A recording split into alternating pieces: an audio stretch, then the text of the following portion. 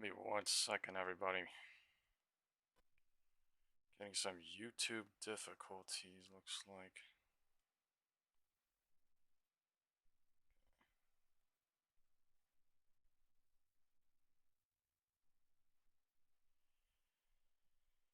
All right.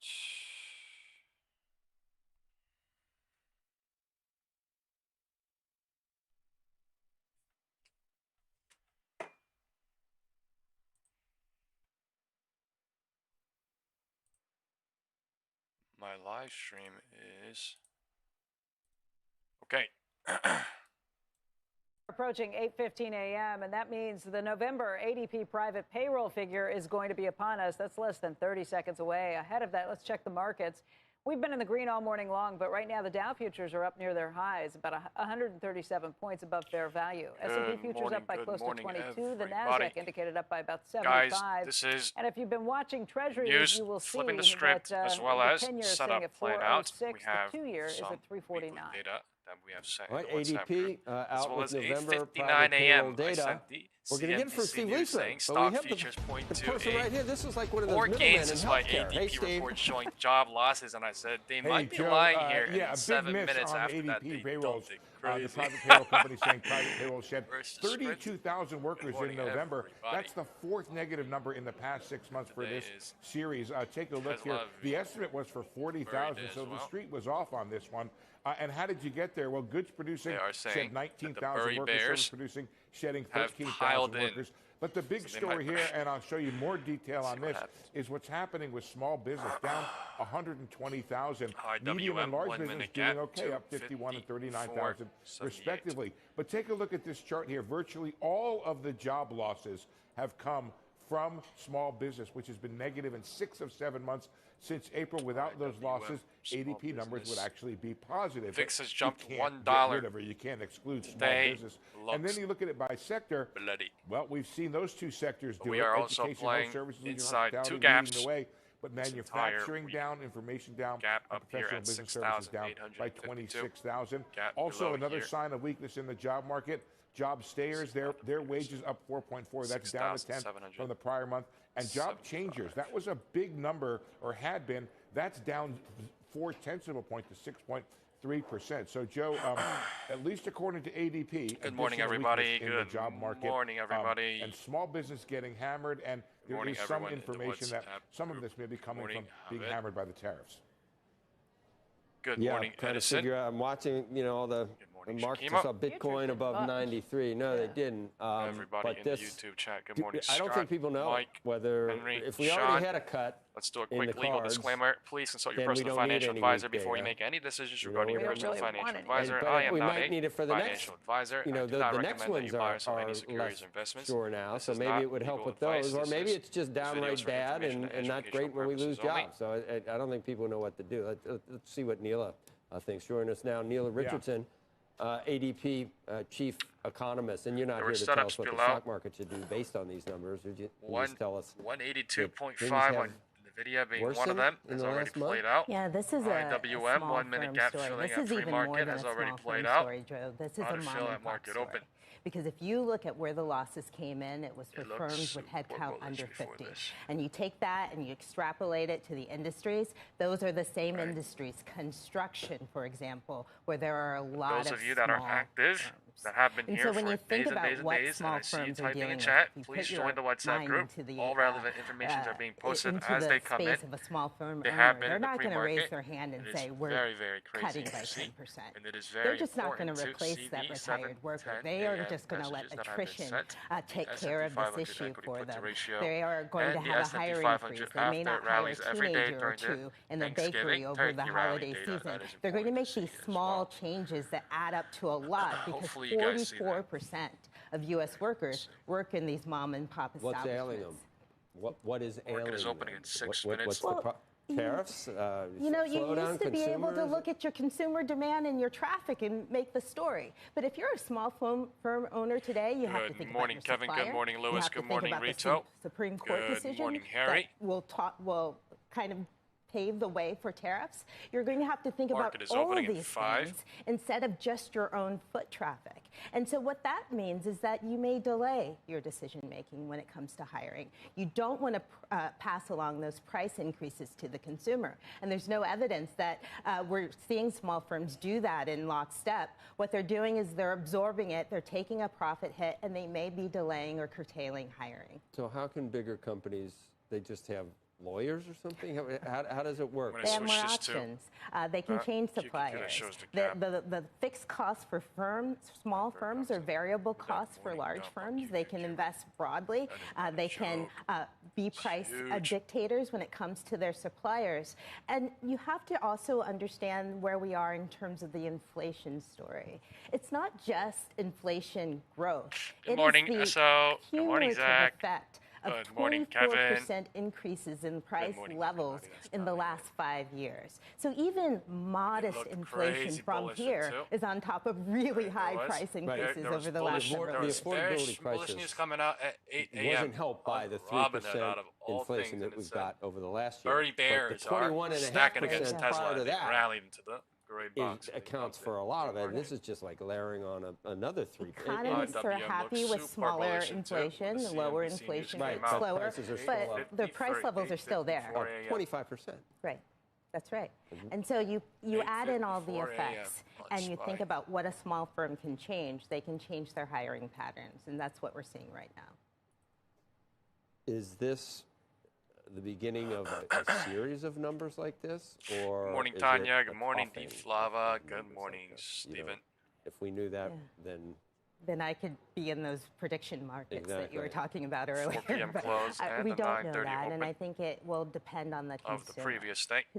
Remember that overall GDP growth, at least in terms of our last read of the second quarter GDP, was strong. We are below and it 4 was p.m. strengthened close by of that yesterday. resilient high-income consumer. Crazy bullish into If pre-market. that resilient high-income consumer is enough to pull the water for the rest of us, for the low-income households, for the middle-income households, you may see a resurgence in small firm hiring demand. And so it really now is a more concentrated economic path forward that is dependent on AI investment and a well-heeled consumer.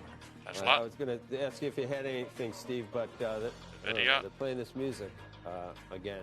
Any just final thoughts? Well, not final thoughts, but any concluding thoughts here? Only, Joe, that you're asking the right question, which is what's ailing small business? It's an engine of growth in the U.S. economy. Good morning, Ali. Good morning, Ahmed. Obviously, there would be more affected by higher interest rates than big business, which can go into capital markets where spreads. Market is opening in 2 minutes. Let's prepare. Mentally prepare to see what they are about to show.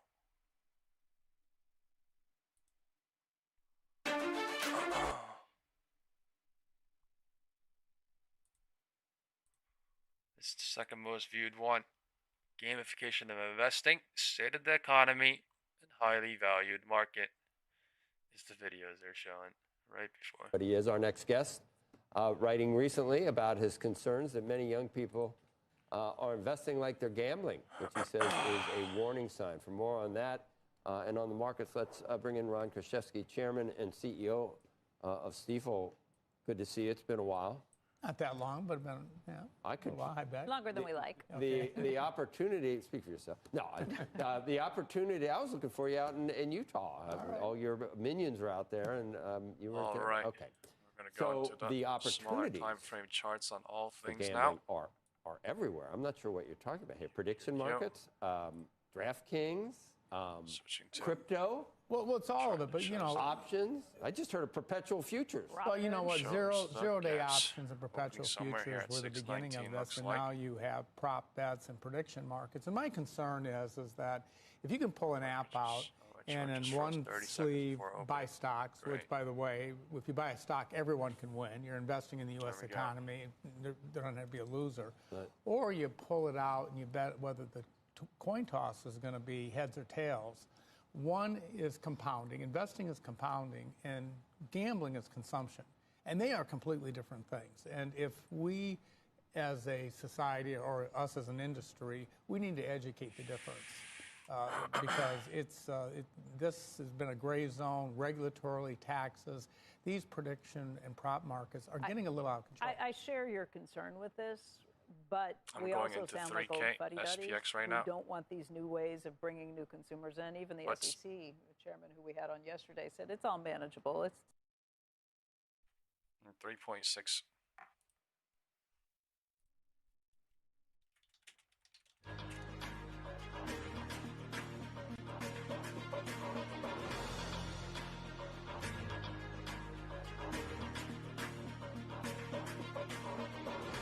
rudely.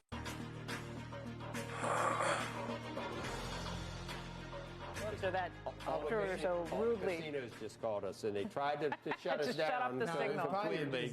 DraftKings. Your PowerPoint, you had an AI search taking down the power. I don't know what that was, but so go ahead. What you were saying was. Well, no, I think that look, if you get a teacher and kids saying that the way they're going to save in their 401k is through gambling, I assure you that we're not fuddy-duddies, okay? Gambling is consumption.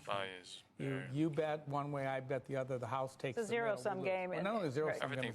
It's negative, right? Yeah. So I think, look, I don't want to be a fuddy-duddy about that, so to speak, but I do think that when you have parlays and bets and so easy and dopamine versus compounding, compounding's boring, dopamine's exciting. We, as an industry, need to make sure that investing and gambling are different. You want to gamble, go to Vegas. What do you think of Robinhood? Well, I think they're mixing the lines between gambling and investing, and I think that they can run their business model. I could put prediction markets up on our app. I'm not going to do it. That's not what we do. We can open a casino too. Is in the gray box. So we're not going to do that. We believe that our job is investing. Can you imagine 105 trillion of wealth running through the casino? Everyone talks about the wealth transfer. Don't run that through the casino. Volume trying to show bullish here on the one. The rationale or the motivation for gambling is hard to understand because the house wins. We know that.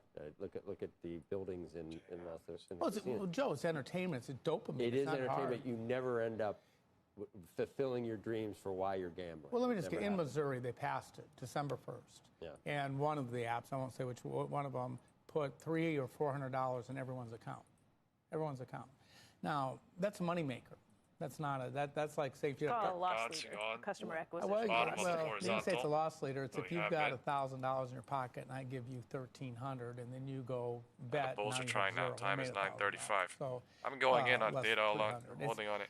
Let's just call it what it is. It's gambling, all right, and right now it's the Wild West. Yeah, my data. I'm talking about things. Yeah, that could be a sign of maybe problems, maybe in other areas. But why don't you tell us how Stifel direction is north, current, showing economy, the Trump economy, the Trump stock market, for lack of a better term. Look, the market has outperformed almost the AI market. Yeah, I mean the fundamentals. Markets kind of outrun the fundamentals a little bit. You think so? Well, look, I have a very simple measure. I've done this for almost 30 years, and I'll look at the nominal equity risk premium. And so when I see the market trading at 25 times earnings and the 10-year at 10%, very volatile my valuation bells go off, okay? Because that's the yield is equal to the 10-year Treasury. You're supposed to have an equity risk premium. Everyone's saying it's different this time. Reminds me, we're building a data center on every corner. I'm surprised there's not 4 of them going up here. That's driving the market right now. But I tend, at these valuation levels, to be a little more cautious. Okay, what about the underlying economy in general with the big, beautiful bill? Is that positive? Is deregulation positive? Is 38 trillion This might be the 9:04 p.m. This might be the 9:30. I don't know. I mean, where are you? Well, first of all, the big, beautiful bill, one of the things that people underestimate is immediate expensing. That spurred a tremendous amount of investment. What a fucking way the tariffs are, to me, the tariffs are a policy cudgel. It's not really economic. IW and trying north and to get policy things done. You don't do what I want. Well, how about 150% tariff? That tends to get the people to the table. So tariffs are a little more. Is it all going to work? Well, it appears to be, doesn't it? Yeah, I'm at double SPX right now. But right now, it is. Listen, give the administration some credit for getting some things done. And you think that the reset on global trade eventually will bear fruit for jobs here in this country? Is that I do because I think the trade imbalances went too far. I mean, the United States, our job is to subsidize our own business.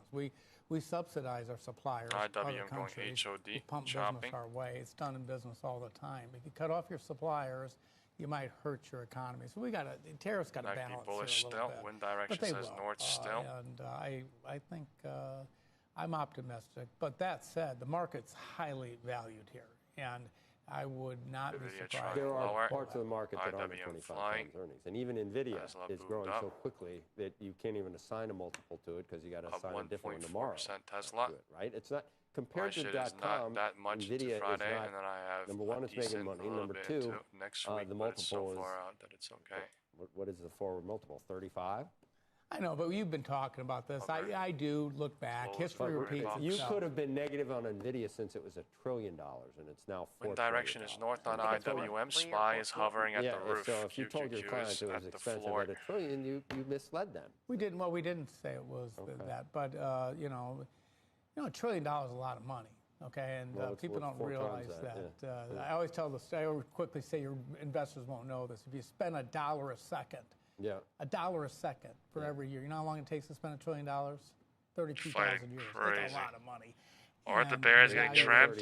Are they cooking? I have no idea. They're showing all difference. Anyone that's been in this business a long time is an So you should sell everything then? Of course not. You can't do that. You've got taxes. You should plan. Well, you're only not selling because you have taxes. Well, no, you got to take that into consideration for sure.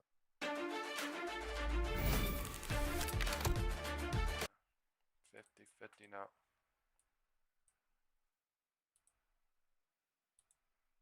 Maybe 60-40. I have no idea. It looks 50-50. My heart wants to say 50-50. Maybe it's 60-40 bulls. I have no idea. SPY showing bullish. All I know is the VIX is still gapped up. All I know is Nvidia is still at 180. And Tesla's in the gray box. IWM is trying to fry.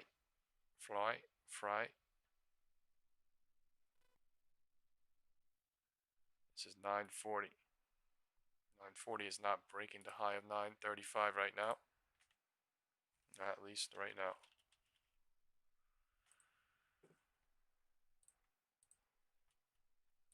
Let's see. Small cycles building. No confirmation, nothing. If it breaks this low, there's a confirmation rejection, but you can't say that until anything happens there. Nobody knows. IWM showing north side.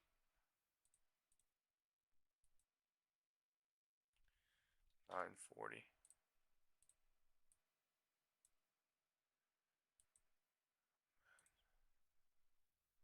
$935.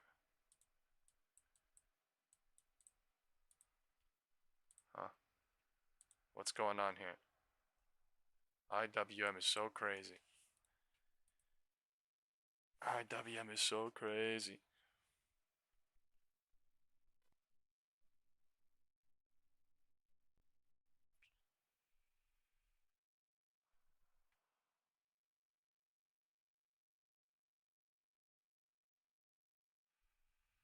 Little morning bull trap, little morning bear trap. I have no idea. The market is not letting us know. There's no direction. This is just hoping both sides. IWM is hoping bulls. QQQ is hoping bears. No direction. Just chopping at the 4 p.m. close. Deciding what to do. We are at the 9:30 open on QQQ right now. Okay. Just realize this is the 9:30 open on QQQ. They're chopping right now until they decide what to do. QQQ is trying to go lower here. 9:30 a.m. open. Previous day. Okay. I don't really have time to draw this shit right now, but you guys understand what's going on. Alright, wind direction is south. All right, they're bearish. Bears are here. QQQ will lead. Most likely. IWM is faking crazy, dude. Whatever IWM doing, it's in a downward trend. Not breaking this high. Until it breaks this high, anything could be used to go lower. That's just the truth.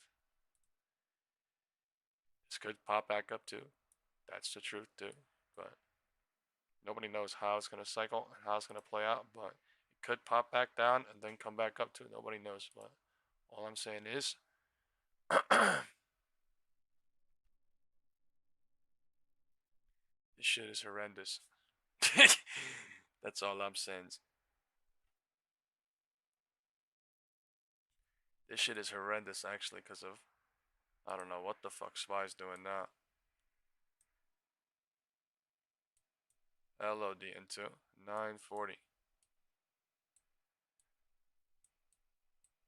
940 is squeezing up or faking. This is literally squeezing or faking. I have no idea. Candle is coming in. And the Burry bears are getting buried right now. On Tesla. On this.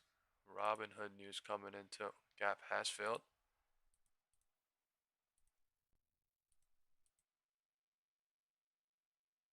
Now it's faking out the QQQ. Or it's faking out SPY and IWM. I don't know, man. It's still 50-50. Bulls are here too. I can't even say bears are here only. Bulls are here too. They're all fighting 50-50. Nasty fighting.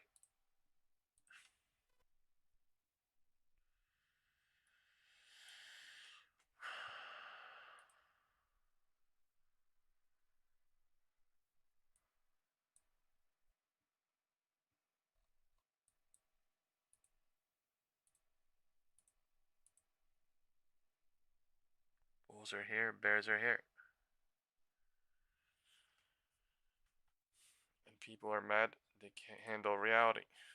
But it is what it is. I don't have time to sit there and cry for them. So if they want to leave, it's fine. Like I give a shit. But good morning, everybody that is here. Beautiful, beautiful morning. Time is 9:42. Hope you're all having a beautiful, beautiful morning and a beautiful, beautiful weekend. I'm having a beautiful, beautiful morning and a beautiful, beautiful weekend. I've been up for a little while now, but I have been preparing for kinda what's going on. What up, boys? We have someone trying to request to join. Let's see what that is.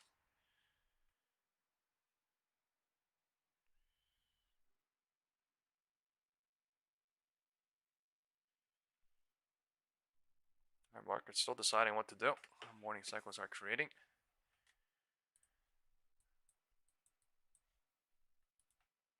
A lot of confusion going on.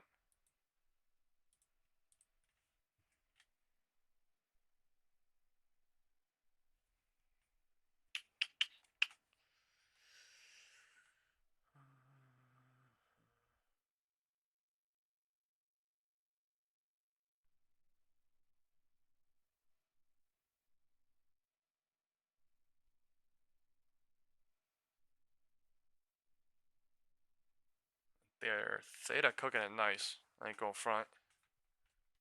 I don't even know how because it's only 9:45. It's been 15 minutes, but they are theta cooking this shit nice and well. Maybe the VIX is retreating. The VIX ain't retreating, but you know what I'm saying. Like from being pulled down into market pre-market, maybe it's retreating a little bit. I'm saying with the contracts being a little bit drawn down, and then they go lower. Is what I'm thinking. They're going lower right now, trying 9:45, right? We have no idea. Time is 9:45. The bulls and bears are all fighting. There's an algo range at 9:40, deciding what to do on QQQ and SPY. Time is 9:45. Let's see how this algo range handles itself. I want to say.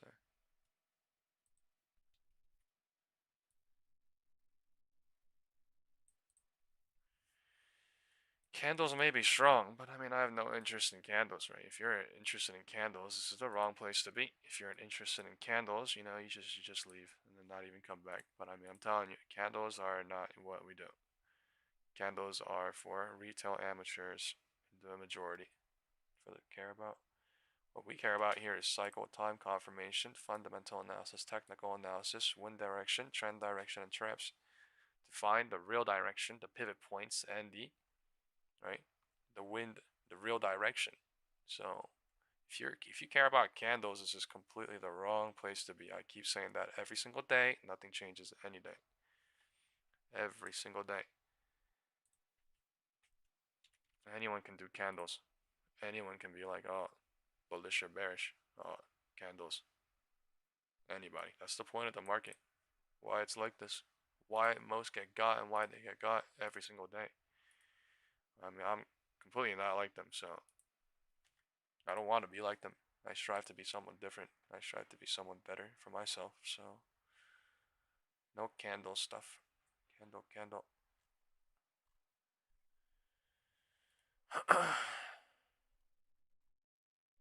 The candles are fighting strong, though. That's not lie, but I'm saying just literally straight up on candles and then saying, oh, I don't really care about candles. I care about time. I care about cycle, but then they don't really. They just care about candles. So, you know, it's just you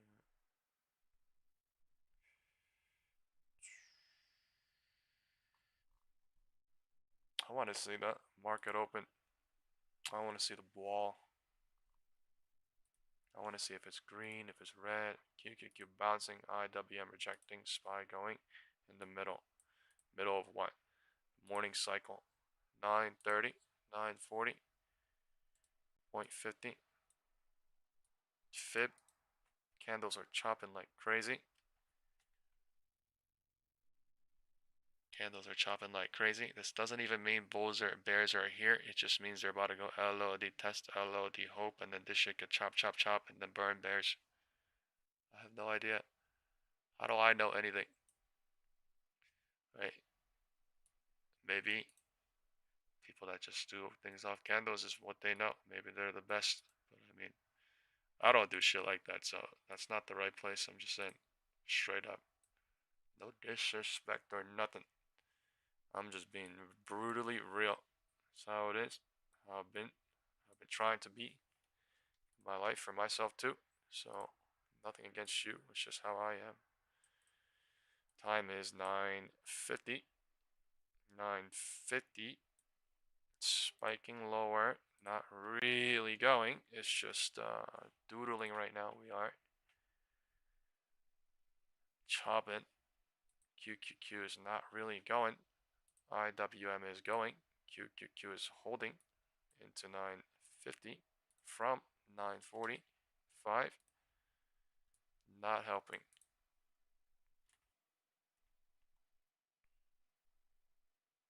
Divergence at the roof. Divergence at the floor.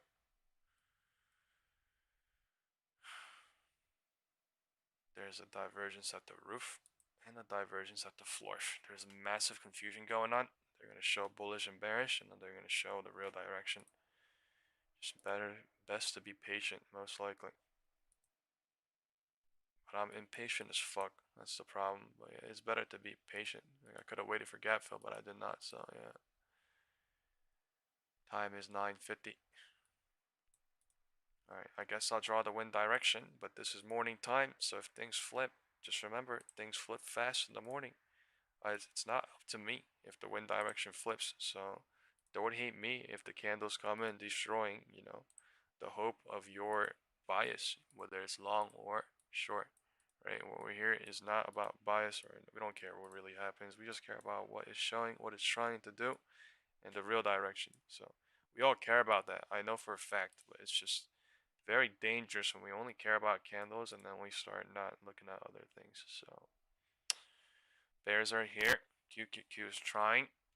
All things are southward now. All right, bearish now. This is bearish. Bearish. Going now. All right, this is bear control. For now. Day. Bear control. Time is 9:50. I'm expecting LOD break. I don't know why, But I'm expecting LOD break. I'm finally expecting this to break through now to somewhere 6,806. That's what I'm thinking. I don't really care. Well, really, candles show or not, right?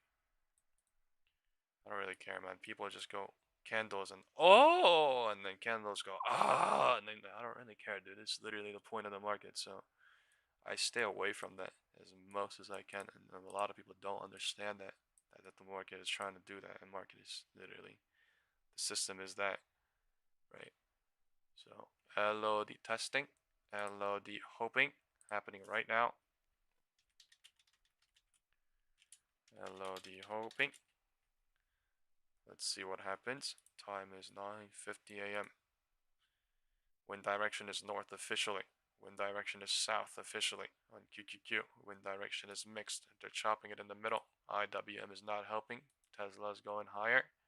Nvidia is going, I don't know. I might have to leave Tesla. I'm not going to lie. This shit is breaking high of yesterday.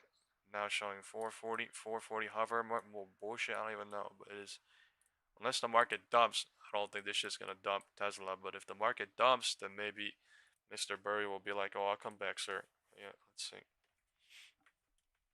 My puts are kind of getting chopped up, but I'm waiting for a bigger move. Not this tiny ass move, but it's dangerous as shit here. We are LOD testing, LOD hoping, and we're bouncing, and we're at the middle. This shit is fucking crazy. That candle coming in crazy right now. Not even a huge range right here, but we are playing it here.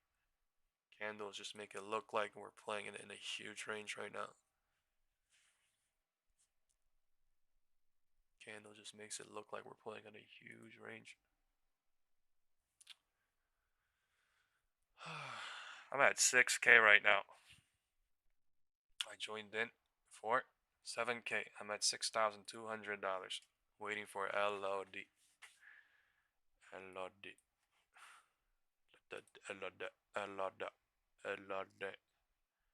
IWM did not gap fill below. Nvidia coming in disgusting. Nvidia. It's LOD testing, LOD hoping still. Bears are trying to show still, but now this is dangerous as shit because now this is the 1/3, 2/3, 3/3 cooking. If they revert here, what would that mean? They're cooking all the 3/3 bears from 945 into 950, right? But the bears are in super control today or trying, so this thing could break the floor. There is a divergence at the floor.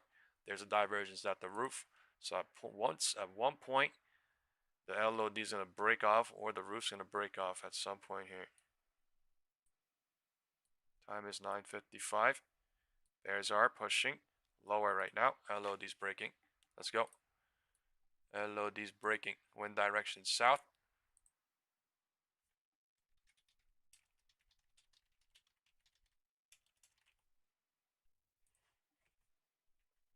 Beautiful. I'm holding this shit. Bull trap. Bull's trapped and going. Alright. LOD is no longer hoping and testing. Wind direction is full on south. They trapped bulls at market open. Time is 9:55.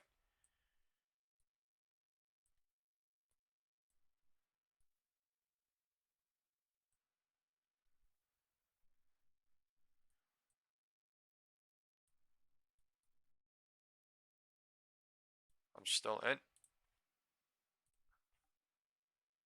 9:55 LOD.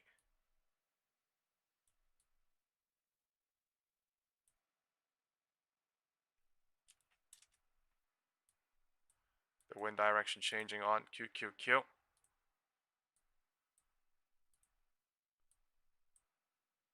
Man, what is this chop candle coming in?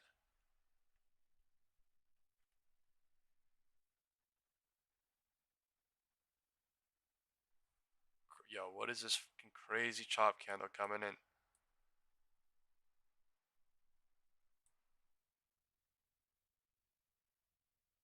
Insane bounce.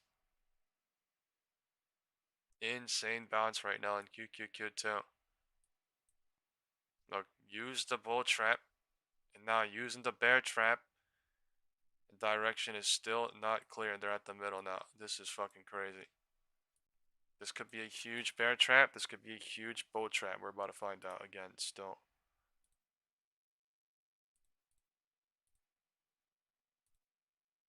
What is that one candle on QQQ, man?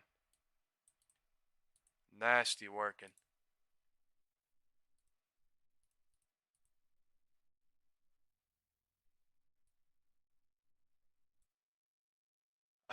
I was at 7.4K for literally 15 seconds, and now I'm backing out. I'm fucking dragged down again. Oh my god. Literally 15 seconds. Unbelievable. John says, watching semiconductors index unless it becomes bearish. Yeah, good point, but semiconductors will truly follow Nvidia, really. Right? Whether the bears are stuck, whether the bulls are stuck, nobody has a fucking clue. It's literally trapping everybody. Right at 180, so this is disgusting work. So many bears stuck down there now, and so many bulls up. Maybe a little bit of bulls up there, but I have no idea. Maybe it's so many bears stuck down there now.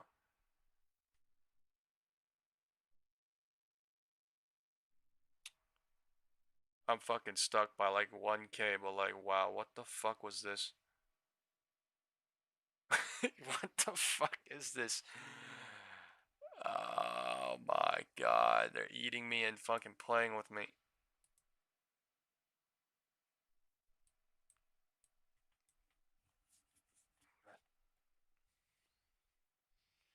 This shit really pumping. From 425s to 438s.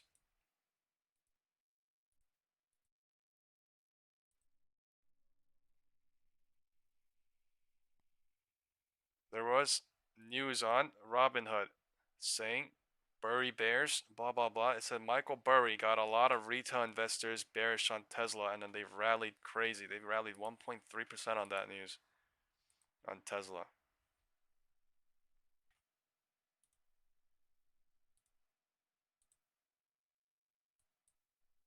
So we'll see what happens with this into the end of the day, but it's up 2.1% right now at 438.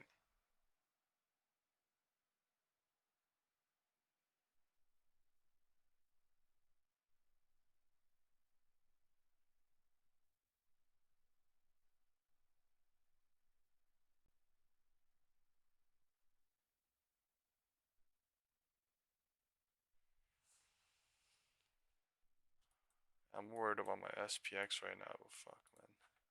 What is this chop? Insane. Insane fighting. Insane bounce. Look at this 955 bounce to 955.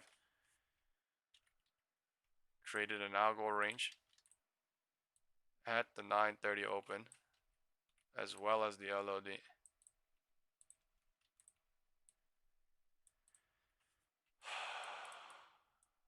10 a.m. is here too.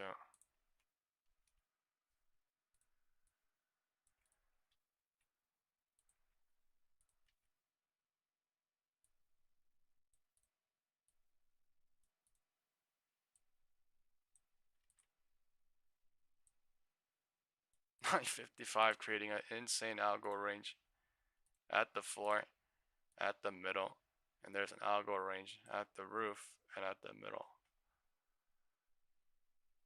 940, 940.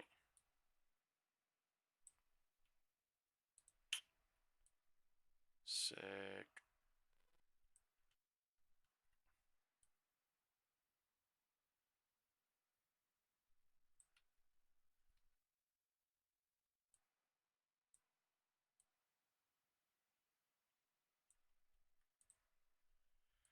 Alright, I'm going to draw the HOD and the LOD now on SPY and QQQ. Market is really stuck here at 680.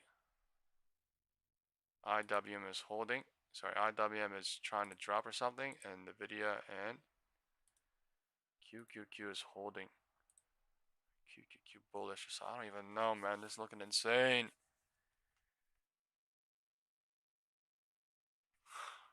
10 a.m. The fuck is this candle? Data candle? Oh my god. This is why it's fucking burning. This shit is.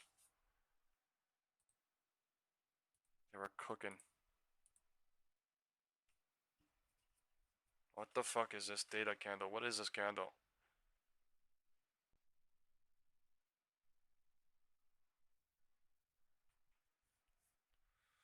Nasty work. It's like this shit was like pre-cooked into the move. Like, how the fuck?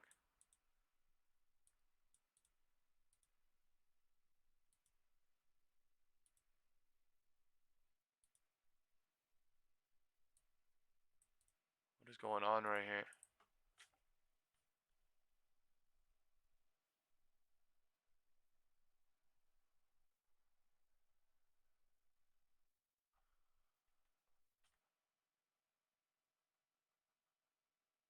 This shit is the ultimate cook, or it's the ultimate fake out. I have no idea. I'm still in.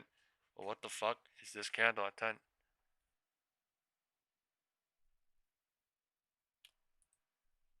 Man, everything. Like, there's no economic data at 10 either. It's just going insane.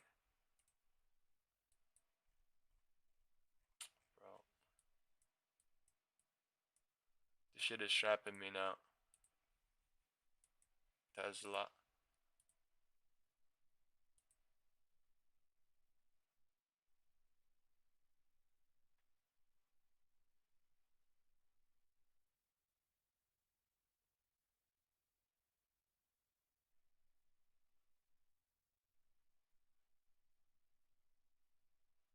How the fuck does it in 5 minutes?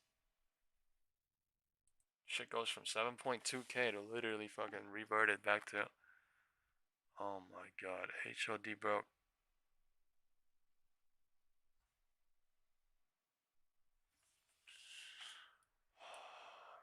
They're cooking it.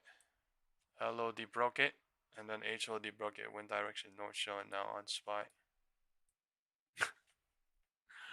They're fucking cooking it. Everything.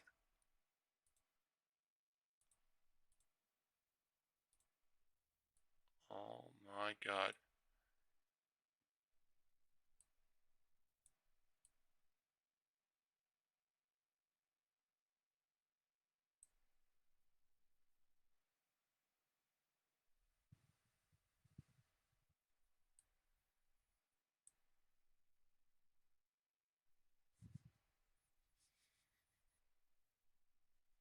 That is so crazy. 10:03. They're fucking nuking, man.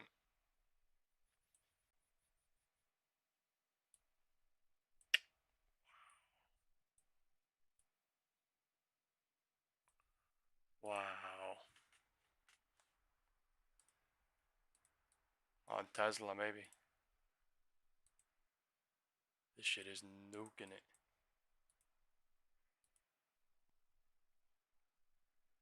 10:05. I'm still in. I'm getting burnt to the crispy toast right now, but I don't know. I don't think this shit is fucking real.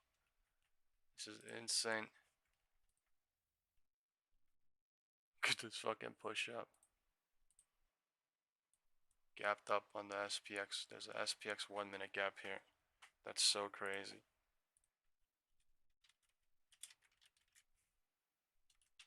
That is so brain dead, actually.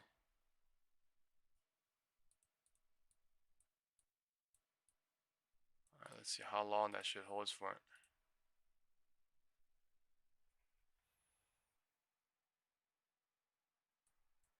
Look at QQQ2. What the fuck?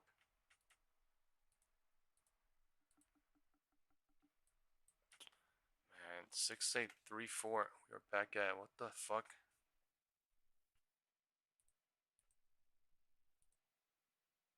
This shit just cooked the morning bears.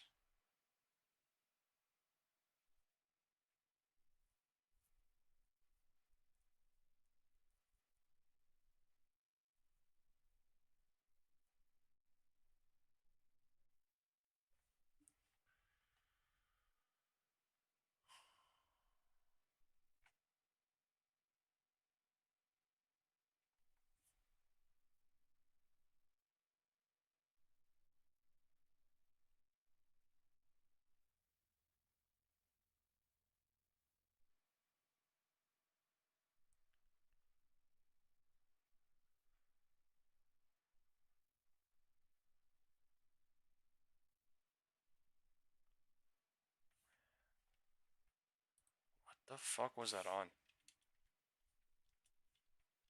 Just so many bears off the fucking pre-market push down. Like, what the fuck? There's no fundamental pushing. Look at this volume from 9:55 into 10 and 10:05. No fundamental pushing, just fucking pushed it crazy.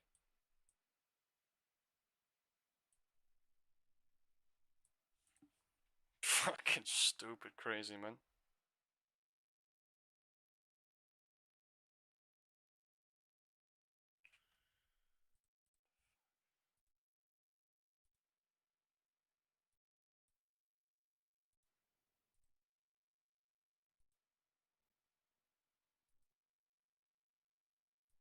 If this shit drops, they're fucking smoking.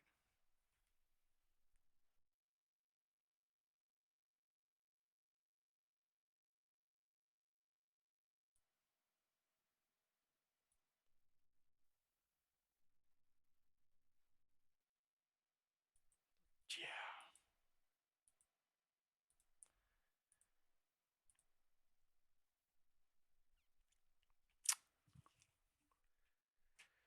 Oh my god. I think that was a 940 algo range breaking up or something. Like, what the fuck is this shit? They're smoking. They're definitely smoking something. I have no idea what they're smoking. But I see the remnants of smoke. I see the remnants of smoke. What the fuck are we doing here? What is this super spike?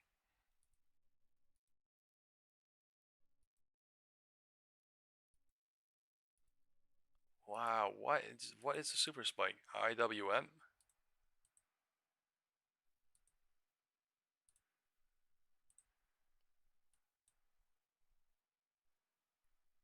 Insane if that really goes for that gap. There's a gap up there, I guess, 248. These people are fucking making people hope are going for it. I have no idea, man. I have no idea, but it's clearly one or the other. It's making people hope like crazy or they're going to it.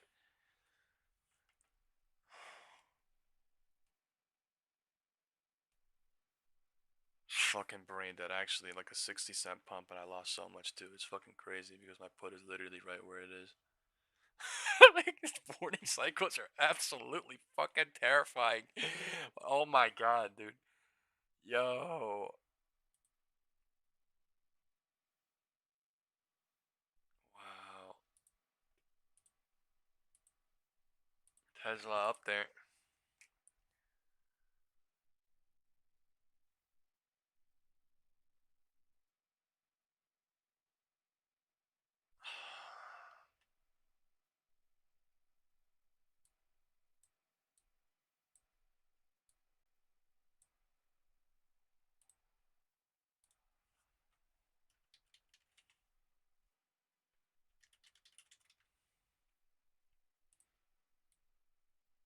I'm at 4.2.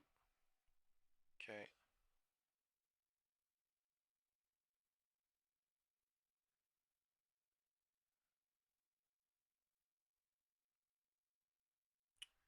I need them to stop fucking around and break LOD, dude. I can't be waiting for this shit forever. And within the fucking hour. Within the next hour. Can't be doing this shit forever.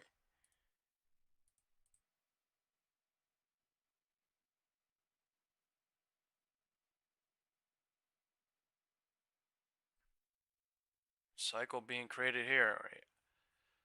Either chop or... It's like really bad to think a drop is gonna happen here, but I'm wanting it, but yeah. This MACD bullishness using for maybe to go a little bit lower or chop and then do something, I don't know. Let's see.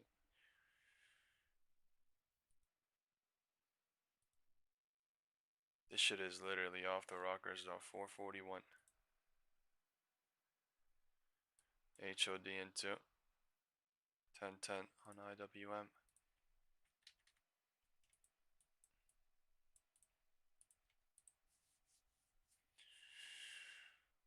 Holy. Good morning, Sime.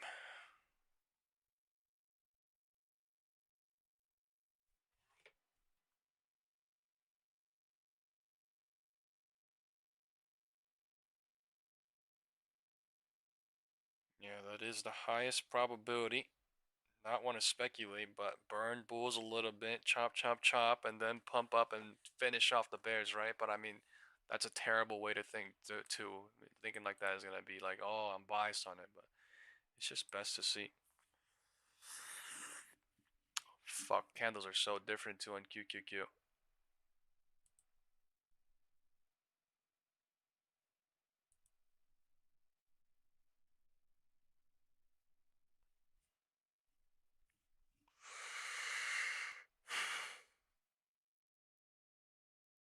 It's right at the middle again, fighting for its life. This is 50-50 yet again. With bulls and bears, max stuck.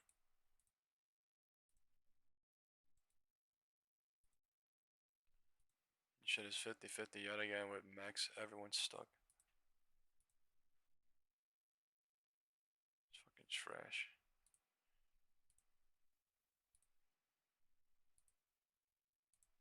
Yeah, I'm low-key.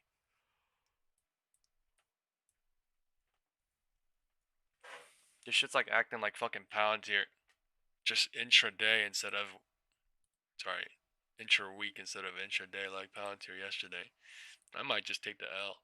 If this thing doesn't drop today, I'm most likely gonna take the L, but you know, hovering up there and closing up there is no bueno. No bueno in Tesla for me. I'm not in that big, but I mean, I'd rather just take the fucking L and not grow that shit huger if I'm in fucking profit. Like, fuck that. I'm sorry, guys. I'll shut up next time. I won't do that. I'm sorry, folks. I'm so tired. All right, I've been up periodically. I got literally 6 hours of sleep. I literally got 6 hours of sleep, so I'm sorry. I'm at 5K. Waiting. I'm gonna get ready to fucking market order sell though, in case they break LOD or spike it to LOD at any point, so I don't miss 9:55 moment.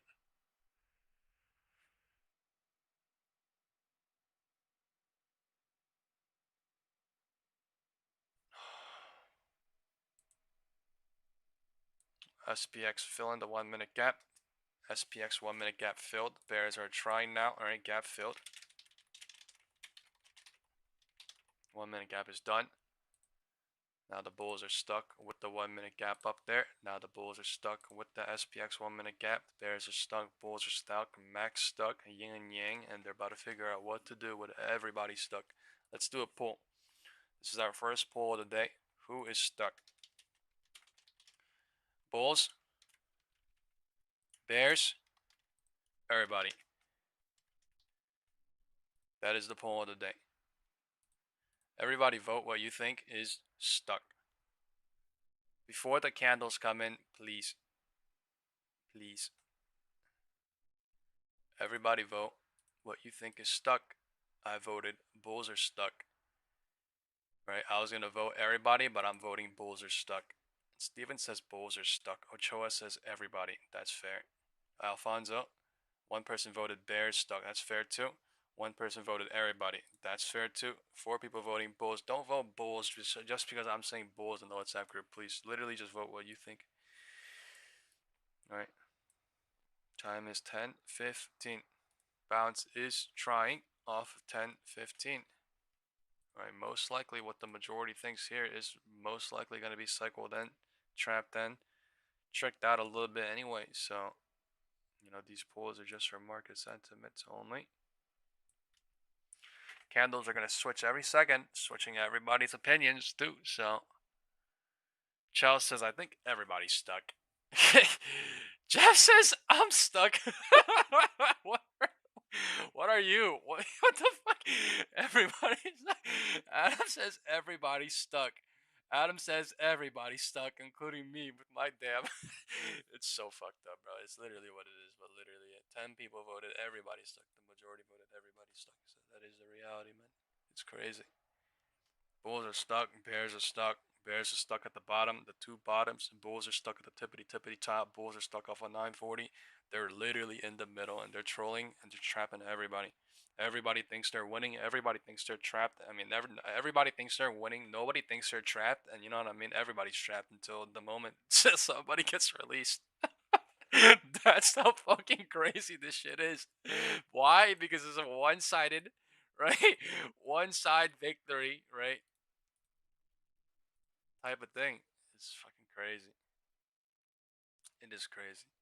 We have 8 people that voted bull stuck, 2 people voted bear stuck, and 11 people that voted everybody in the WhatsApp group. A lot of people voted everybody or bull stuck. So maybe the bears are stuck, dude. I don't know. Now maybe more people are voting bears, but I don't know. I really don't know. Is it right at VWAP? POC, if we shift out, is probably right at the middle. I was really looking for a morning dip, but I guess everybody was looking for a morning dip. This is really, really not even bearish or not even bullish. This is just... Let's go look at SPX. Again, no side. Literally no side. Chopping again.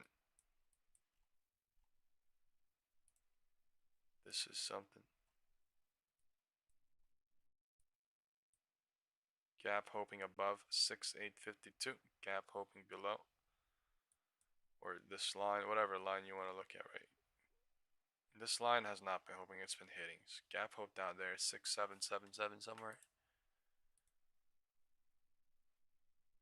Oh, they're so good. These cycles, man. 1015, bouncing to 1020.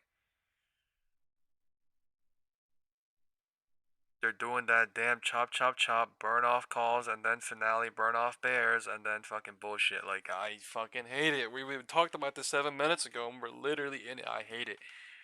Oh my god.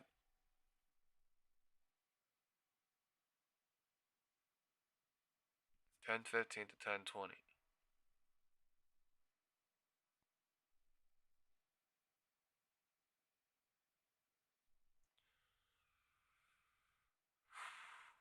Oh lord.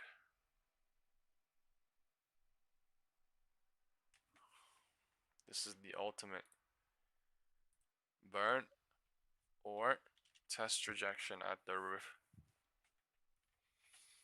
I have no idea.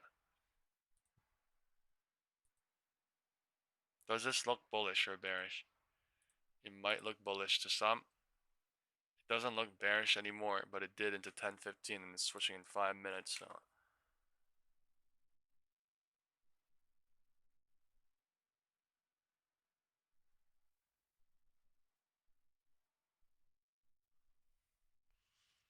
And now the bears are stuck.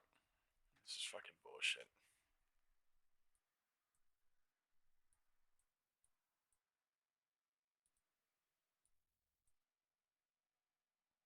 I think they're using this to be bullish.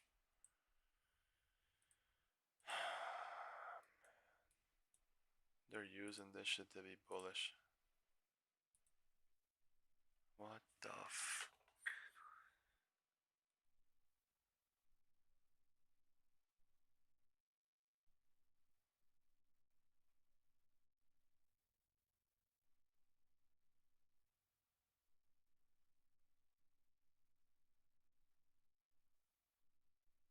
All things says I should take like a half loss right here on SPX. Well, like, I really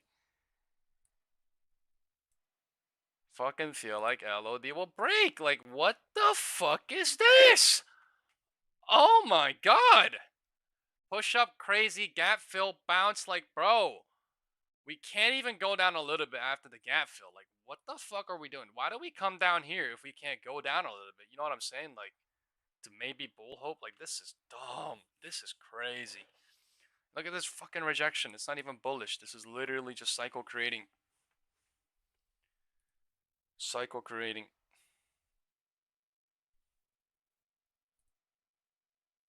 IWM is bullish.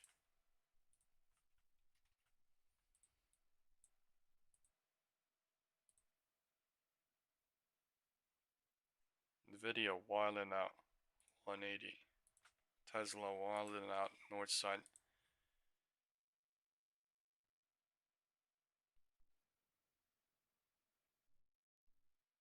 Wow. This is sad.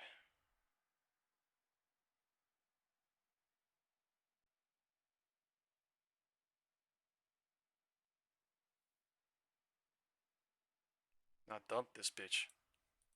Let's see a true dump. Come on. It's fucking true dump. Let's see a fucking true dump, man. A pump and dump. Come on.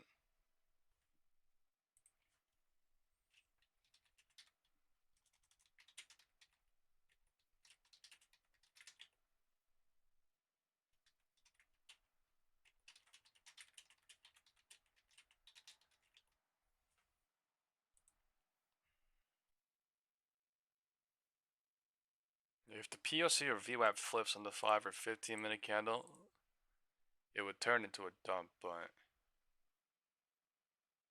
until then,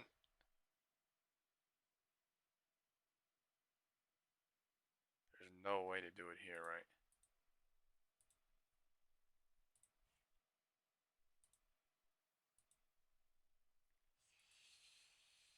What the fuck is this spike candle and gap fill, dude?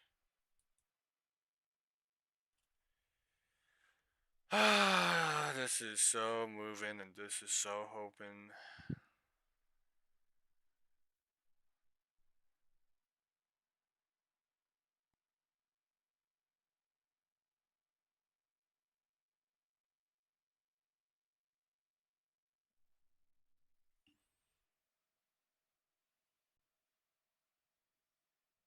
That's one of the worst ways to think, Shawnees.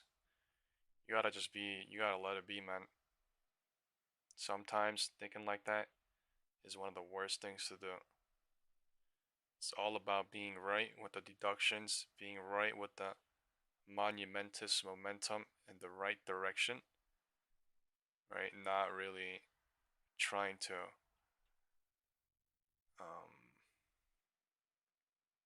I mean, you know what I mean? You gotta do what you gotta do. I understand that, but gap filled. VWAP POC is testing.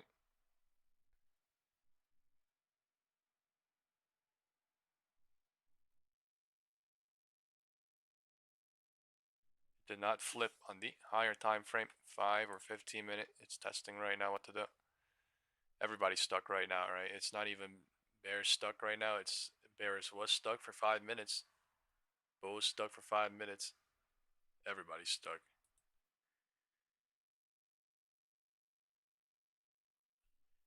Showing more bullish right now though, rather IWM, Tesla, Nvidia above 180 is showing more bullish than not. Not bearish. Bearish showing would be below VWAP or POC. This shit is fucking. That was so weird how that shit played out. I'm not gonna lie. I kind of got cooked too, but like they like pre-cooked me before into 10. It's as if.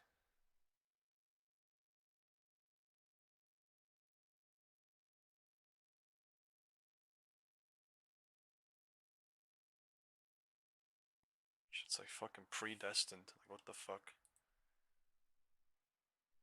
What the fuck even happened at 10 a.m.? No logical sense whatsoever. Just literally a level we just blow up from 6,800 boom, 6,800 boom. Like it's so freaking brain dead. Why are we booming off it?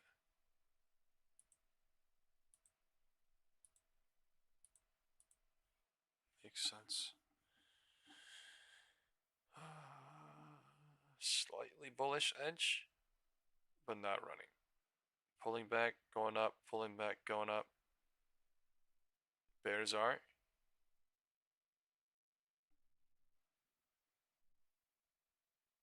This is like the ultimate fucking bear cook. Like, oh my god. Candles are coming in. Creating a flag at the top. The fuck is this 3-minute spike up, man? Like, changing everything. Trajectory.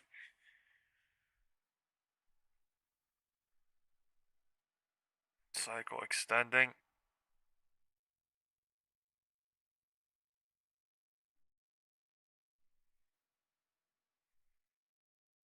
My puts are relieved somewhere here from 951 into 953, but I was literally up by only a couple $100 at 955, and they reverted on me. And then at 10 a.m. into 10, I got some weird ass fucking data burn, and then at 10 it just computer algo drained me. I don't even fucking know, dude.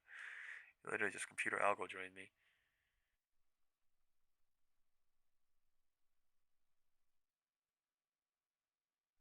I just need $2 lower, but that shit fucking computer algo draining.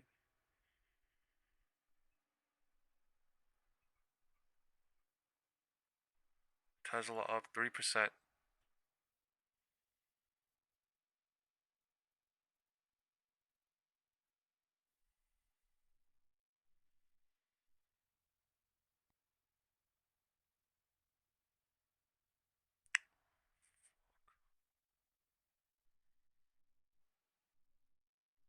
There's no chance this shit coming back, is it? Oh my god.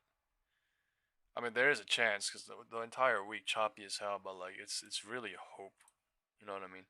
It's really hope to be like, oh, it's gonna go down. It's really hope to be like, oh, it's gonna go up. Like it's really just, it's insane. It's just, yeah.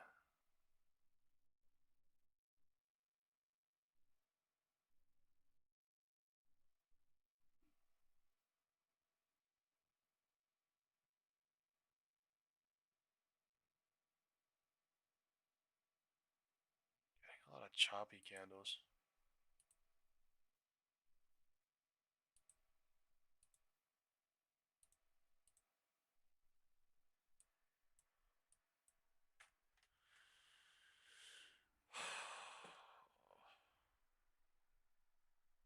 It's been 1 hour, 10:30.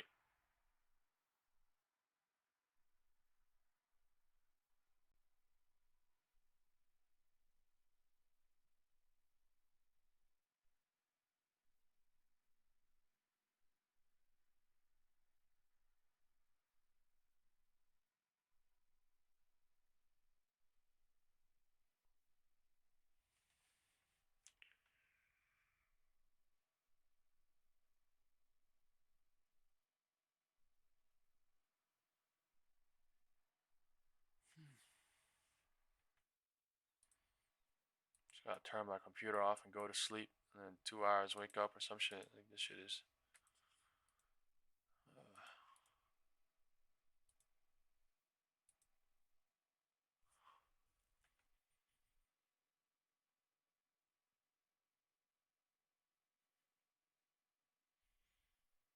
Slowly chopping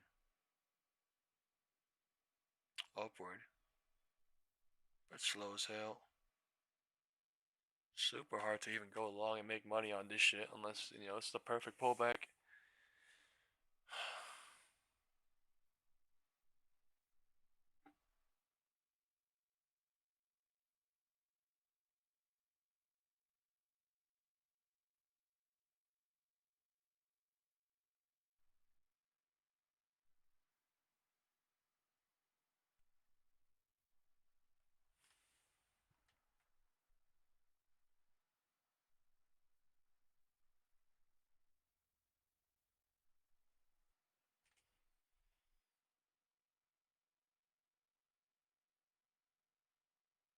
I'm adding 2 SPX puts right here. I'm at 6, 8, 15 for 5K now. This is the ultimate confirmation rejection. If it does not confirmation reject there, it's over for bears. It's literally GG's at the HOD test. I just want 680. I'm fine. It's doable. 6, 8. I don't even know why we're going up. I really couldn't tell you why we're going up. Maybe Tesla. I really couldn't tell you what the fuck is fucking pointing up right now, but it is IWM. Things are looking so shady. I think they're like draining the put contracts, and then they're gonna fucking get it so cheap and then pump that bitch up. I don't even know, man. That's what I'm thinking.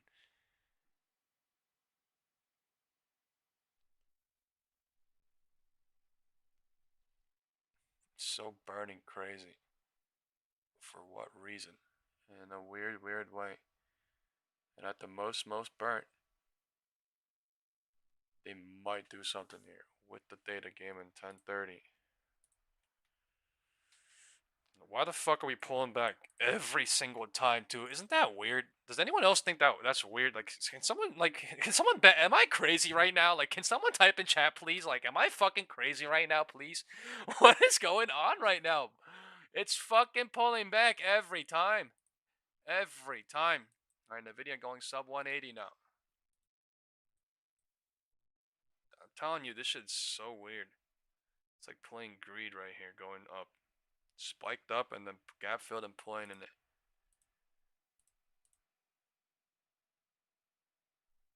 Shady shit. Chris said it is weird. Okay, I'm not the crazy one here. Like, it's fucking weird as shit.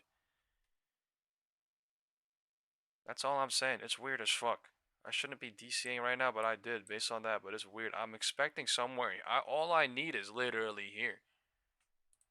All I need is literally here. But fucking that spike. Tesla kind of screwing me too, but I'm hoping this shit is fake, honestly. This shit is kind of screwing me too. All my Tesla puts are burnt right now. So weird. At 10 a.m. we got some weird ass move, and then now this shit is fucking just so trapped. Bulls and bears. QQQ going lower. SPY is.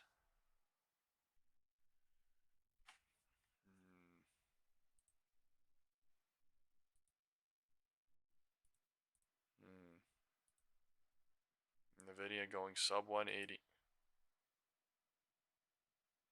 I don't want to say bearish, but VWAP and POC needs to flip. We're at the 4 p.m. close.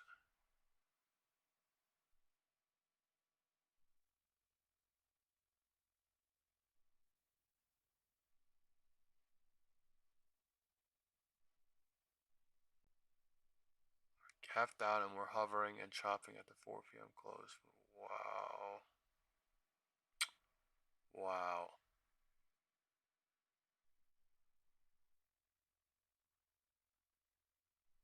Wow.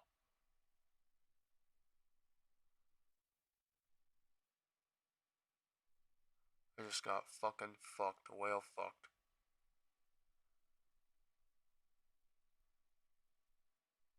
Wow.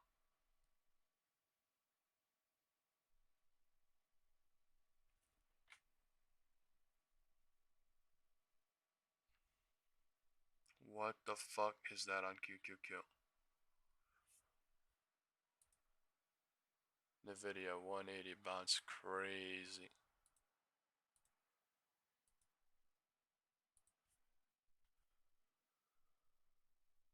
The entire market getting spikes at 10:33.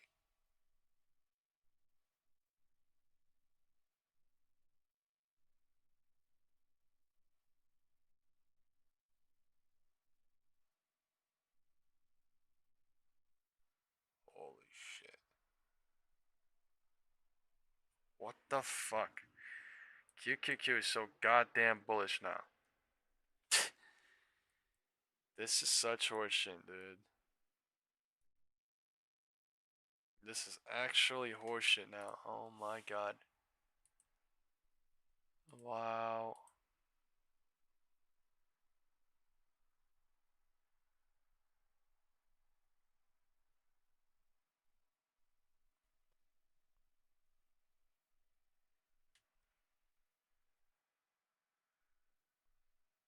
So fucking nasty. Fucking 3 minutes. What the f? In 3 fucking minutes. 10:35.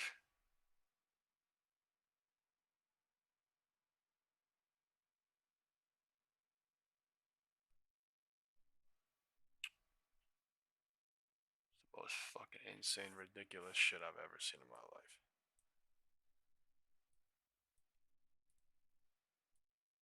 It's the most insane, ridiculous shit I've ever seen in my life. Brainless.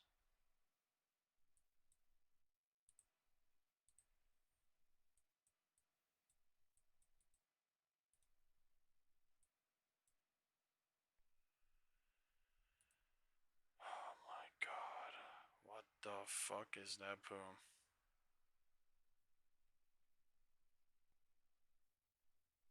What the fuck is that boom?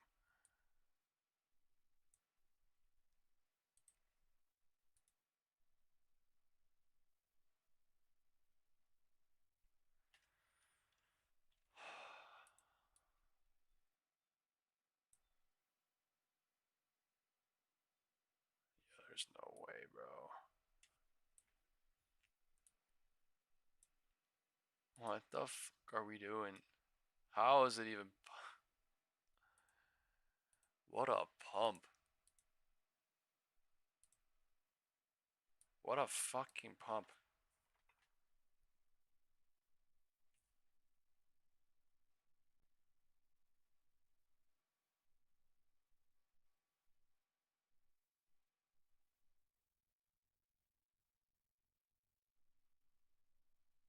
I can't leave my SPX at this fucking price. There's no way.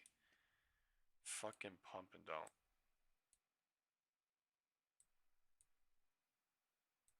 Absolutely no way. This shit has to be some unusual fucking squeeze or fake out. There's no absolute way this shit is fucking going like this. I'm gonna go gap fill. Like, I refuse to believe it. I actually refuse to believe it. I mean, maybe I'm not talking about this gap fill. I'm talking about fucking up here. Like, what the fuck? I actually refuse to believe this shit. 2 hours.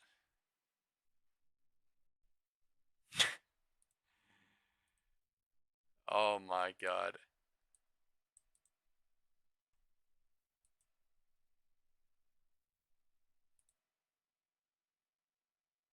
Wow.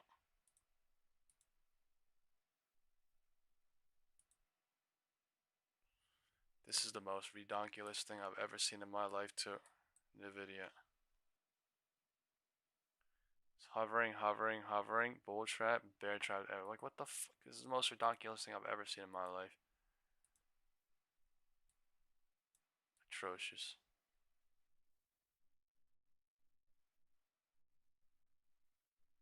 I'm getting whacked on Tesla and fucking SPX right now.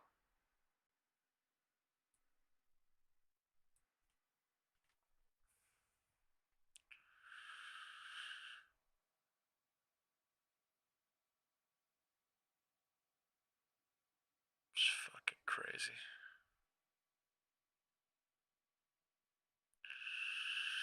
That's the most ridiculous thing I've ever seen in my life. I'm not even joking. The gap filled. Atrocious. Atrocious. Look at this. The gap filled on the fucking QQQ perfectly. This is so nasty. Look at that crazy pump to go gap fill. What the fuck? Oh my god. The NASDAQ gap fucking so nasty with it. Like, oh my god. What?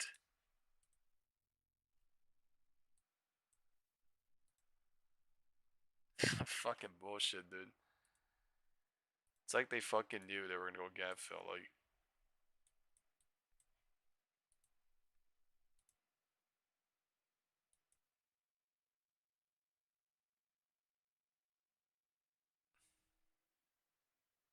it's like they knew. One direction is north, no confirmation south. Wow, it's like they fucking knew, bro. At 10, like what?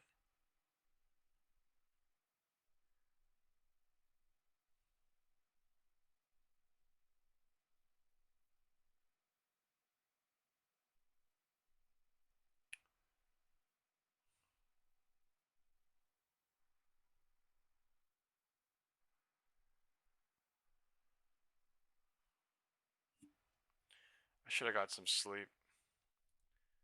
I'm too fucking stressed and tired for this bullshit today. I'm not gonna lie, dude.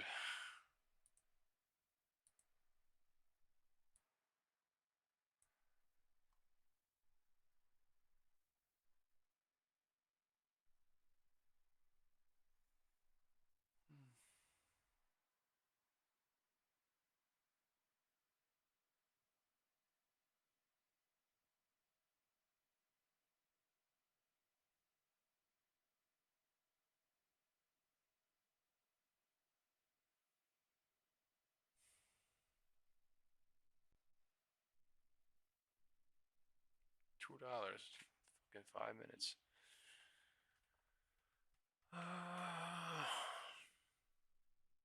That's wild.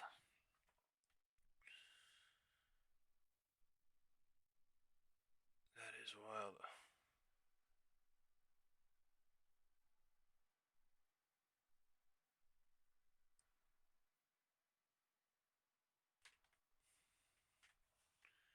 Wind direction is north.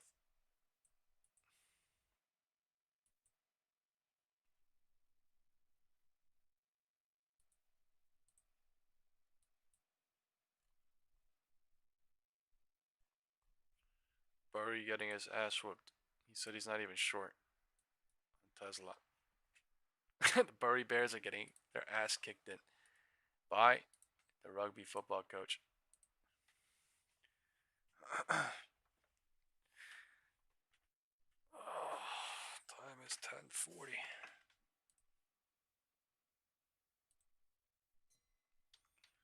$10.40 created an algo range at the tippity top.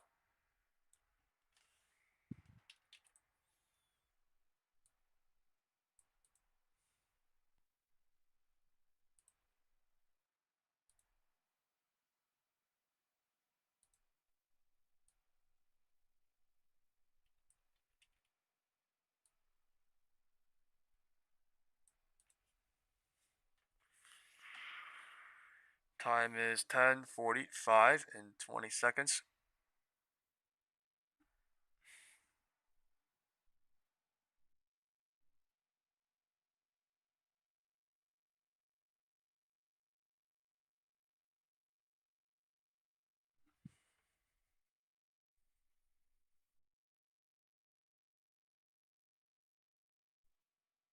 No volume. Chopping. Bearish trapped already.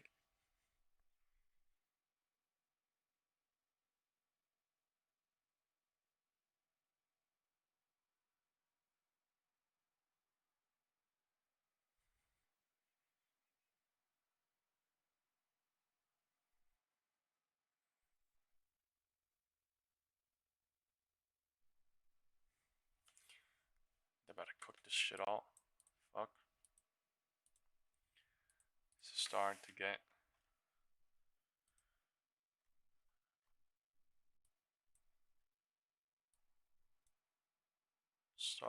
ridiculous.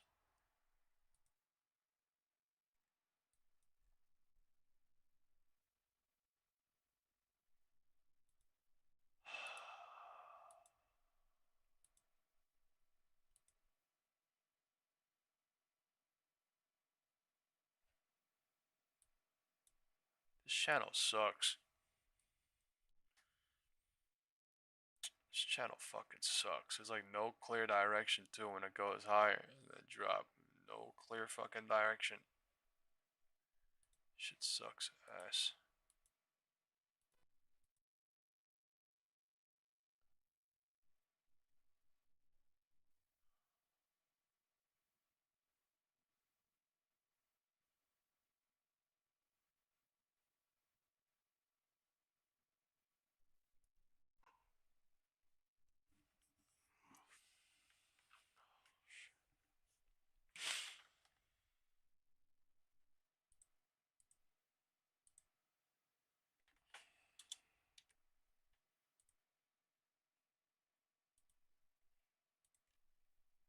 IWM really went to go fly.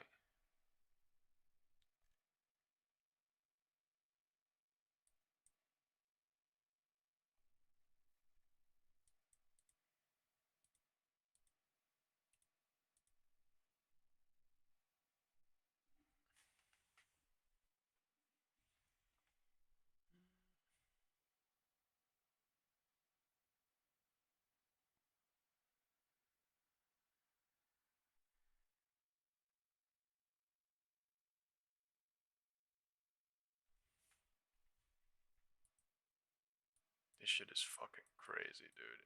I need this shit to drop here. I don't know. This is fucking the most egregious. Made a higher high. Most egregious, right? Fucking bull trap ever. This shit is literally doing what Palantir did yesterday, today. Just intra weekly. This is the most egregious shit ever. Egregious. What even is the word egregious? Like bullshit.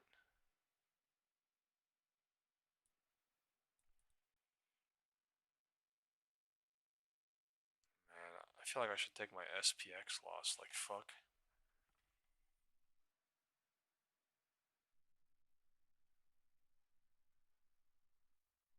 I feel like a dump is coming, but like it's going higher and higher. This is not fucking good.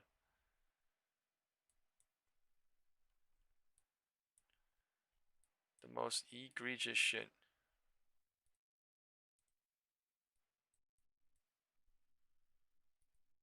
Bro.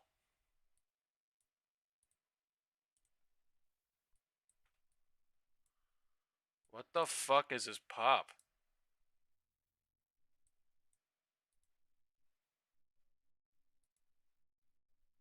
Fucking mountain again today. Oh my god. What did I have this on?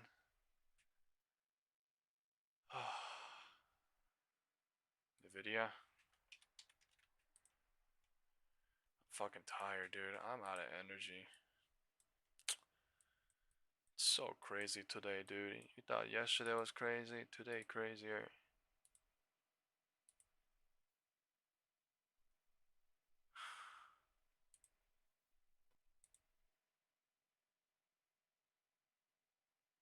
Bullish neighborhood.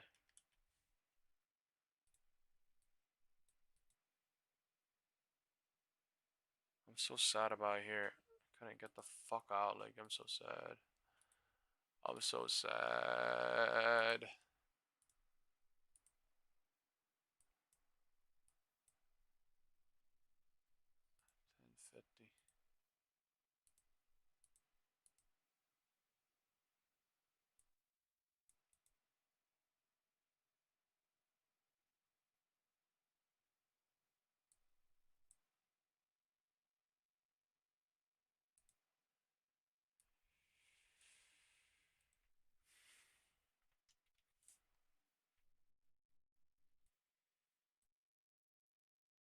Looks like there's a fucking triple algo range at the roof.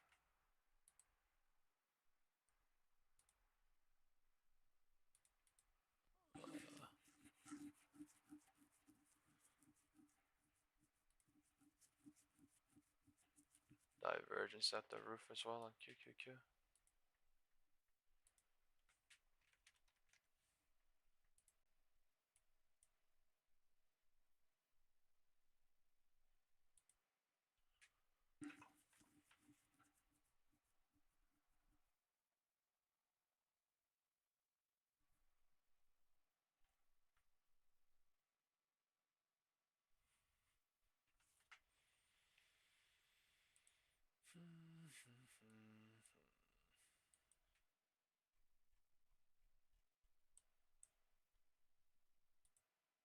I just needed more sleep, so I'm out of energy.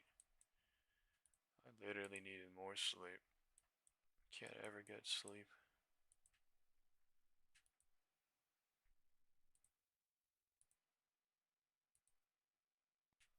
$10.50.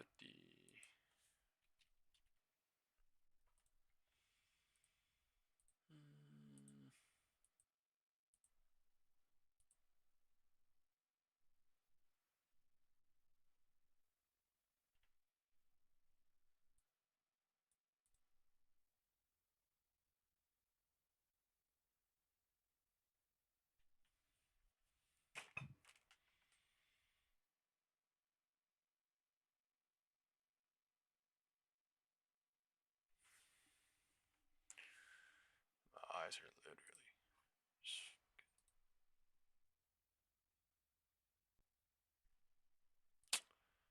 Damn. Nuveen invests with the foresight and vision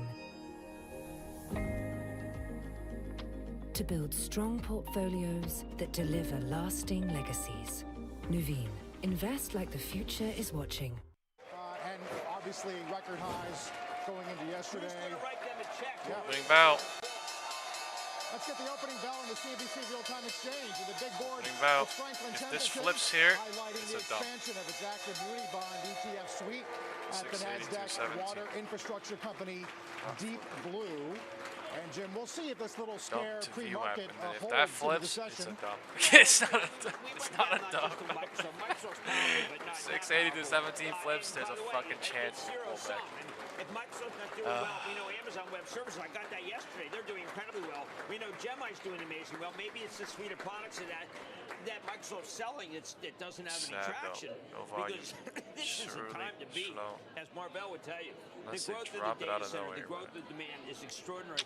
And just to give people what people are saying about Marvell, out a couple years ago, $5. The average multiple on semiconductors is 30. This stock has gone to 150, if you believe that. So on the one hand, you have some negative stories floating about Microsoft. We got some bullshit, bro. I might as well quit everything and go to sleep now. Like, this is some bullshit. I ain't gonna lie. I don't want to fucking wait for 2 hours on Tesla, but I have to. This is some bullshit. I'm not gonna lie, bro. I feel fucking Bring in bullshit. Former Secretary Howard Lutnick at the center of all of these discussions. Welcome, Mr. Secretary. It's good to have you. Great to see you. What was that movement at 10? So before we get into some of these trade negotiations and deals, I do want to ask you about the recent economic data, because today we learned that the private sector is losing jobs. Small business getting hit really hard. What are we doing, bro? Pump and dump every day. Pump and dump every day. This shit is so brain dead. Pump and dump, pump and dump, pump and dump, pump and dump, pump and dump, pump and dump. It's fucking retarded. No. At some point, it has to go lower, no, or a little bit higher. At some point. Right? And at some point, I feel crazy. Like, come on, we're fucking just pumping, dumping, pumping, dumping, pumping, dumping. At the same spot. Same spot. A little bit even of construction. Destroying weekly calls, weekly puts, monthly puts, monthly calls. Like, it's and then remember, as you deport people, that's going to suppress private job numbers of small businesses. But they'll rebalance and they'll regrow. So I think this is just a near-term event, and you'll see as the numbers come through over the next couple of months, you'll see that all pass. And next year, the numbers are going to be fantastic. I think because the jobs of building just want in POC America, at this point. I really don't even want that much, but I'm burnt crazy on 0DT right now and just fucking move up. So I don't know. They're perfectly going to the fucking tippity top and cooking it all the fucking puts. I mean, data-wise. you can definitely point to the shutdown, but that's for we sure hear what all they're the fucking time doing. that I don't even know businesses how do much I struggle can with get out of this tariffs shit and the back, higher but I'm costs literally. and the uncertainty that comes I around got that. limit orders. And even if limit you orders don't think that that's happening, I mean, at $7 and $8. Like, I just want to get the fuck out. I'm not gonna lie. I don't even want to fucking deal with LOD right now. This is and in some that bullshit. survey, they did cite tariffs as a reason. I mean, this was a sector that was supposed to be helped the most by what you're doing on the trade data front. burn. It didn't even go up that much. That's actually Look, tariffs, psychologically, it's making me fucking crazy. The fact is, we know because we've studied that prices don't move unless tariffs are above 50. That's all I can say. They just don't move at all because the suppliers and the distributors eat the numbers, and that's why prices stay the same. You got inflation at the same levels, cut to below 3%. I mean, it's like the candles and the fucking data don't align. Energy and then they bullshit you and then burn you and then they align. Like, that's the fucking point. That's why it's pissing me off. Like, in October with the shutdown, I think you'll see that pass and things will go incredibly well next year. I think the huge amount of growth in factories and construction coming next year are going to be impressive. AI building is going to be amazing. We're going to roll out huge amounts of power. We're going to cut the price of power in America, and that's going to also drive the economy. I think Tesla's Hey, Ryan Reynolds here. Wishing you a very happy half-off holiday, because right now Mint Mobile is offering... Let's see. Nuveen Invest. I think Tesla's dumping today. Crypto rebounds from yesterday's sell-off. Turn this shit off.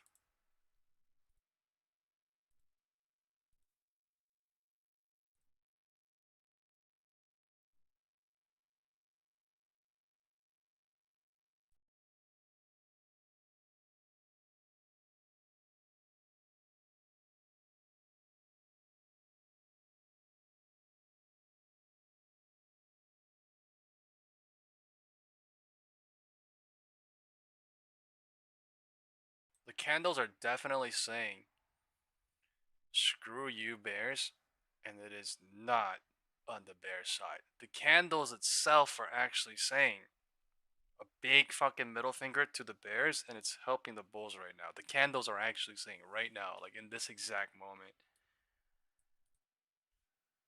That's what the candles are saying to me right now.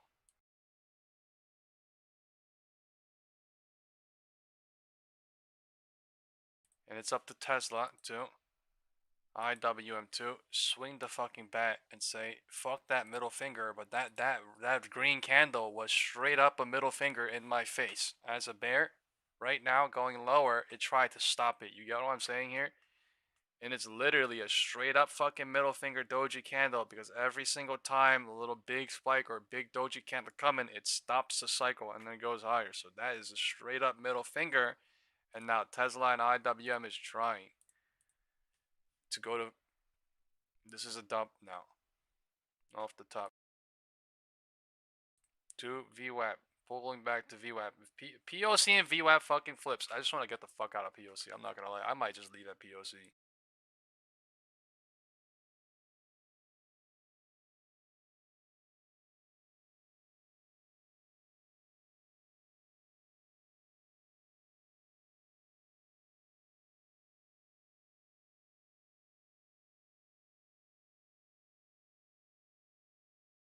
It's not even moving that much. Changing my limit order south to $12, but like it's at fucking, it's at $6 right now each contracts, and it got fucking swiped down.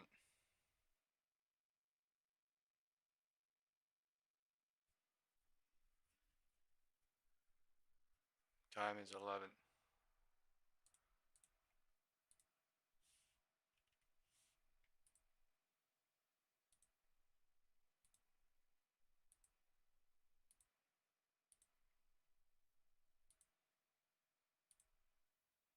Tesla going to the gray box, and SPY is hovering here at the doji candle. This 1055 doji candle is acting as some bullshit right here. Actually, it's actually still a middle finger, hovering it, creating like some sort of algo range, or you know, creating a little box, hovering, whatever, for like 2-3 minutes.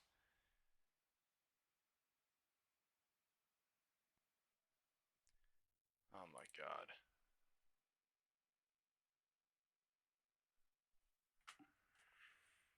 Bottom of the algo range being used, and then we are inside the 1055 doji candle.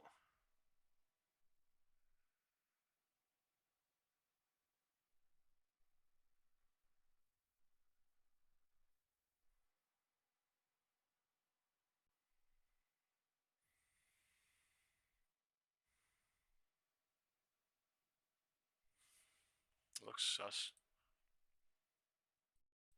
Pulling back or something, but so susly.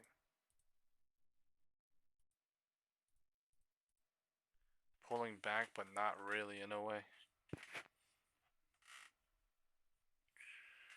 Pulling back, but with a middle finger in the face of bears.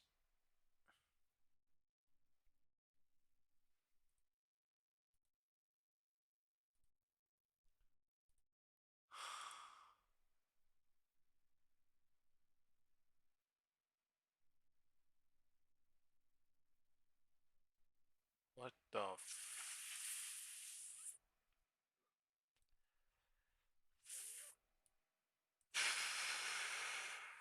fuck?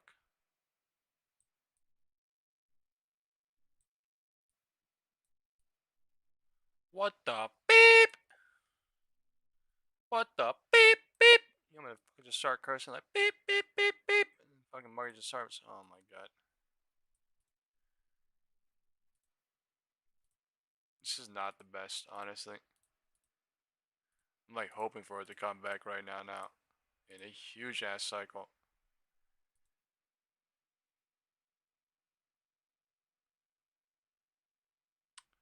It's the worst candles to fucking be going short into and holding into.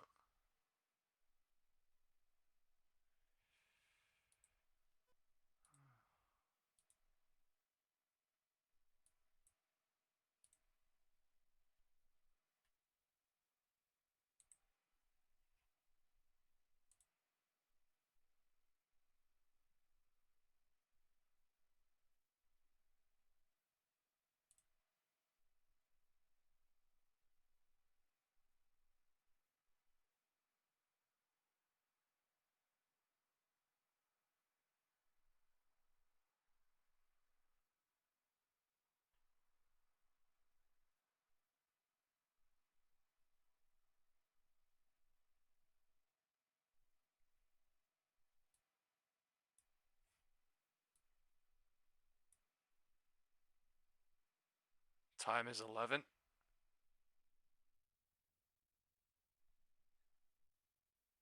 MACD bearish is pulling back since 10:55.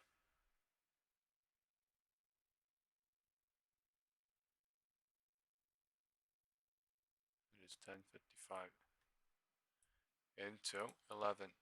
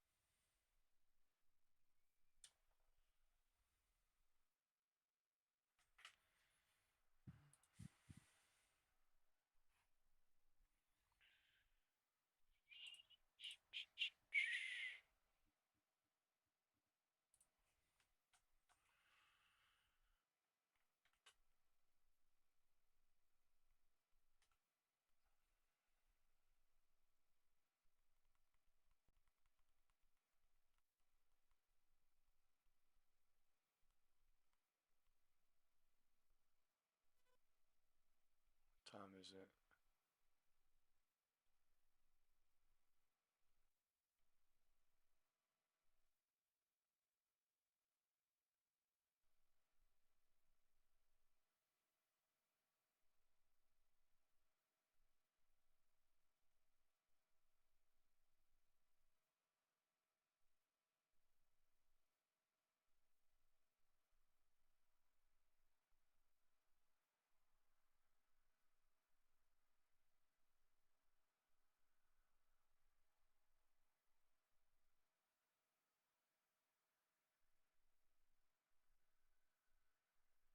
Yo, whose mans is this?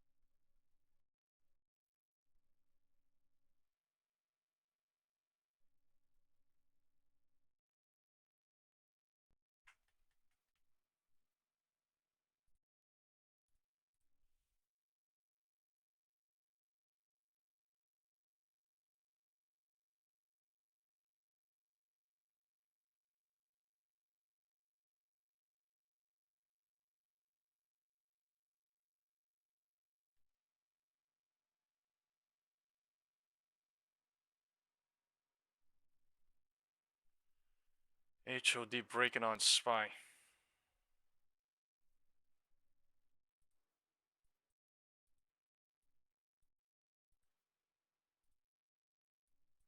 Candeliers, man. Candeliers everywhere.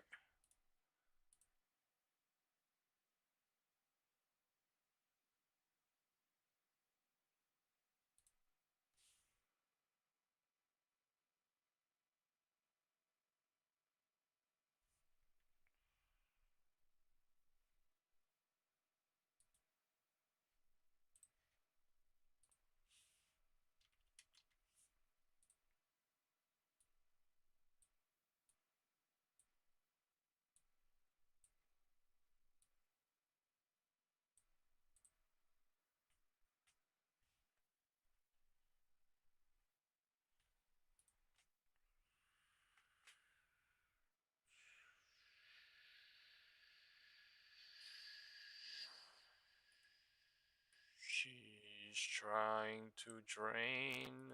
I am a little worried, but I'm still in for IWM is going higher and higher. Gap. But I am still in for certain other things. Do do do do do do.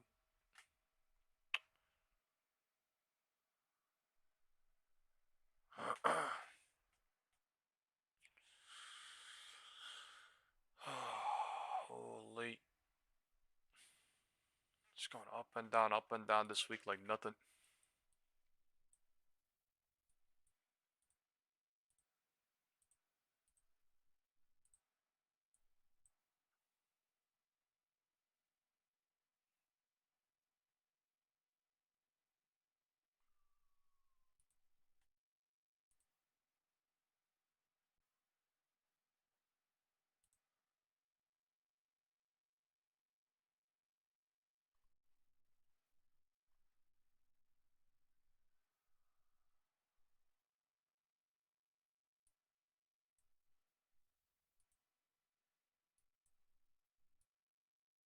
This is volume going up though, IWM.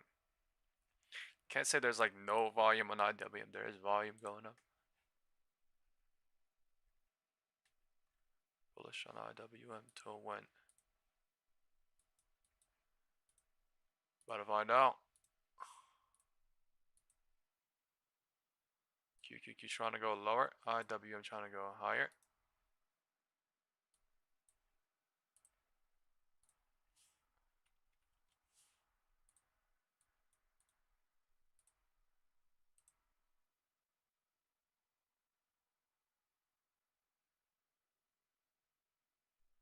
Yeah, I'm sorry guys. The WhatsApp group is for active members only.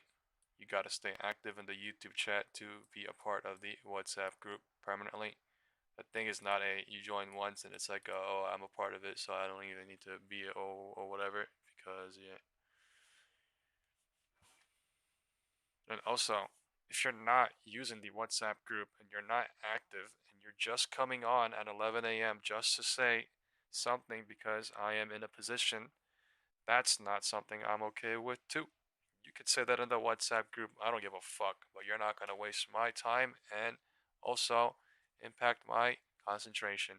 I get what you're saying. I get the candles too, but you got to say that in the YouTube chat. If you're not an active person in the YouTube chat and you just, don't even care or hit the like button or anything like that, but you just want to get alert or think this is some sort of, make fun of whatever, it's not really. So I am really sorry, but also to a degree, yeah, I can kind of see when people are active, bro. I can see when people read the messages too. Every single message I send. So, like, I'm being fair to a degree. I don't want to waste anyone's time. I don't want to waste your time either.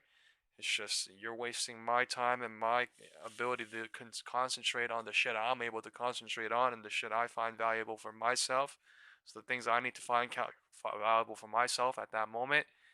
And you can't come in that moment just because you are thinking like that and just because you see that and you want to say that in that moment and you never want to be a part of the community, and then you just leave for 3 days or 1 week or 1 month and you come back and then be like, oh, SPY going to 740 and then leave for 1 day, and you know what I mean? I don't want none of that. So this is what I mean by, I only want reputable, active people in the community. In the YouTube chat, we see everybody, right? Jeff wants to win. Desi Vanilla, Flatten now. Wolfie, I've seen you for 2 days now. Like, Ochoa, everyone come to the WhatsApp group, right? It's all. I swear to God, like everyone in the WhatsApp group, come to the WhatsApp. Everyone in the YouTube chat, come to the WhatsApp group, man. Varun, I've seen you for a couple of days, right? I see all of you guys. I see all you guys watching and supporting. I thank every one of you guys. It's just people that do not watch the YouTube chat at all. Don't chat in the YouTube chat at all.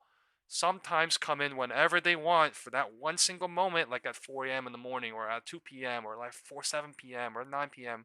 Whenever it's like whenever it's like perfect for them, and then they say what they want and then they leave forever. I want none of that. So you get what I'm saying?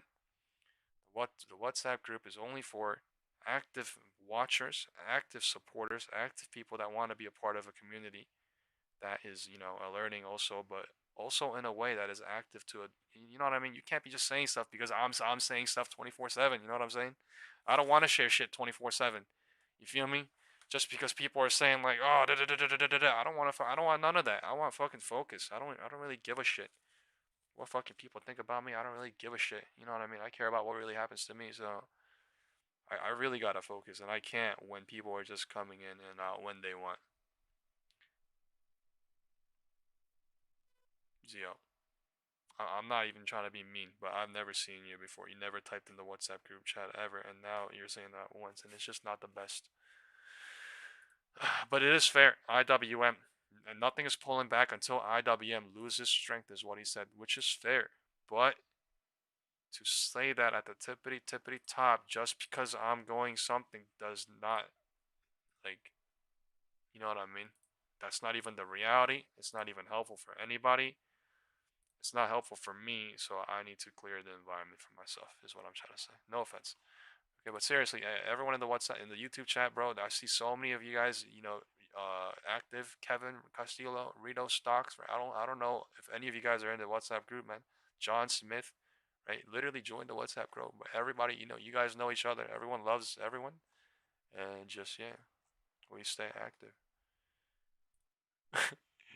Arturo said, "Is that the rule to stay active in the YouTube?" I'm not too active because I don't trade. I'm on PDT at the moment. I've been trading for 3 years. I can see how valuable your input is. I didn't even reply, and he left.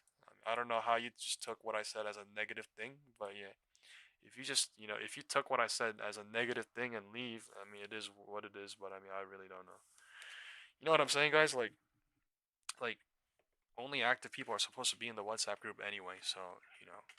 Why? Because if you're not even active, you don't even want to be watching, you don't even want to be a part of the community, so you're going to be in a WhatsApp group that is literally, you know, you have no interest in, you don't care about, you're going to stay inactive, and you're going to come in when you want, say what you want, and it's just one of those, like, it's not really for that. We've been saying that since day one. You know, these people are just trying to ones that are trying to come in with knowing that. You know what I mean? Knowing that. So time is 11:15. Let's see what happens. We are at VWAP here. We've been saying this from day one. It's not even like we are saying this every, you know, once in a while. It's just people don't really care about what. They just want to do what they want to do. But we have rules here. Time is 11:10. 11:10 is bouncing to 11:15. 11:15 is dancing.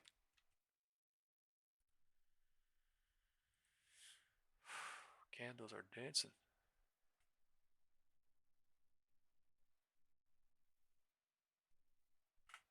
That's fair. Thank you.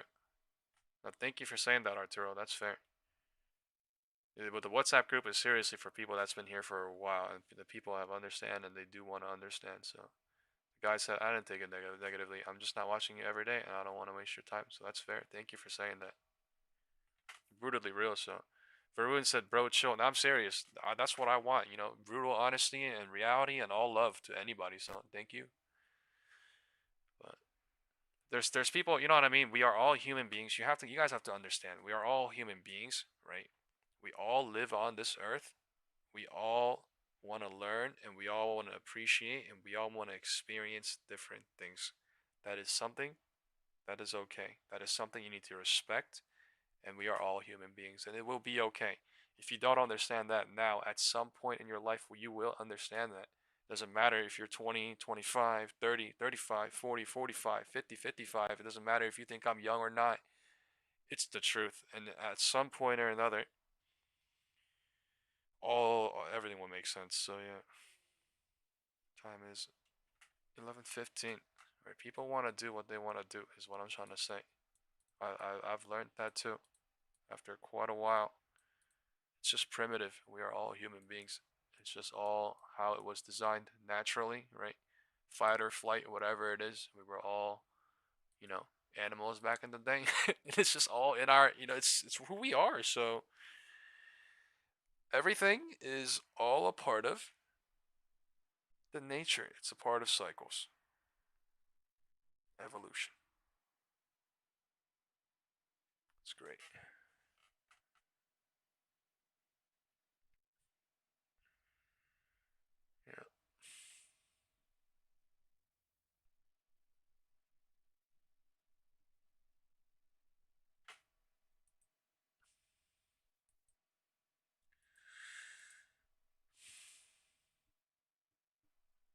I'm hoping that they're doing one of those future slow, lower pullbacks, but they could not be. Anything above VWAP is not bearish. until the VWAP crosses on the 5 or 15-minute candle and the big candle comes, nothing has happened here. So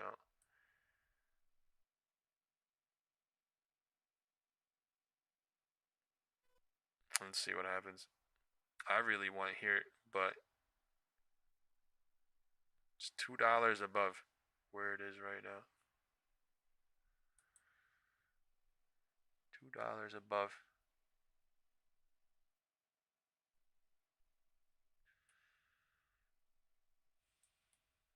Time is 11:20. We're going bullish. Man.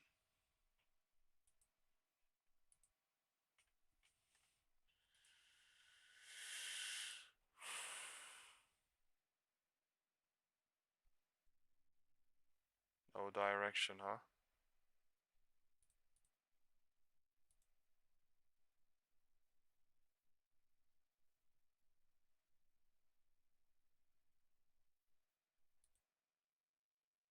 It's pretty insane. How does that entire bearish move get negated in literally 2 minutes to POC? In 2 minutes.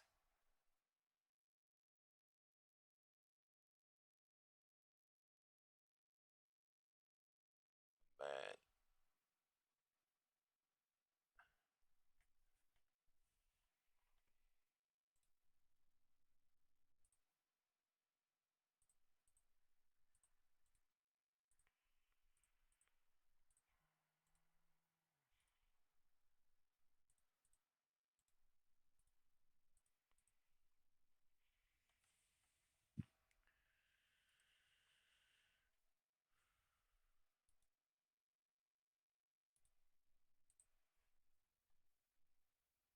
The problem tends to be I'm not eating breakfast.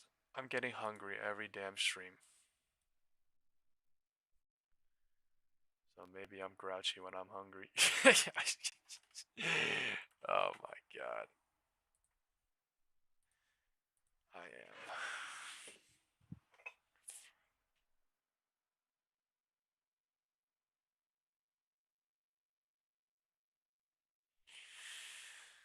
Do I just book a 4.5k loss on SPX or what? Like Tesla? I'm thinking it's gonna come back into this week, so I'm not leaving anything into this week or next week. But SPX is cooking right now. Is cooketh.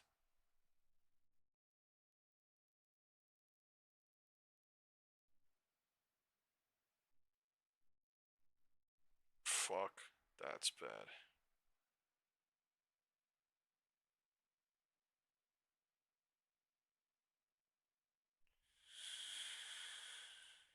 Oh, I'm like sleep deprived. I'm fucking hungry. I'm like, oh, I'm hoping.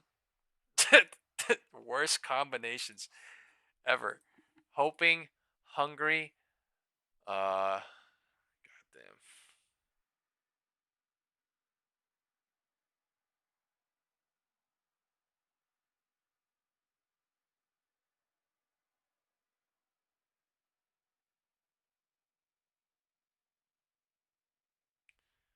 This is one nasty ass, like, it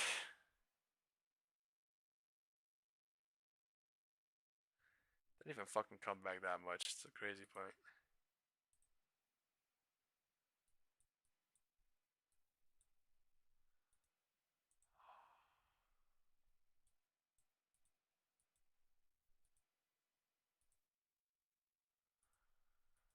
What the fuck?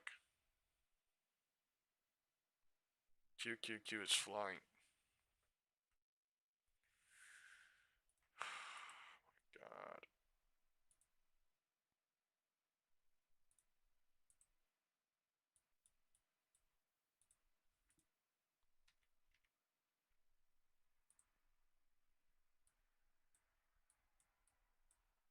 What a weird week. This entire first week of December, chopping crazy. What a weird week. Syme says, London dumped at close this morning. Maybe at end of day. Wow, okay. I want to go look at London then. FTSE. FTSE. When was the close? Does anyone know how the time works on FTSE? 2 p.m. maybe? Interesting.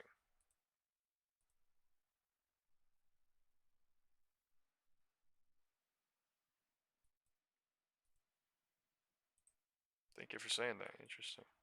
Cute. Bullish MACD trying to pull back or something. Tippity top on 2 hour.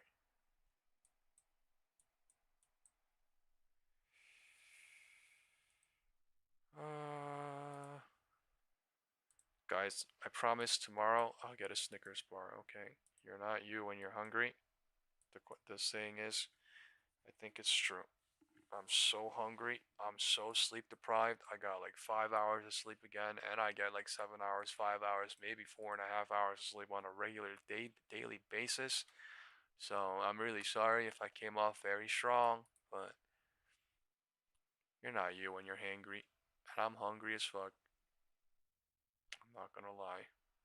So, and the market is fucking pissing me off. So you know, don't take it to the heart. Tesla in the gray box. I love you, man. You're literally here watching the live. You're here watching my live stream. You know what I mean? So honestly, the fact that you're here for one day, I'm so thankful for. So you know what I'm saying? Like, I shouldn't even be coming off like that. And you know, it's not the fact that your post is literally saying what it says. It's just the fact that I've been trying to, you know, trying to like keep the vibes and the environment to what it was for a long time through everything and all my friends and all that. So yeah, hopefully you understand. Yeah.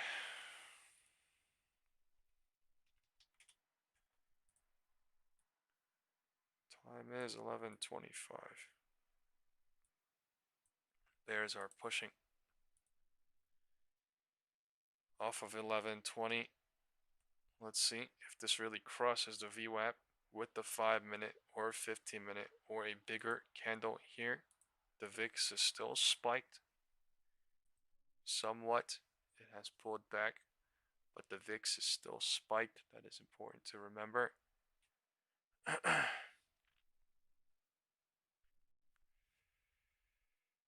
see. A little bit. Okay, the VIX is not spiked. It's dead, actually. The VIX is dead. There's a gap up there. I don't know why the gap. Maybe fillable in the next 2 days. Maybe next week. But there's definitely a gap that exists up there.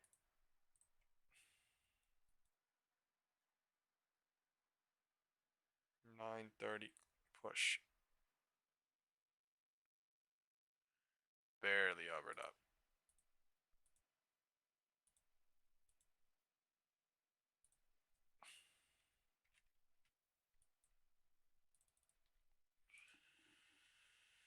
You know, I made a promise to myself that I'm not going to be doing anything really big or today, like dumb today, but clearly they got my ass trapped, so won't lie, that's pretty crazy for them. Look at this shit, how they pump and dump this entire week. Sunday dumped off into Monday, Monday pump and dump, Tuesday pump and dump, Wednesday pump and dump. This is disgusting. Pump and dump, pump and dump, pump and dump, pump and dump. Look at ES. It's clearly showing as. How are we doing this? Pump and dump, pump and dump, pump and dump, pump. How are we doing that? That's what I want to know, for real. This is something.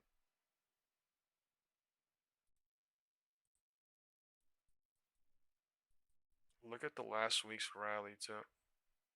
Literally, biggest recovery or reversal in November history, apparently this was.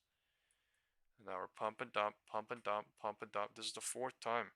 Sunday night, Monday, Tuesday, Wednesday. Are there a fuck ton of bears? They're gonna cook it, or are there a fuck ton of hopers on both sides? I don't know. This is looking so crazy. That's what I do know. It looks insane. Then the video is literally at 180. Look at this pop up at 180. Like, this is so crazy. It's so fucking unusual. 130, 1030 to 1035. What happened on SPY? 1030 to 1035. We're playing inside that shit. This is a fucking shit show.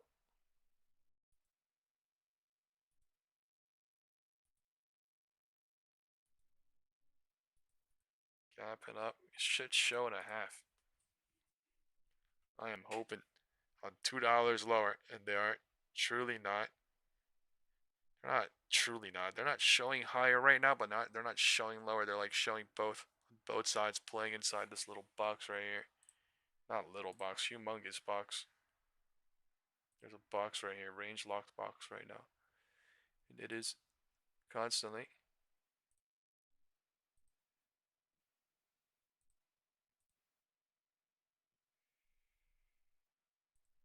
let's see if it breaks.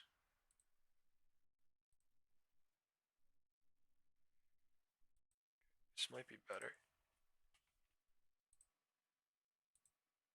The line. Not breaking. Yet. Shithole. 6, 8, 6, 5 to 6, 8, 25, 6, 8, 52, 6, 8, 25, 6, 8, 62, 6, 8, 25. It's like 25 points every time.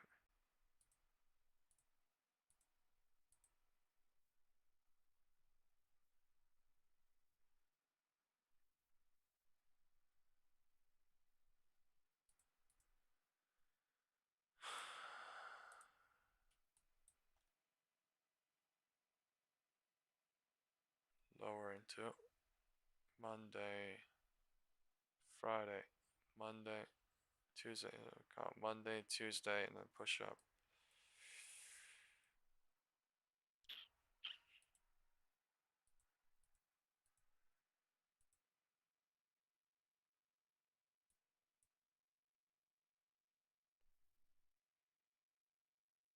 Should we do a poll? I just started looking at your chat, guys. We have 170 people. We could do a poll. Is this gonna go flip up POC and go to new HOD? Or is VWAP coming next? Let's do a poll. Alright, what is next? New HOD or VWAP? Everyone, please vote before the candles come in.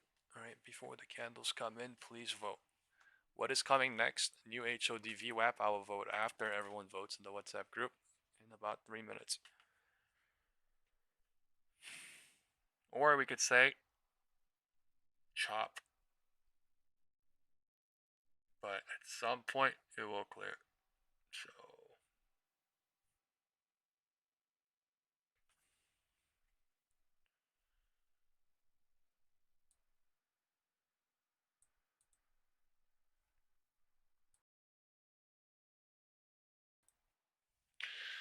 1, 2, 3, 4, 5, 6 says VWAP. 1, 2, 3, 4, 5,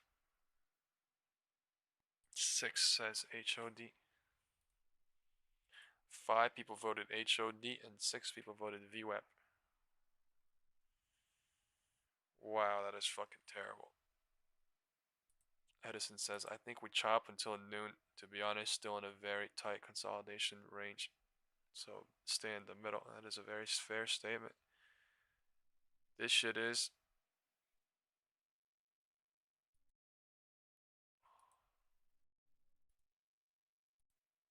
not gonna lie, they're cooking me on Tesla too, dude. On all fronts.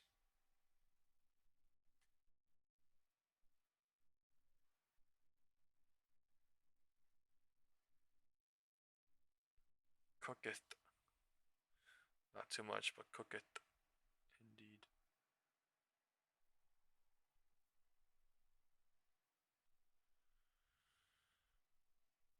And this shit on some. Holy fuck.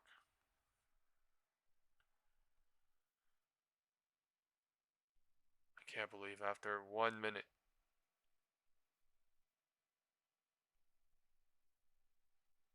Wow. Literally after 1 minute.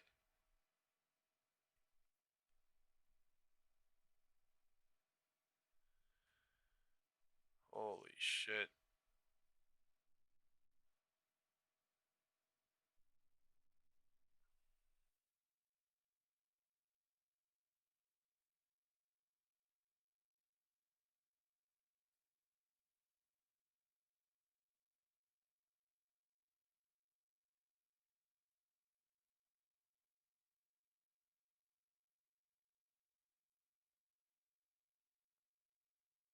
Damn.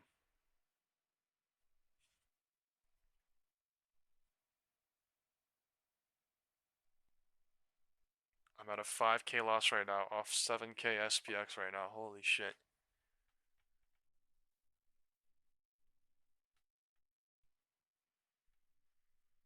Data burnt and bounced like crazy.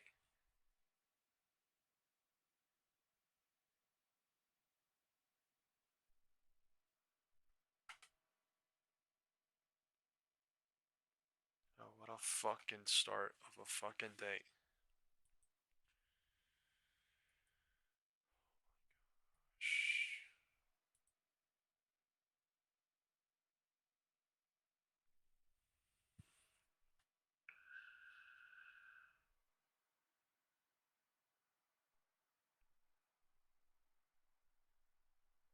It is burning bears like crazy, dude. There must have been so many fucking bears, but what the fuck is this, man?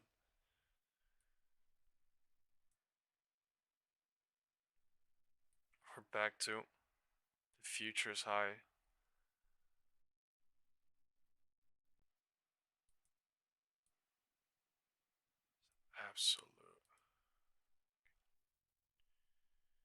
Absolute fucking chicanery, dude.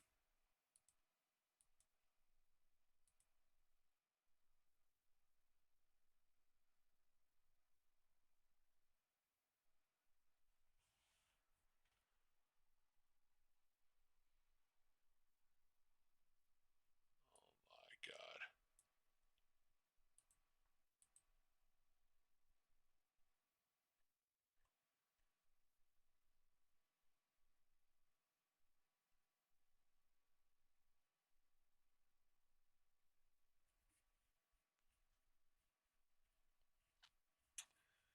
What a pump and dump type of market, man.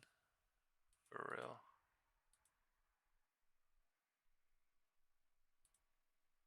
So fucking dangerous. That's crazy. Dumped off pre-market and pumped in the market, like, wow. That has to be the least expected thing. With that big ass pre-market red candle coming down. That shit has to be the least expected majority thing. Like, what the fuck is this shit?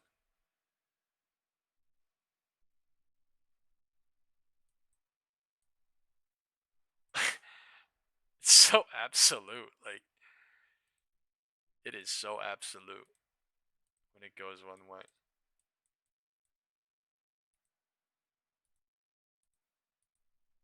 Oh my god.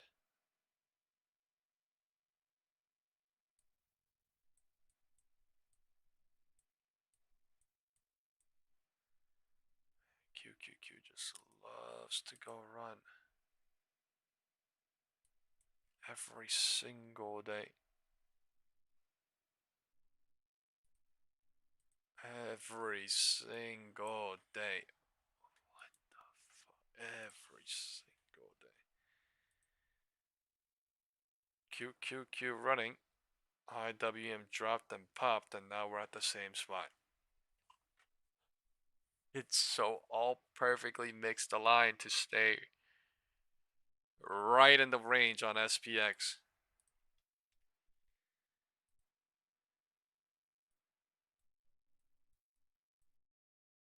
Jesus Christ.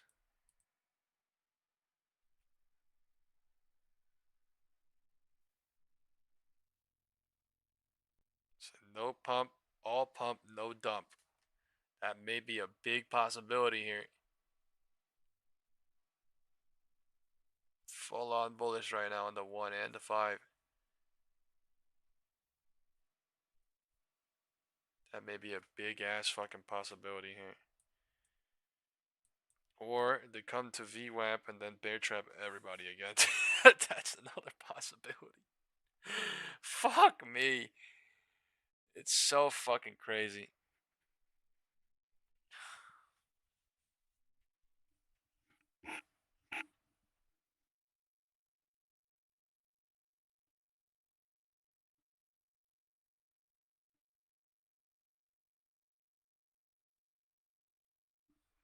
This is why I stay the fuck away when I print sometimes. Because the market does some crazy ass shit to just take it back the next day. It's so crazy, dude. Like, what in the fuck are we doing? There's one more red candle I might have left, but like, wow. We just rallied $4. 4.6 almost.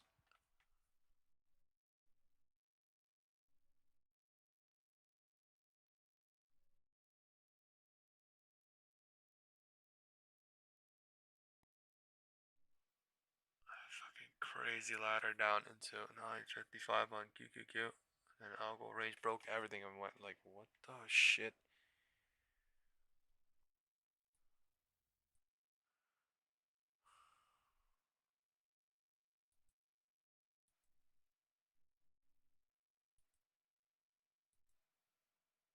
Fuck.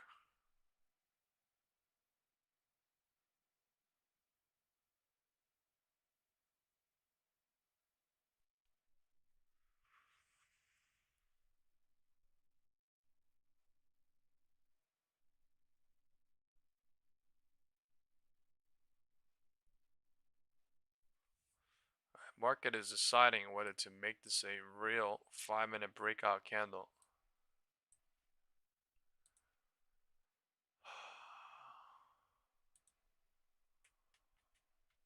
I mean, it did break out 10 minutes ago, so technically.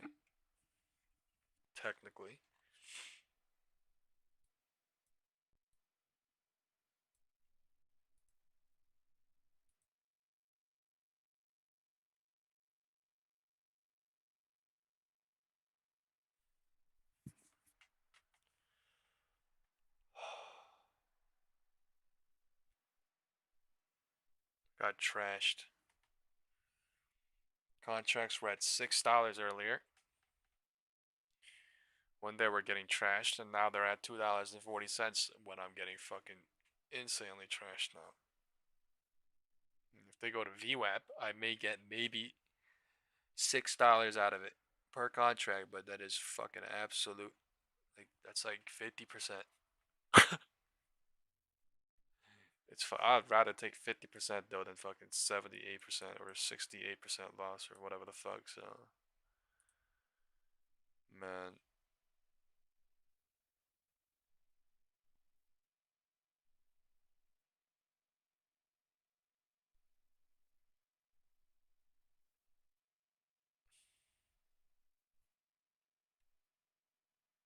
Fuck. PDF, what the fuck?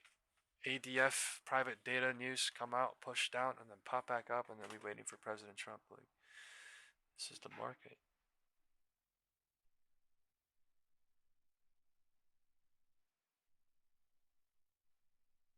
What the fuck? Like, what a market, dude.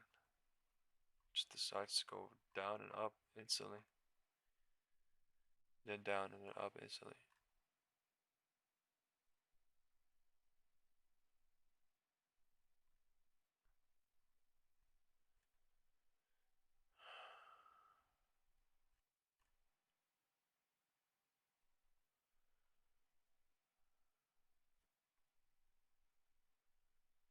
It's pretty trash. What seems to be the balancing risk and reward in ETF investing. Gotta show my mother about this probably. She loves everybody. Invesco.com. Yes. Mike, if we take a look at the way that these markets have developed, can you take us through maybe the thought process of what you're seeing in the broader markets, given what you've now witnessed, not just in these levered and ETF type products in terms of fund flows and fund demand, but also what the options market is telling you from an index or macro level about the economy and the markets overall? Is there anything that we can glean about just what traders and investors at that retail level are expecting, given the kinds of activity we're seeing in the options market, futures market, and these levered and inverse type ETFs?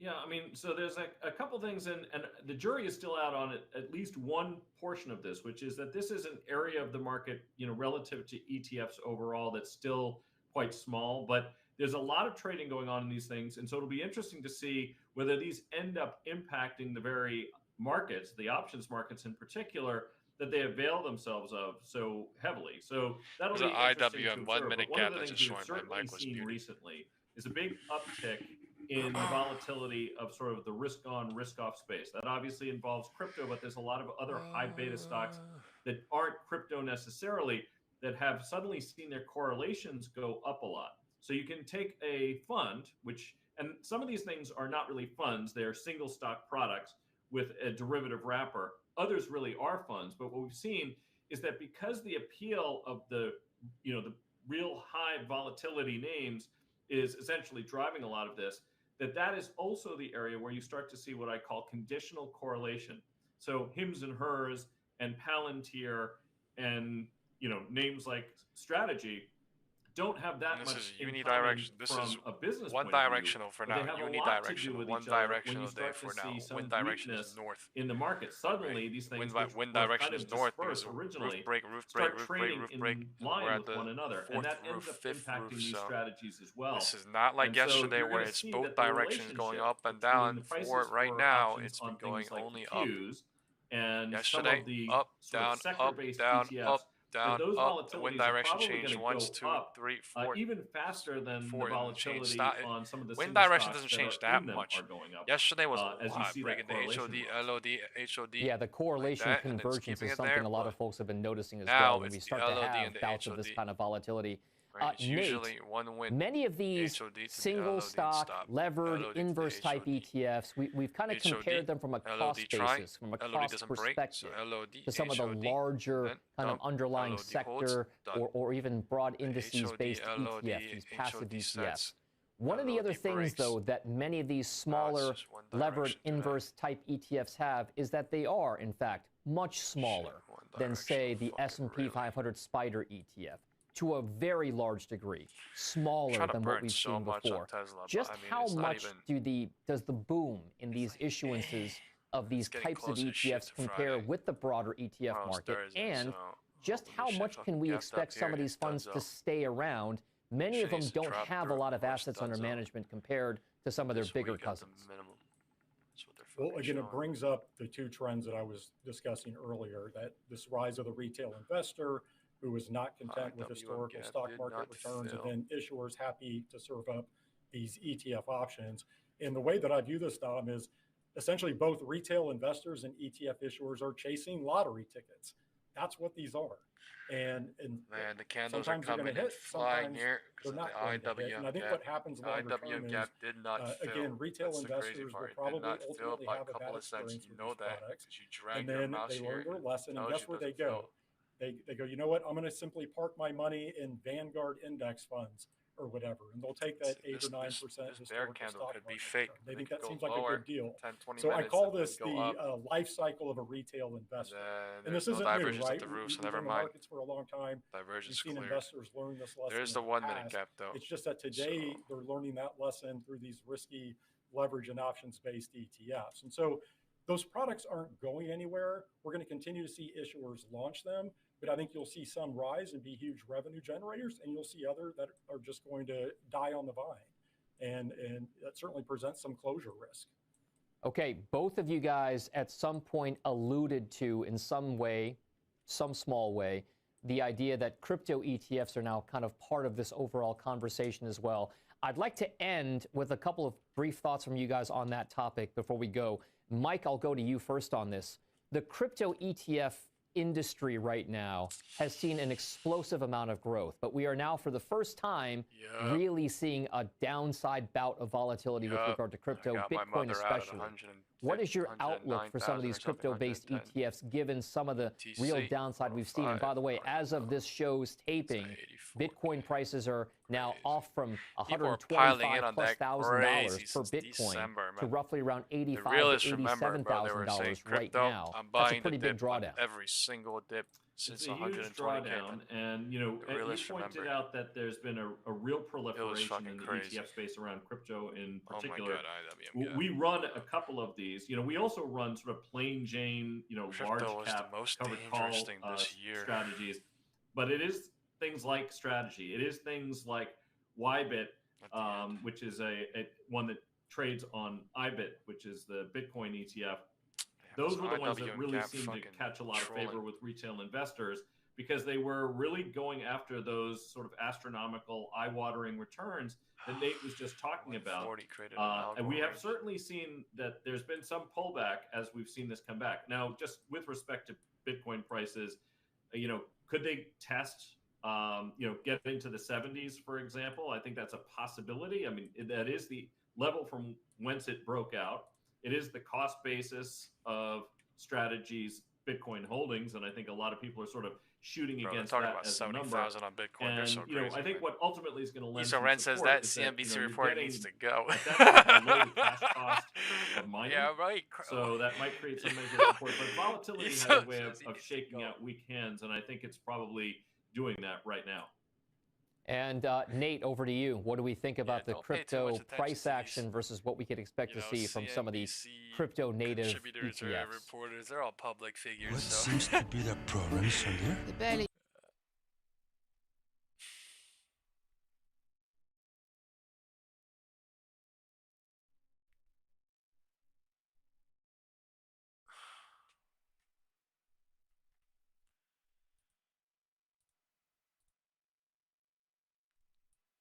This is the craziest pop ever, dude. I would not do this at 10:32, almost 10:32.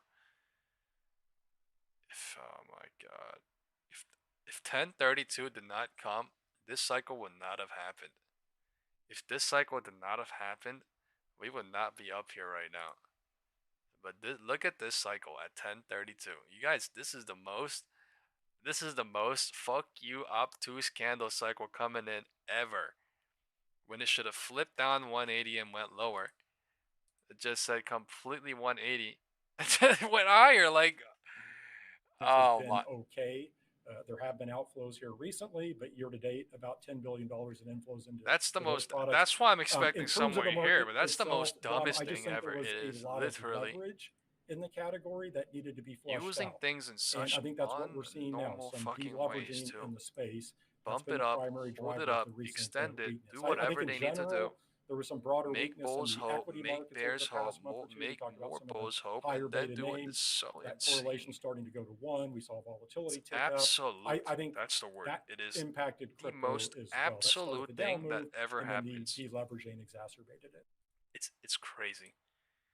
The market cycles up and down so much it looks bullish and bearish at the most bottom. At the most top it looks insanely one directional, and it's so goddamn trappy, and people do not know and understand what's going on until it's too late because of what's going on.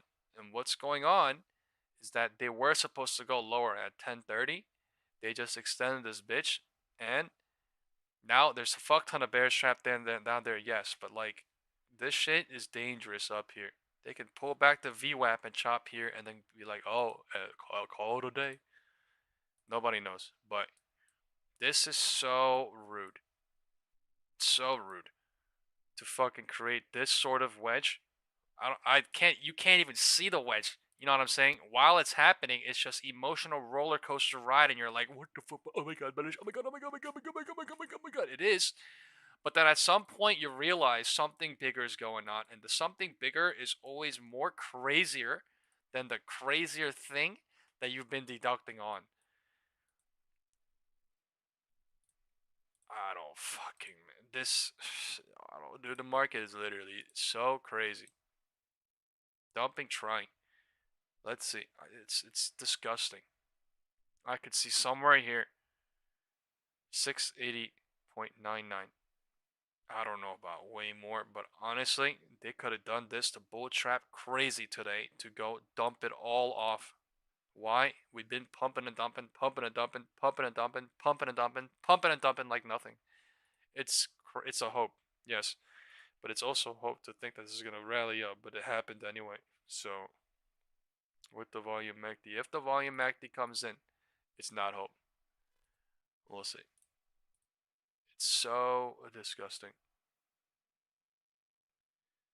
1150 for 10 minutes. Looking full on bearish, and then 1150 trying to bounce into 1155, trying to switch it. Let's see, candle coming in 16 seconds. So dumb.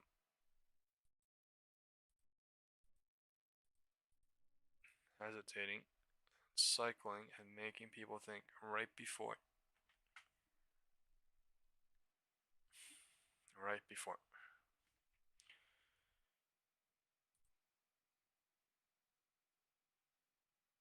I want to see the opening bell again. Nuveen invests with the foresight and vision. We opened hella green. Went lower anyway. To build strong portfolios that deliver lasting legacies. Shit ton of shit open green and we went lower. Invest like the future is watching. And obviously record highs. I'm gonna mute up. They're about to go to VWAP. Let's see. Let's get the opening bell on the CNBC Real-Time Exchange. With the big board, it's Franklin Templeton highlighting the expansion of its active muni bond ETF suite at the NASDAQ water infrastructure company Deep Blue. And Jim, we'll see if this little scare pre-market holds into the session. Yeah, look, we went down not just to Microsoft. Microsoft's powerful, but not that powerful. And by the way, it's zero sum. And if Microsoft's not doing well, we know. And by the like, look at all that green and we went lower. Excuse me? Every single day is fucking the opposite day. Because everybody sees the same damn thing.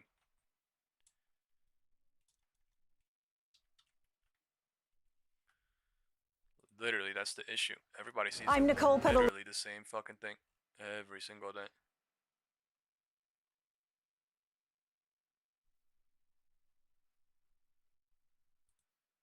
Welcome back to Morning Trade Live. It's time now for the big picture. So let's welcome in Cooper Howard, Director of Fixed Income Research and Strategy, Schwab Center for Financial Research. Okay, a lot of information to chew on this morning, Cooper.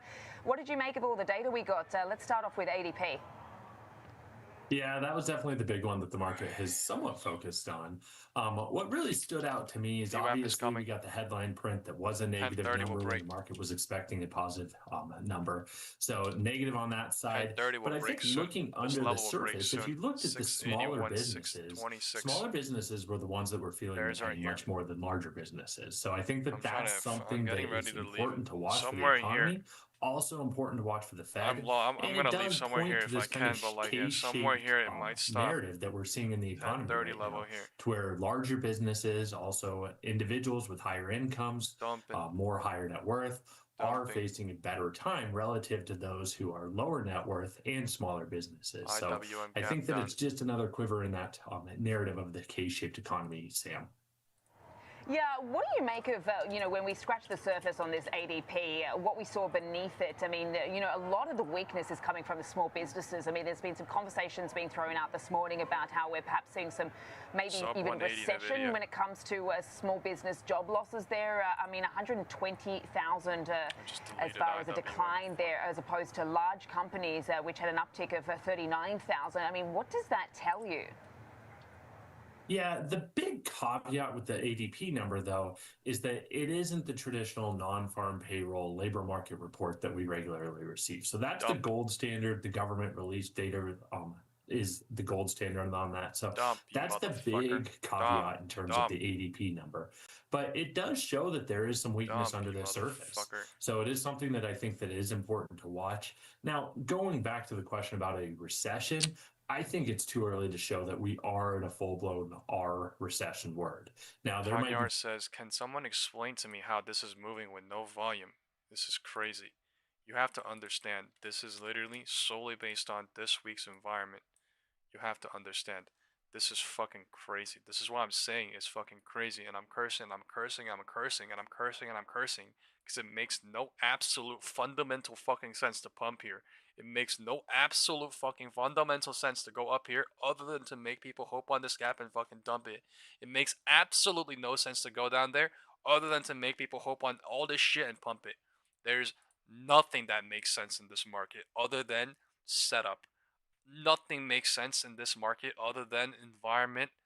You know, what's been happening in the week is fucking with an analyst crazy. And economist who was sort of suggesting that we could be getting somewhat of a hawkish cut. Now, to see that live. Obviously is going to so feed disgusting into in my what the expectations you know what I'm come saying, guys? It's every single day that, this you've shit had is. the more hawkish It's voice like we within talk about the it, Federal Reserve talking about how prices are still too high, and look, the labor market, while it's softening, it's not disastrous. See it play out. What you get what I'm saying here? It's so crazy.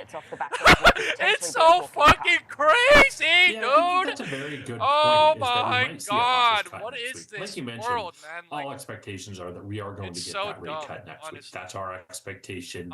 That's most expectations across the street right now. But if you look further out, I think that that's where kind of the question mark is going to be. Our view is that they're going to cut again two to three times next year. But it's largely going to be dependent upon how the labor market develops. I wouldn't be surprised if it's fewer than 2 to 3 cuts. There's no setup. Inflation still There's literally no setup right now. Target. All calls are getting destroyed. All puts are getting destroyed. All calls are getting destroyed. All puts are getting destroyed. Calls destroyed. Puts destroyed. Calls destroyed. Puts destroyed. Calls destroyed. Puts destroyed. Calls destroyed. Still remain in this range bound narrative that we've seen lately. Like, so we've seen what the 10-year the fuck Treasury are we trading doing around right now? 4%. Oh my it's been God, very this is difficult literally to break 4 out days of in a that row. range and hovering right around there. This is from Going November forward, 28th, I wouldn't be too Friday, surprised if we the last day of continue to Friday. hold that range Friday, bound, December 1st, looking December out 2nd, a little bit. December 3rd. This is what we said in the WhatsApp group. We've got the 10-year, literally, obviously, coming off that yields of bonds catching a bid this morning. We're at 406. Dude, I was expecting somewhere down here today. As you and your colleagues have been pointing out, we do have also some global fixed income. But clearly not. Factors everybody here for the US Treasury market too. Just looking across, obviously, fixed income, I'm just wondering, where you see opportunities right now. Yeah, so if we look at what we're discussing with our investors right now, that's what it we really are suggesting is. that It's they sad as shit. I'm still in right now because I'm an SPX. For an average investor, that's about I'm 6 hoping years, it comes down here at some point. on This shit is higher-rated truly. investments. We do think It's that right there. Concerns Every about, single time it's there. It's like potential right slowdown in the there, economy and then it going doesn't back do it right earlier. there. We're not Oh, right obviously there. Oh, expecting a yeah. full-blown Oh, boom. recession, but a Oh, little yeah, bit of a boom. slowdown in the economy Oh, yeah. where Oh, spreads yeah, are boom. does Oh, suggest yeah, boom. focusing on higher-rated issuers. Now, one part of the market that we There's do nothing think can be an that area can of be done. opportunity is the Hoping municipal there's bond nothing that market. could be done Now, long a big term. important piece here is Couple of that they are days, types it's of just bonds that everything's generally scalping. pay interest that's Short-term exempt from scalping. federal income taxes. With Stan. deductions. So it really makes sense to hold within those the range. if you are in Set a up higher changing tax constantly. bracket in a taxable account, something like a brokerage account, for example. So we do think that looking at yields after adjusted for taxes, watch this, they are right? fairly attractive compared to alternatives. And then credit quality continues to hold up relatively okay, and it is fairly stable going forward. So many municipalities have built up their liquidity positions, and that can go a long way if they do face a slowdown in revenue. So we do think that the muni market can be an area of opportunity for those investors who are in higher tax brackets now. Always appreciate it. Thanks so much for joining me today. Cooper Howard, their Director of Fixed Income Research and Strategy, Schwab Center for Financial 180 Research. Nvidia deciding whether to bear trap or bull trap yet again. I don't know if it's going to be fast or slow. I don't know if it's going to be a big pop or a small pop like earlier, but that's what they're doing.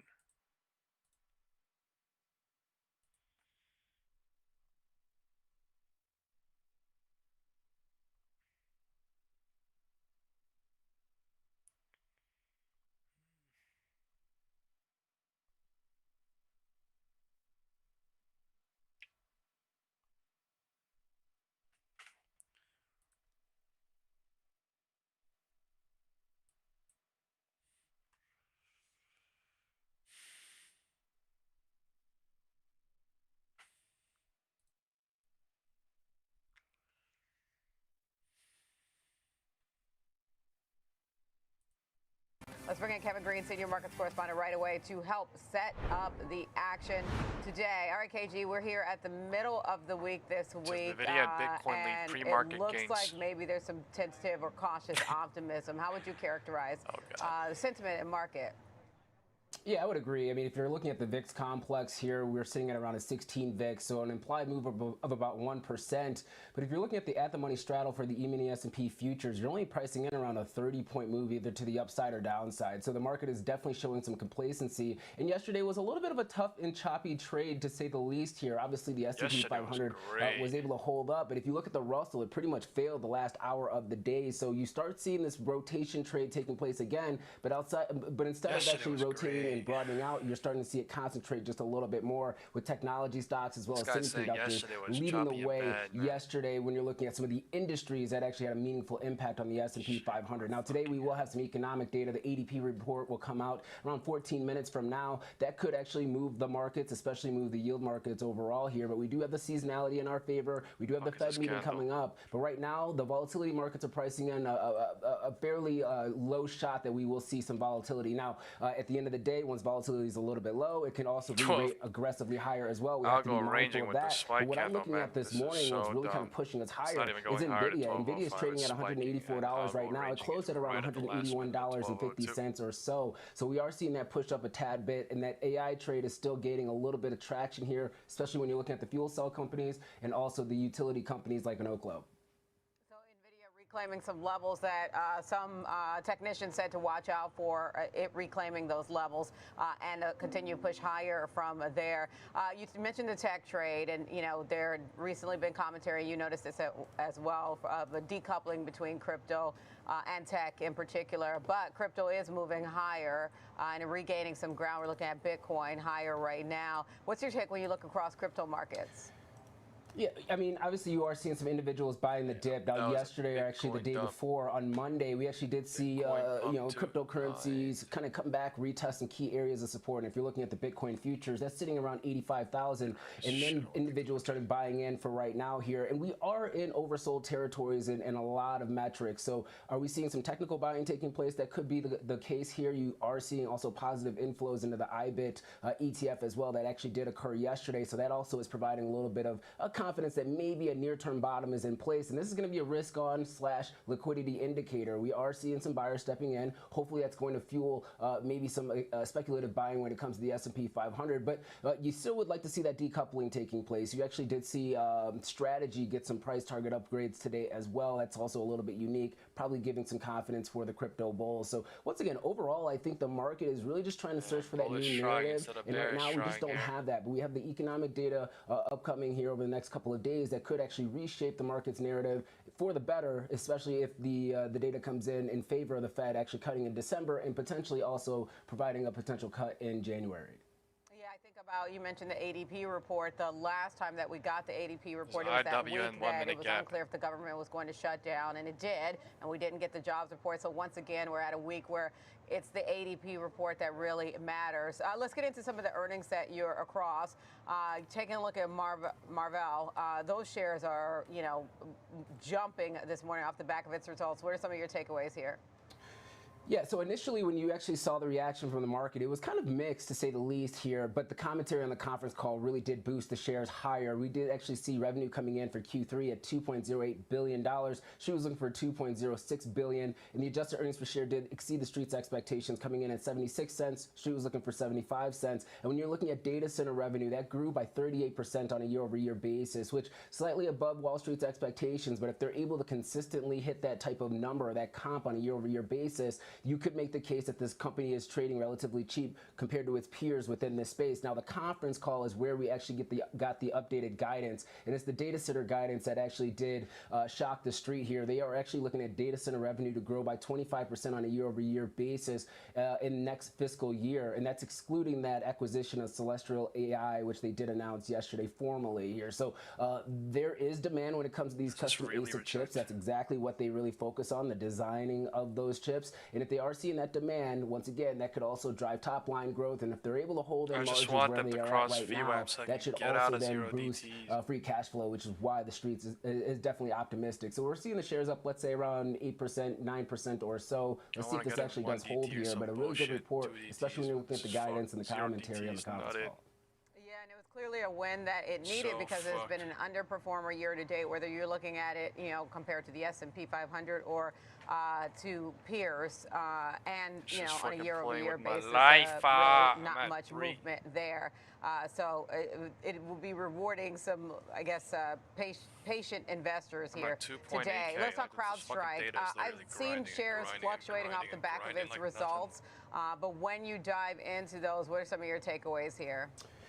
Yeah, I mean, last time that I checked, CrowdStrike was only down about 1%, so well within that market maker move. When you're looking at the report, it wasn't anything that was shocking to the upside, as well as nothing that was really deteriorating within the internals of this company here. They did actually report Q3 revenue at $1.23 billion. It's a 22% increase on a year-over-year basis, slightly above the street's expectations, and the adjusted earnings per share came in at 96 cents. Street was looking for 94 cents here. They did raise their guidance up, and it was above the street's expectations, but once again, not a massive re-rating higher when it comes to their guidance. So maybe hitting that whisper number for the street here. Net new ARR, their outlook for second half of fiscal year 2026, they are looking at around 50% growth on a year-over-year basis. But once we start seeing the normalization of that ARR, they're looking at around 20% growth, because once again, the year-over-year comps are going to be a little bit difficult given the fact that we did have that outage around this time last year. So overall, it was a good this range has to break nothing at some too shocking point. here. A 1% drawdown to the downside, not that big of a deal if you're a long-term shareholder. And once again, well within that market maker move that was expected here. One full week. Okay,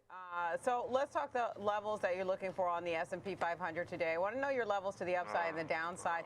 And then is the catalyst that you see potentially today really all about ADP potentially setting the tone? Some gaps. Yeah, so if you're looking at the upside for the S&P 500, looking at 68.75 to the downside 6,800. Once again, the at-the-money straddles for the E-mini S&P futures are pricing in a lot lower of a move to the upside or downside. So a little bit of a disconnect when you're looking at the volatility complex. Just keep your eye out on that. You start seeing VIX move a little bit higher. That would probably signal that maybe a sell-off is kind of taking place or potentially could take place here.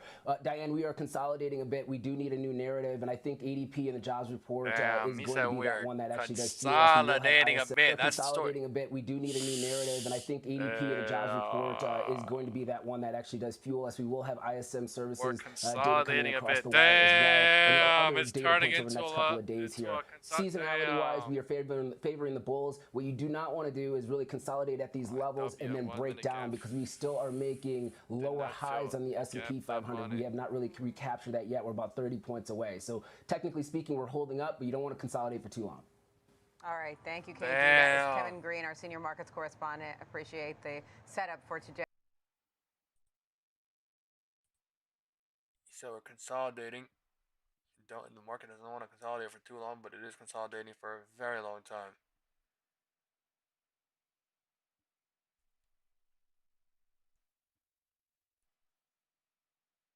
Oh my god. Now I'm more energized, but like, it's still...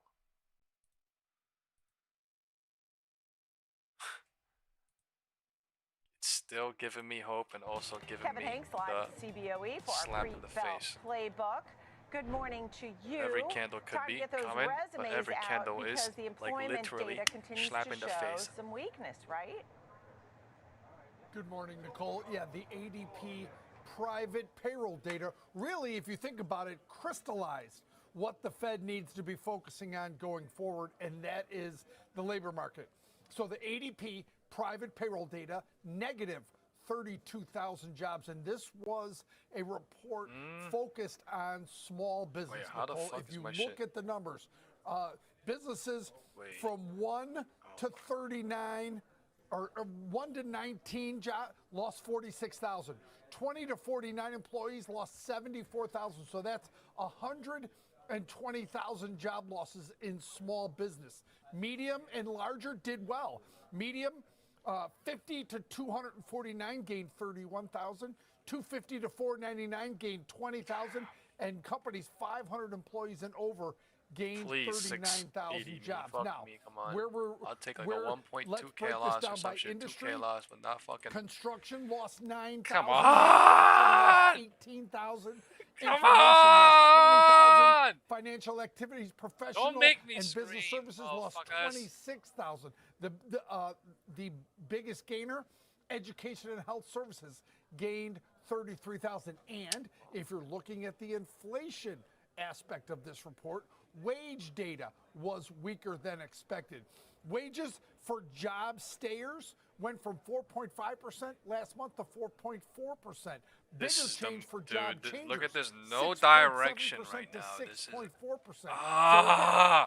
Jobs getting me weaker cooked. than expected. Wages, like I'm tilted. Does this inflation run data up in gap fill? lower than expected. Or So does this fake out gives again? Like the Fed gap fill is more to not focus on inflation, wages lower, excited? and focus on the labor market. All these jobs bears trapped? lower than expected, Nicole.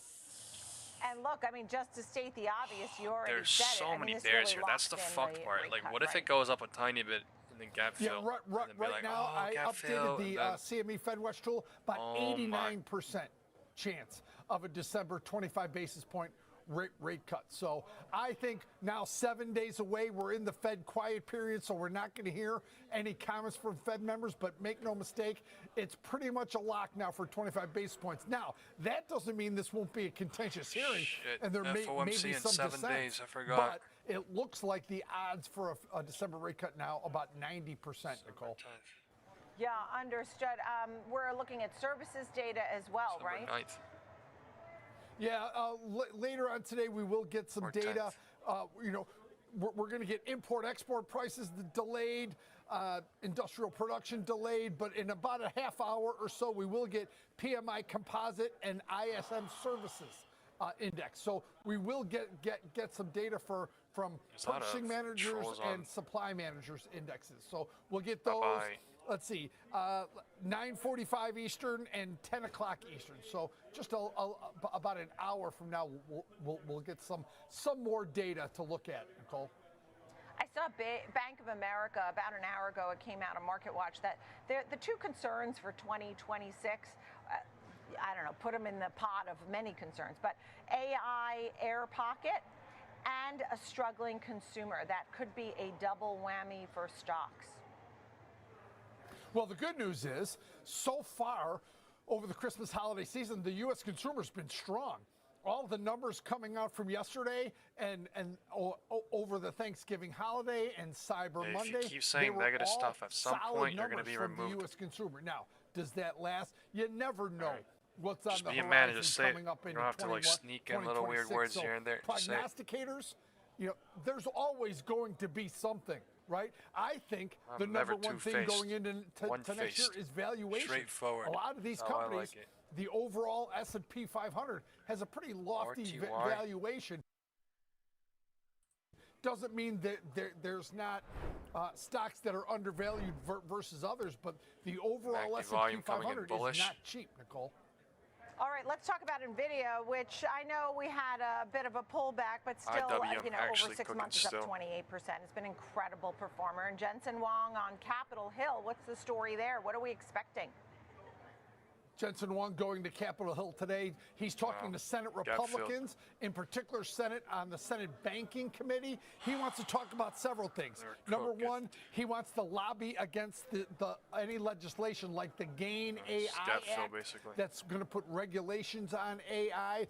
Jensen Huang's quote is this: "America wins by racing ahead and winning developers worldwide." So he wants to make sure that they're not putting any strangleholds on AI and allows the U.S. to win. So he's going to be there lobbying for his overall efforts on things like, you know, balancing innovation with national security. That's what they're going to talk to him about. His consolidation thing, whatever you want to call it, whatever they want to call it. IWM, blah, blah, blah, bearish 2 days, blah, blah, blah, and then bullish one day, consolidation, that would be a big plus for them.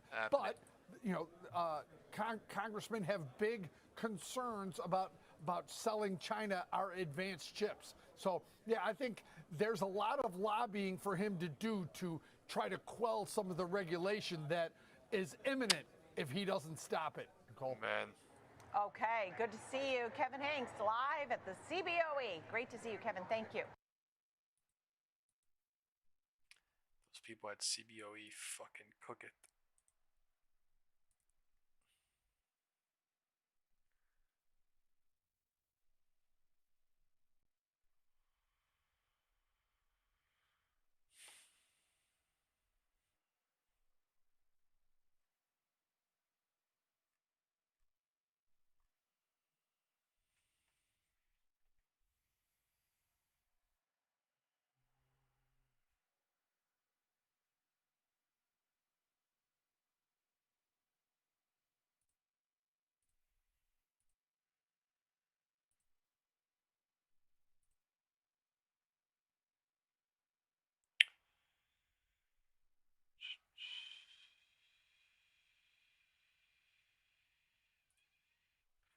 Wow. Hi, it's Ryan Reynolds, and I'm here in the North Pole to remind you the holidays. Our next guest expects the S&P to contract to 6350 over the next several months. Joining us this morning is Stifel's chief equity strategist, Barry Bannister. Barry, it's good to have you back. Good morning. Hi. 63. You've had a, I would argue, sort of sense of caution throughout this year at least, which hasn't necessarily paid off, but you're sticking with it. Well, I kind of feel like the lemming in the comic book strip where it says the lemming stands up and says, "Wait a minute, what are we doing here?" There is an awful lot of ebullience in the market. The pullback call initially was it didn't look like the Fed was going to cut as much, but then to the day, November 21st, that New York Fed President Williams said, "Yeah, we're going to cut." We took the odds back up, and that reduced the near-term pressure in the market that we had seen after October. Right now, I think the bigger concern is at what point does the market, with this poor data that we're seeing, start wondering if the Fed is too late? So does the downside get led by the riskiest parts of the markets, which arguably are already in the process of correcting? Yeah, I mean, clearly the more cyclical side of the S&P 500, and I would include tech and cyclical. I mean, it's a big discussion, but the whole economy now is acting like a tech stock. It's high-end consumers from wealth effects, data center construction. We're a hostage to a tech stock. Never filled that gap out. I've done this a while. I know that technology is great, but it's a bet the farm, winner-take-all industry, and to model a whole economy on that is going to introduce a whole new level of risk on top of what Steve was talking about on policy. So for me, it's just a concern about the economy. We're seeing unemployment is most definitely going up.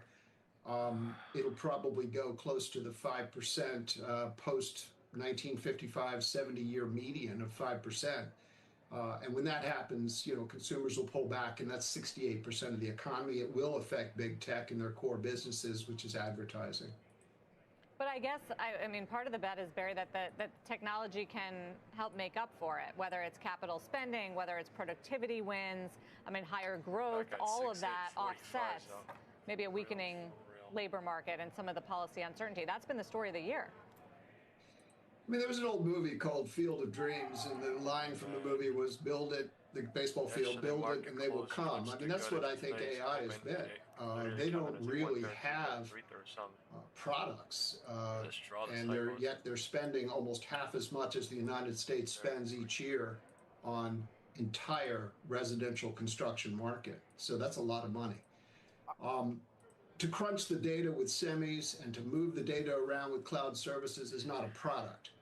A product will be the software that comes out of the AI, and I don't know if they've got the moats or the core monopoly business, big tech margins on that product. So this is the first time in history we've spent this much money not knowing for sure what the demand picture would look like. Somewhere, your person is dreaming of finding you. A love built on trust, shared hopes, and Microsoft shares under some pressure, but off of the lows of the day after reporting from our own Steve Kovac. Microsoft pushing back on these reports that has lowered its AI software sales targets. Company out with a new statement a few moments ago saying the information story inaccurately combines the concepts of growth and sales quotas, which shows their lack of understanding of the way a sales organization works and is compensated. Aggregate sales quotas for AI products have not been lowered as we informed them prior to publication. The information updating its headline to say instead that it's lowering its software growth targets. Meantime, we're getting some fresh data from Ramp on enterprise AI spending and what it might mean for the so-called agent economy. And for that, we'll turn to Deirdre Bosa on today's Tech Check. Hey, Deirdre. Hey, morning, Carl. So what the data shows is that this isn't just a Microsoft story. This may be a reset moment for the agent economy at large. Even Sam Altman in his internal code red memo that we've been talking about, he said that OpenAI will shift resources away from agents to fix the core ChatGPT experience. So you have two of the biggest AI players tempering expectations around these new agent products, or put simply, workflow automation. Now, that new data from Ramp, it shows, however, that Anthropic just saw one of its biggest monthly gains in AI enterprise adoption, while OpenAI, still the leader, is seeing its growth moderate.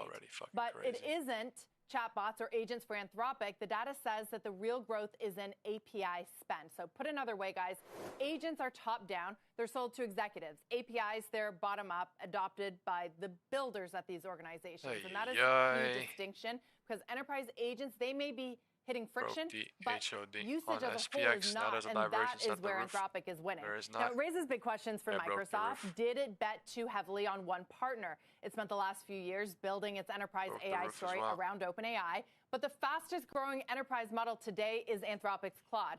And Microsoft knows it. Last month, the company announced it will invest up to $5 billion in Anthropic. Really a clear move to reduce its dependence on OpenAI and cover its bases in a multi-model future. It's worth pointing out, Amazon got there first. AWS has been Anthropic's primary cloud and training partner for years. And with enterprise adoption accelerating, according to that data, that early bet is looking more and more strategic. So, guys, the bottom line for investors, that early hype around agents was hype, but the real money right now is in model usage. That doesn't mean that agents won't get there, but they may be proving more complicated to deploy at scale than people appreciated. I had one person in tech tell me that it's not the year of the agent, it's the decade of the agent. So that could imply investors may have to wait a little longer to see that ROI. And how does it work with the companies? I mean, how competitive is it really? We were just having this conversation with someone who worked at OpenAI, but are these companies using multiple agents and multiple companies like an Anthropic and an OpenAI and a Microsoft? Can they employ them all, or is it just one versus the other, whichever has the better model right now? Yeah, I mean, you hear often that kind of enterprises are model agnostic. They'll use the one that best serves their purposes. But what I hear is that in a lot of those cases, it ends up being Claude. You know, enterprises, developers, Claude seems to be gaining. And also, it may lead to profitability sooner, right? When you have this dynamic of when will or won't OpenAI and Anthropic go public? Could they IPO around a similar timing? Obviously, the profits piece is going to be extremely important. I think it was a journal report not too long ago saying that this enterprise adoption and the popularity of Claude may actually help Anthropic get there sooner. Comcast Business helps turn business. Puts 6 fucking K.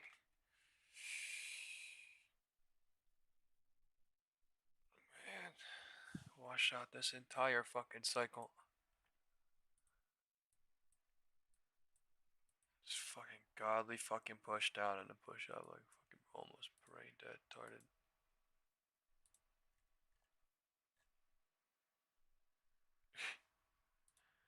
IWM up 1.4% right now. QQQ up 0.10%, SPY up 0.30%, IWM is up 1.4%.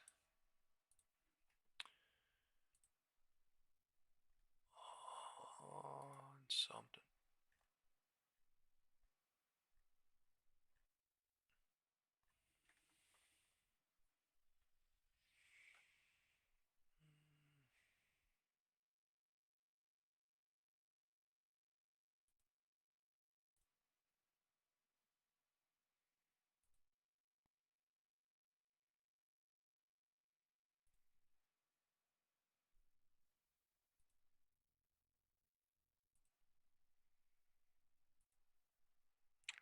CPS December.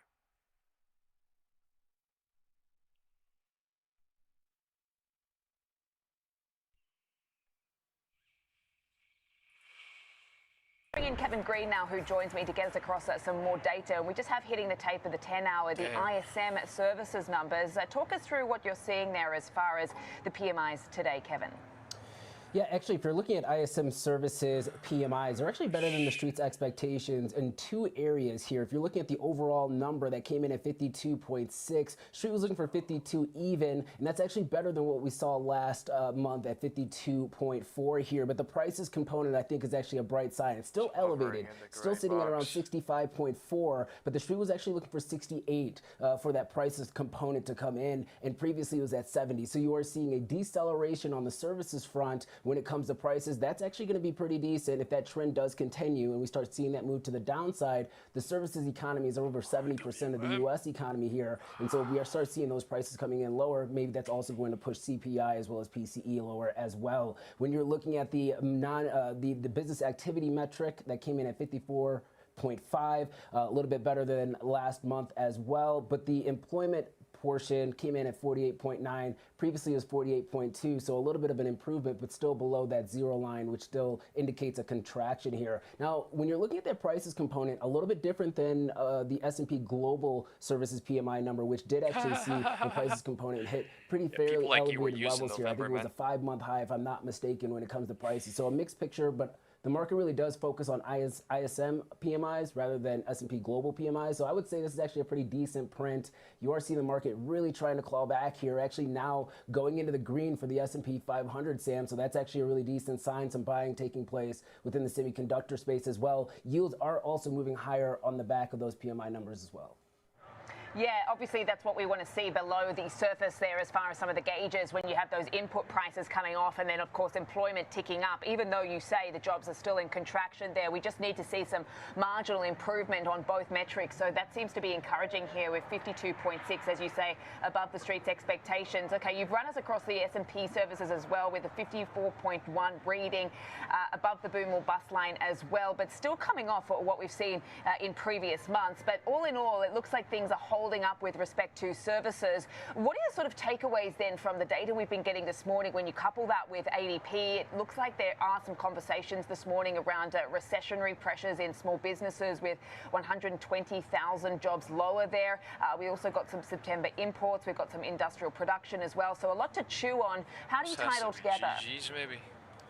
Yeah, so the ADP report, we did actually see a positive revision for last month, but we did obviously see a pretty negative print for this report here for November, a loss of 32,000 jobs. And as you kind of talked about, small businesses being really the crux of that. Now, when you're looking at the small business economy, it employs more than 50% of the U.S. Workforce, if you will. So obviously it's going to be a little bit of a big deal. Some of this could be a little bit seasonal. You are seeing some pressures not only in the services front, but also on the manufacturing front. That has not really changed the trend overall when you're looking at manufacturing, but this probably does solidify the fact that maybe the Fed could actually cut rates in December. It seems like the market's pricing that in. Last time that I checked the Fed Watch tool, it was over 87% of a chance for a rate cut in December. But Sam, I think the question now is what is going to happen in January. So right now we are still seeing that there's kind of a split of maybe holding rates in January or potentially cutting by 25 basis points. If we still get the ADP numbers coming in this fashion where we are seeing negative job losses, in absence of the government data, that probably will force the Fed to obviously take a little bit more action when it comes to rate cuts in order to give them a little bit of a buffer in the event that the economy is cracking. Yeah, I mean, I was speaking to the analyst yesterday, that is David Wu, who sort of suggested that the market, no doubt, is pricing in pretty much a done deal here, and the Fed probably won't disappoint, but it could be somewhat of a hawkish cut if we do get that. That was at least his suggestion as we move into 2026 with a few unknowns here, particularly because you've got the more sort of hawkish side of the equation, talking about those prices as well, still being a bit of an issue here. Just want to get across the commodities patch today. Plenty of moving parts here. Obviously, crude's been a big story. We've had these peace talks not yielding any sort of compromise over in Russia. We've got copper at a record on the LME and nat gas up due to some developments out of the EU to phase out Russian imports here. Just talk us through what you're seeing as far as some of the price action there. Yeah, so if you're looking at crude, we are seeing a bounce to the upside, up about 1% today. Obviously, those talks that occurred in Russia seems like they are not resulting in any type of formal ceasefire or ending to the Ukraine conflict. And honestly, if you kind of look at the past, Sam, this is what, the 13th or 14th time that we've had this optimism. It seems like the market's pretty much kind of pricing in the fact that maybe something will get done when it comes to concessions, but it probably will not be right now. And you also actually see Ukraine continuing to strike Russian assets when it comes to oil production as well as the shadow fleet. I believe that there was actually a drone strike on another tanker near Turkey earlier this morning as well, which is probably fueling the move to the upside when it comes to crude oil. Now, on the other side of that, if we are actually looking at natural gas, that is moving a little bit higher. That's probably more seasonal in nature than the EU news. Now, the EU is going to cut off Russian oil gas supplies here in the future. I believe 2027 is for the pipelines here.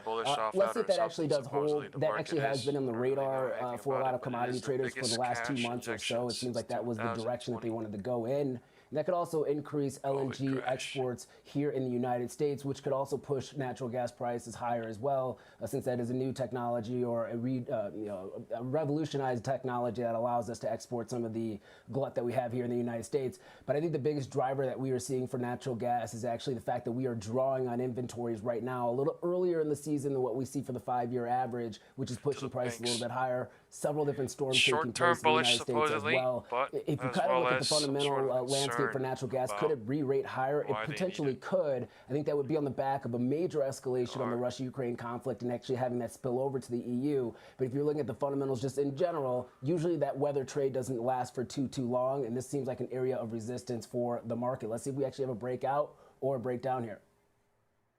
Okay, lots of moving parts for these markets, which perhaps explains the choppiness we're seeing right now. We've actually had the S&P just dipping below the line once again, so we are a little bit of all over the place this morning as we pass over a lot of this data, and as I said, plenty of cross currents as we look across commodities as well. Thanks so much for that, KG. I'll speak to you a little bit later on.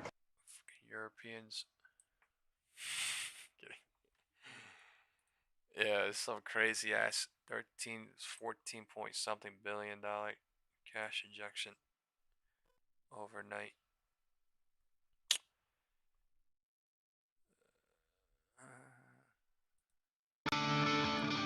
Welcome back to Morning Trade Live. The cloud will be in focus after the closing bell with Salesforce and Snowflake both reporting their earnings. And here's a look at what some of the other mega cap tech names with cloud exposure are trading today. Let's see what they're doing. It's a bit of a mixed picture. We've got Amazon lower, Alphabet is higher by about 1.3, Oracle's doing a similar thing, and we've got Microsoft lower off the back of these headlines that we're tracking out of the information report. So a split picture across some of these technology companies in the business of cloud. So let's go inside out on Amazon specifically and its place in the AI boom.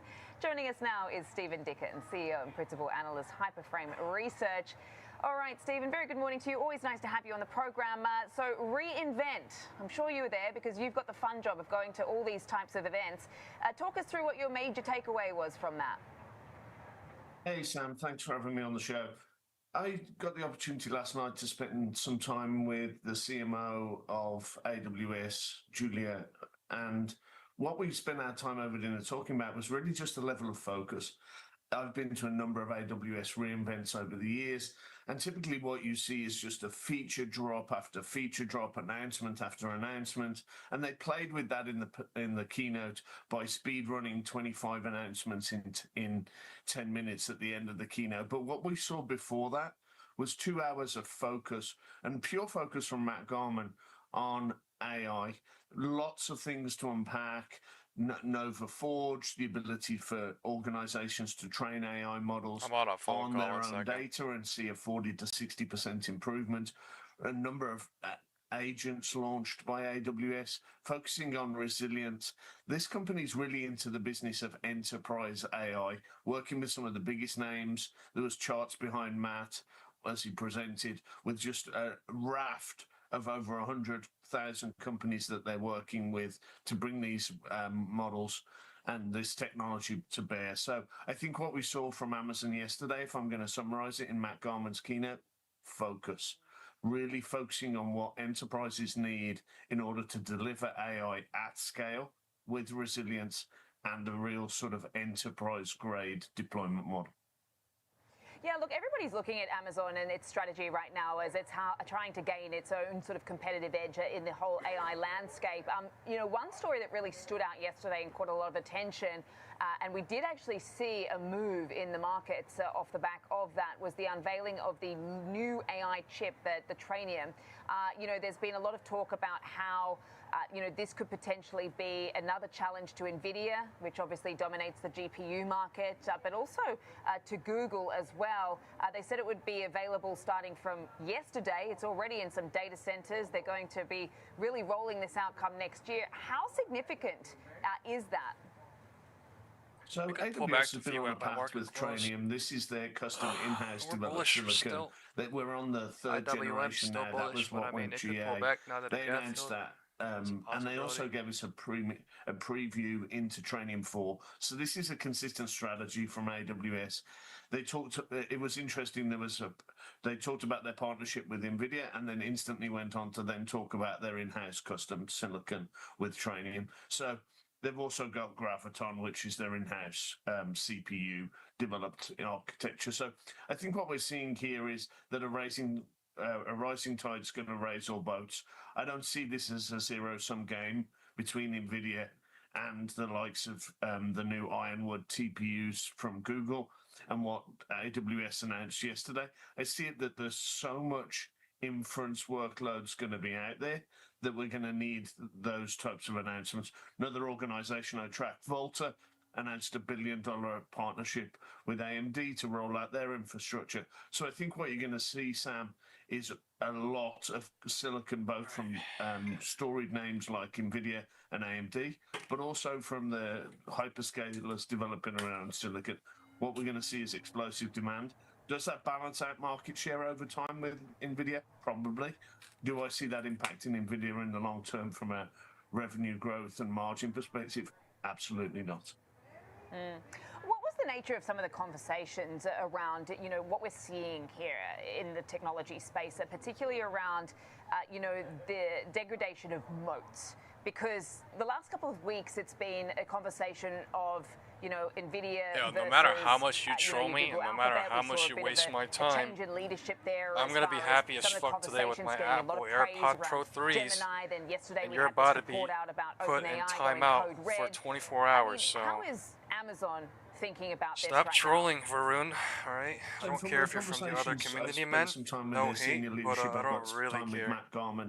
So I'm not going to keep telling you the same shit over and over again, but ruthless focus some of the shit dedication to what those enterprise you guys say, need. you know exactly what the fuck you're doing. So always touted for its focus on end user customers and what they need, and that's coming through. So they're just taking step after step. We saw Nova Forge, we saw focus on a raft of new agents for security and DevOps and various other things coming through.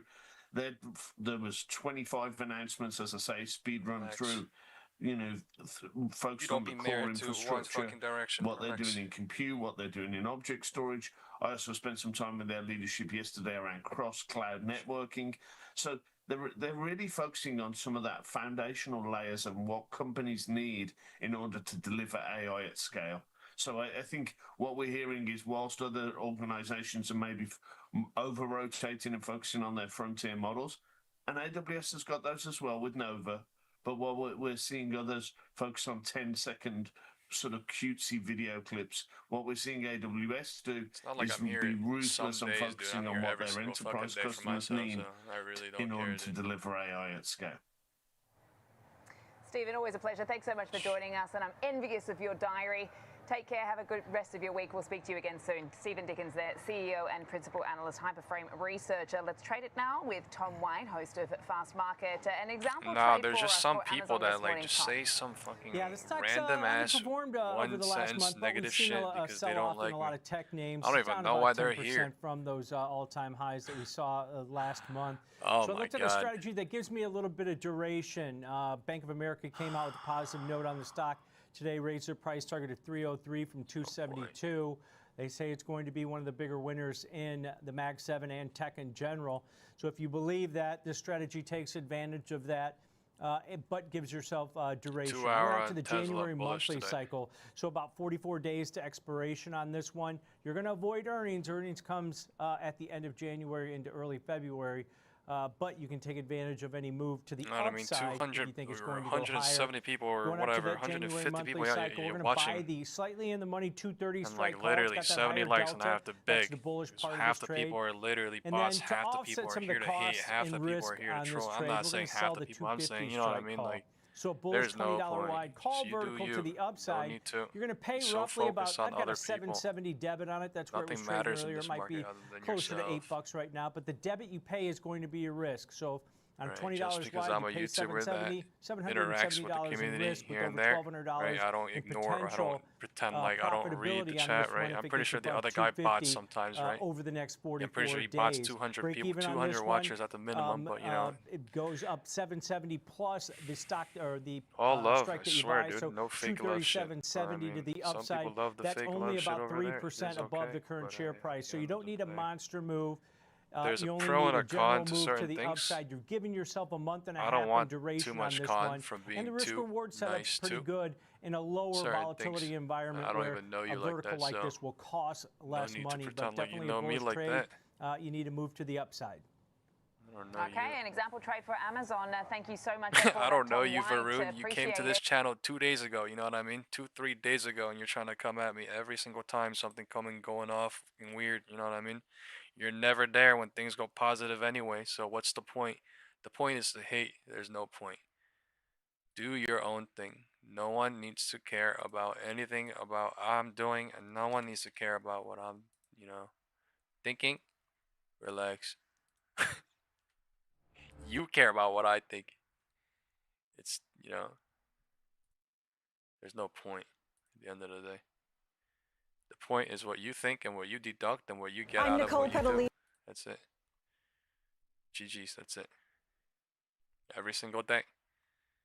The only thing you can hope and the only thing you can pray to God is that you get every other day wrong. Or, every other day right, you know what I mean? More days right than wrong. That's all it is. That's all it is. If you're focused on other shit other than that, you're focused on bullshit. Right? You're focused on non-important shit, basically, is what I'm trying to say. But there's a lot of distractions in life, whether that's from scammers or whatever it is. But market also distracting too, you know what I mean? I'm also distracted too, of being hungry or whatever, sleepless. I'm not hungry or sleepless now, but you know what I mean? Like early in the morning, like everything's literally a distraction. But you just gotta realize there's no point in feeding into the drama. Is what I'm trying to say. Right. Time is 12:45. We all understand the market's bullish right now. But you're not the only one. You want a cookie? You want a cookie? But damn. Right? What were people saying up there? What were people saying? Like, relax. What were people saying down there? What were people saying down there? Like, I just hope to God you're able to find some sort of pathway for yourself in some sort of way.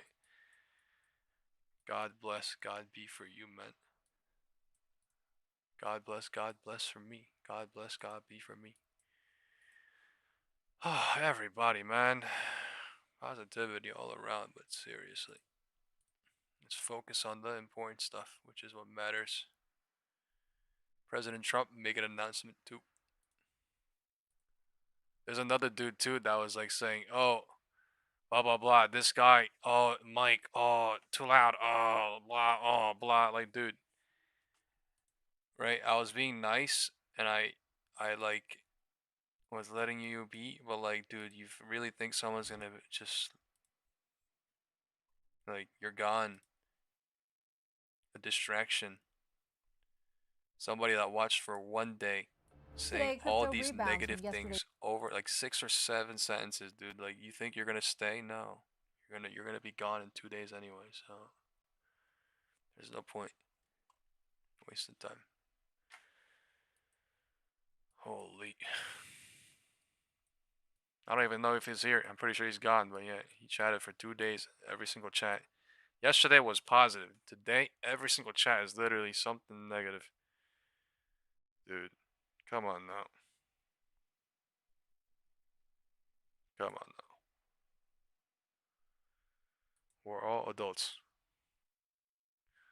Just because it's online doesn't mean we gotta be making shit up like scammers online, furus. Yeah. Loxy says, I'm in. Calls for December 19th. Nice. Thanks for saying that. Interesting. Zero DTs though. Sometimes when there's no direction, literally what the market is waiting for. Direction, hopers, direction, something. And then they what? Change it. When there's a direction, there's no changing it. When there's a direction, there's no changing it. There's no changing it. But when there's no direction, there is changing it. Every day, every other 2 hours.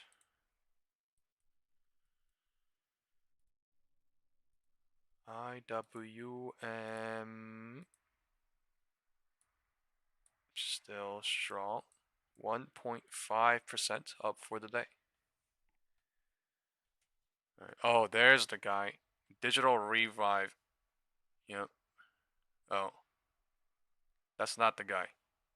Okay, you were the guy earlier, but now you're being nice. All right, no drama shit, but everybody just focus on stocks for real, yeah. Right. For real, you were being all good yesterday, bro. You know what I mean? All we want is positivity here, bro. There's no point in bullshit. So, what the fuck's the point?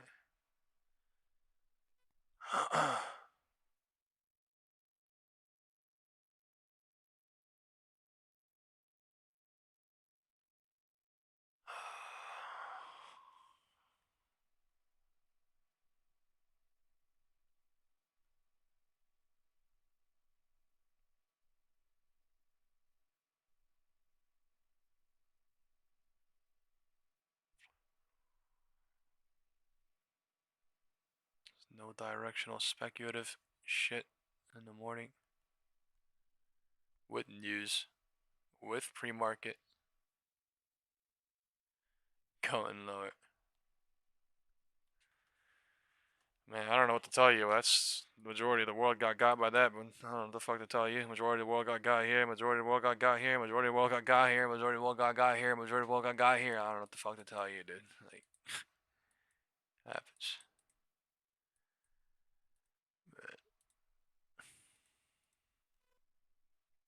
Yo, what the shit is this, though? What the actual shit is this, though? It's completely bullish now. SPY's up 1.35, QQQ 0.9. It's just grinding slowly higher and higher.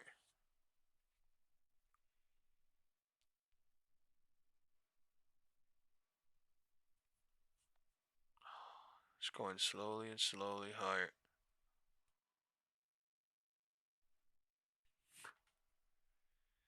Wow. When it's unidirectional, though, it is so goddamn purely 100%.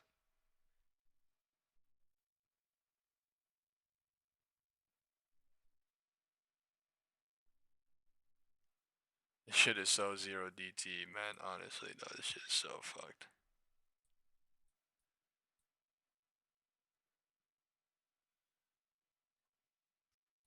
It's big fucking bear trap, too. Holy shit. It broke the high on IWM, man.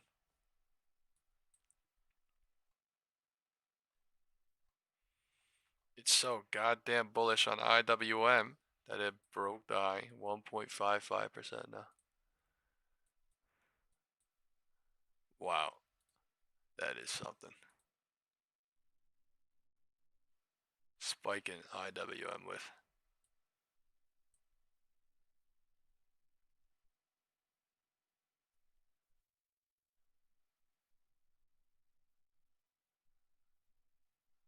Okay, then leave, dude. You're the one that's being bipolar in chat, man.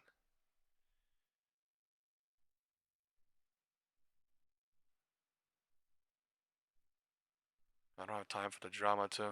Thanks for saying me that, you know what I mean? I don't have time to fucking mute you for 3 times in a fucking row in one day and unmute you just to give you chances over and over and over again.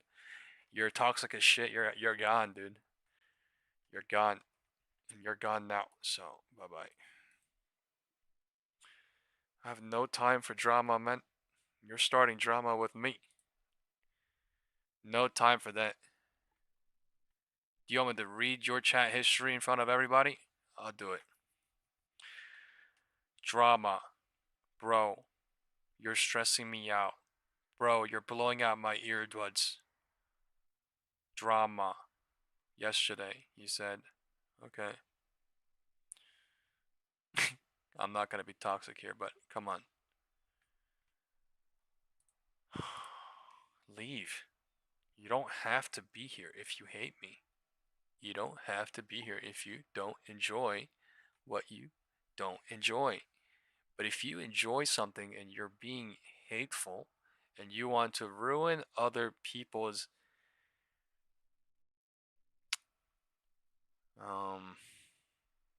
experience, then done. You're breaking rules. You're gone. You're gone. What are you talking about? You know what I mean? Like, you want me to let you be, like, in the chat? Bro, like, if you don't want to be here, if things are, you don't want to be here, you don't want to be here. You said that in a public chat. I'm stressing you out, right? And then, I'm stressing you out. No point in being here, man. Go live life. Stress is bad.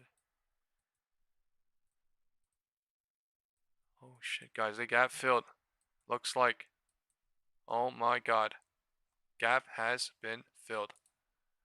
This is no longer gap hope. Oh my god. Look at that perfect fucking fill.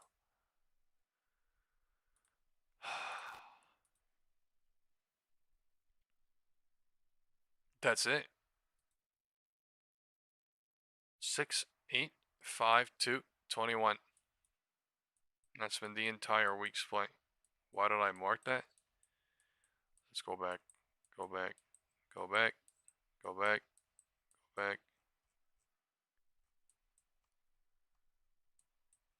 This never filled. Now it did. Left it up at the top 3 times and then a bullet trapped once, twice, and then now it filled.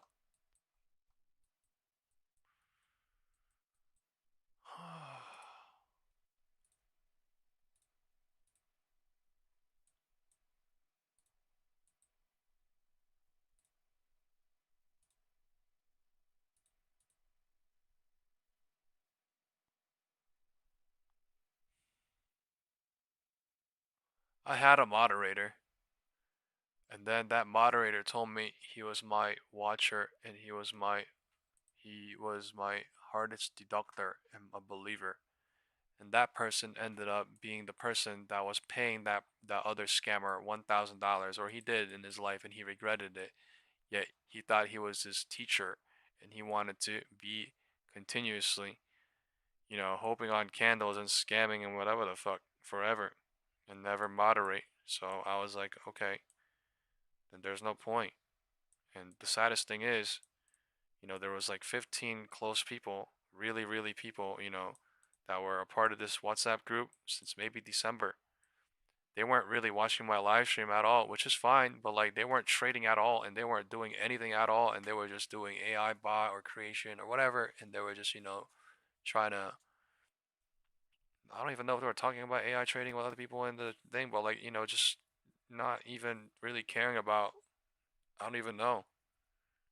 Or I guess different things, I guess, we're all humans, so we care about different things, but like, it's just, I just wanted to be, you know what I mean? Like, I don't even care. I just want it to be fucking brutally real. Like, it's just, dude, you're not gonna tell me something and be completely opposite and be like, oh, dude, you don't want people to talk bad about you all over there too. And then, I give a shit. Like,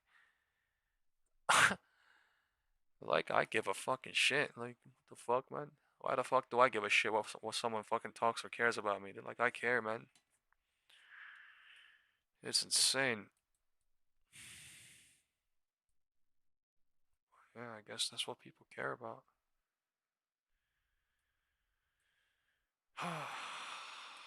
It is what it is. Well, that was the craziest thing ever. And after that, I was like, I'm not gonna waste time anymore. It's just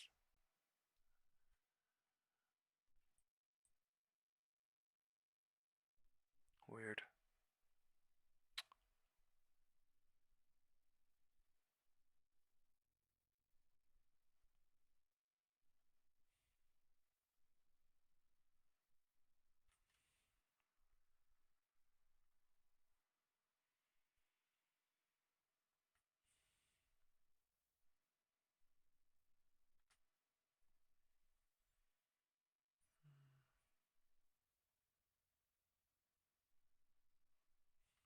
No wind directions full south or north, sorry.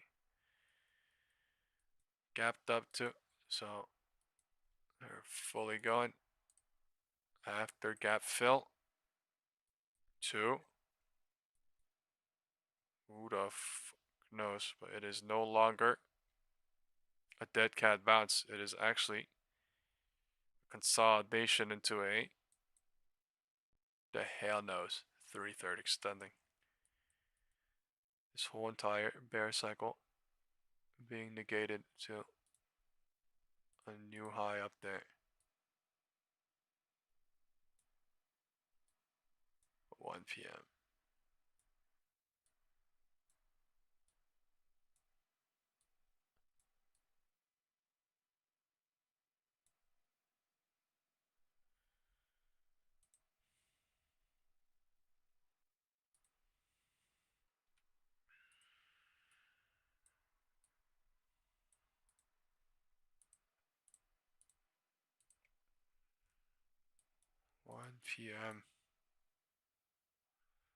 HOD as well on QQQ.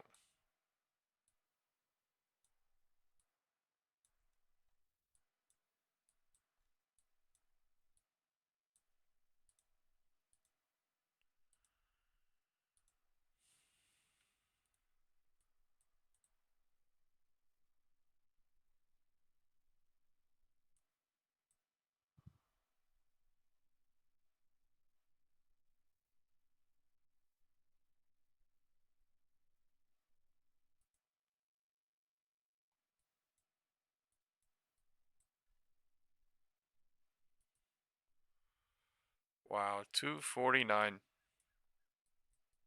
That's crazy.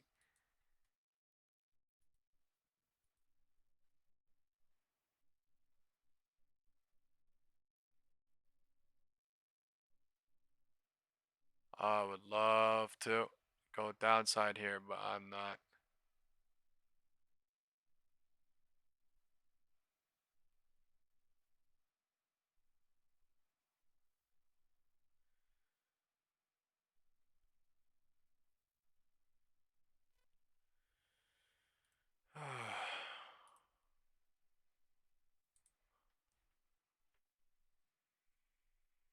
Consolidation broke out and gap filled up at least. You can say consolidation is kind of over. Or is it?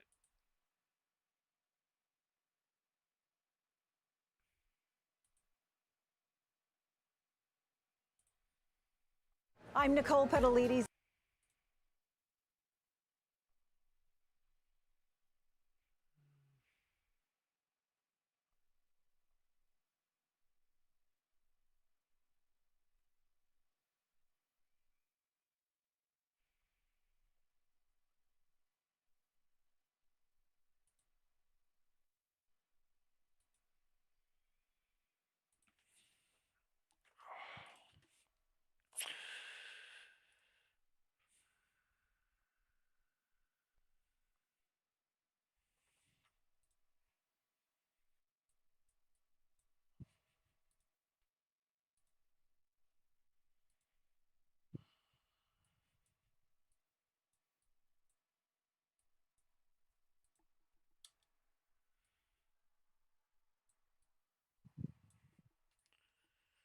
What a bullish Fucking ascending channel or whatever the hell you want to call this shit.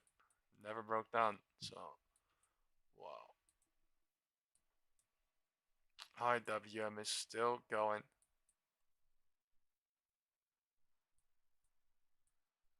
Look at this no volume rally again. No volume rally at the end. There's volume in 15, but like, what the shit is this? What the shit is this at the end? Insane work.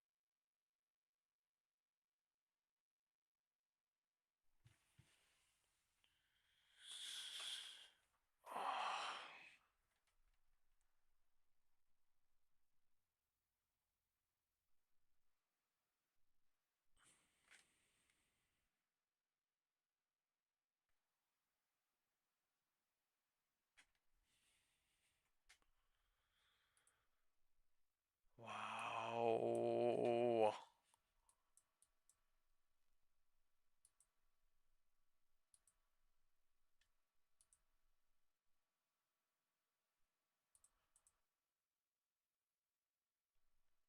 I'm so fucking tempted to short again here on 0 DT, but I don't want to get fucking killed by revenge trading here now, so Tesla, I want to short big as fuck into next week here too, but I'm not. There's some sort of major mainstream news coming out with this Dr. Burry shit. Dr. Burry is saying, I'm not even in. I don't even say I shorted Tesla. And the mainstream news is saying that all the retail, amateur, newbies, piglets went into Tesla short and they're getting cooked off this shit. So, man, I ain't gonna lie though. I'm so fucking tempted off this gray box. But this gray box doesn't mean jack shit. It could mean it could go higher. But market is so high right now on something going higher, on some sort of pathway going higher. I really want to, but I grinding higher since one is fucking insane. Candle doesn't even make sense and it's going higher right now. At 1 p.m. IW. Candle doesn't even make sense and it's going higher right now. So what are they doing? I have no idea, but they did gap fill. That doesn't mean it's gonna reject, but all that does mean is they gap filled. Get the bearish MACD and then closed. Very easy for people to be like, ha, look at that, told you so after, but like, yeah, dude. Just go do that thing over there by yourself forever. Good luck. I got time for that. Fuck.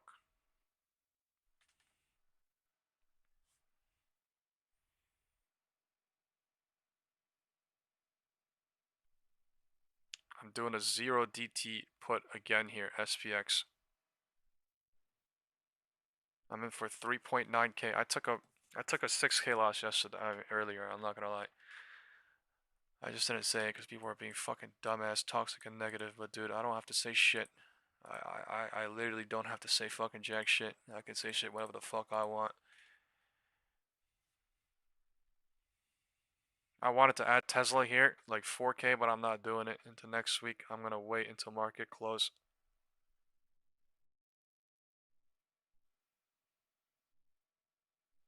I really don't have to tell anyone jack shit. That's the sad truth. Like, literally, the problem arises when I talk too much and all these new people that are coming to watch and are like, oh, What do you mean? Oh, you suck. Oh, no, bro, you don't know anything about no vibes. You don't know about nothing. You don't know about anything that's going on. It's mostly candle traders, candle people coming and going.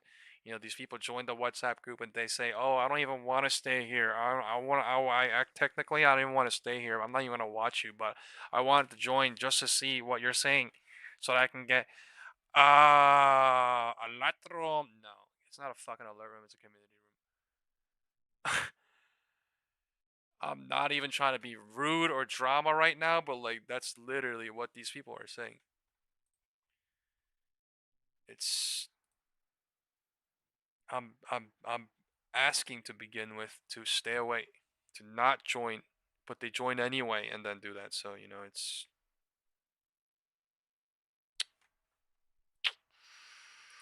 I need to police myself at that point. You know what I mean? I need to basically moderate my own group at that point, defend our own group. So time is 1.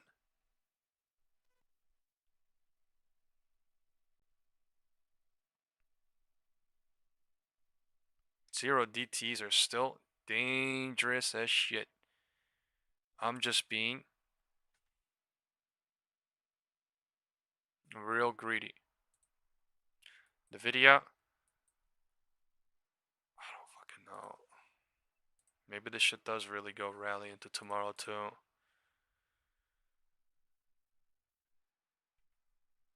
No confirmation, nothing, rejection off of 1 basically. This is IWM. Side in the fate. At the tippity top of millions of possible hopers and deductors. They're right at the, there's no deducting here. This shit is straight up just market is cycling, creating a cycle right here. I ain't gonna lie, we are at the gap. So let's see what kind of cycle they create.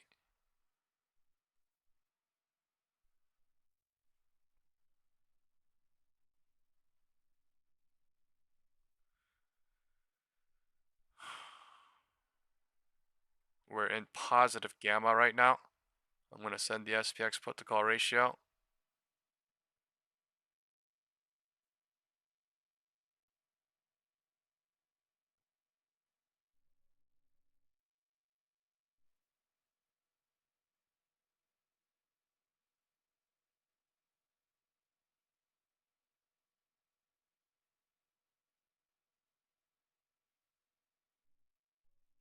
Tesla up 3% is crazy.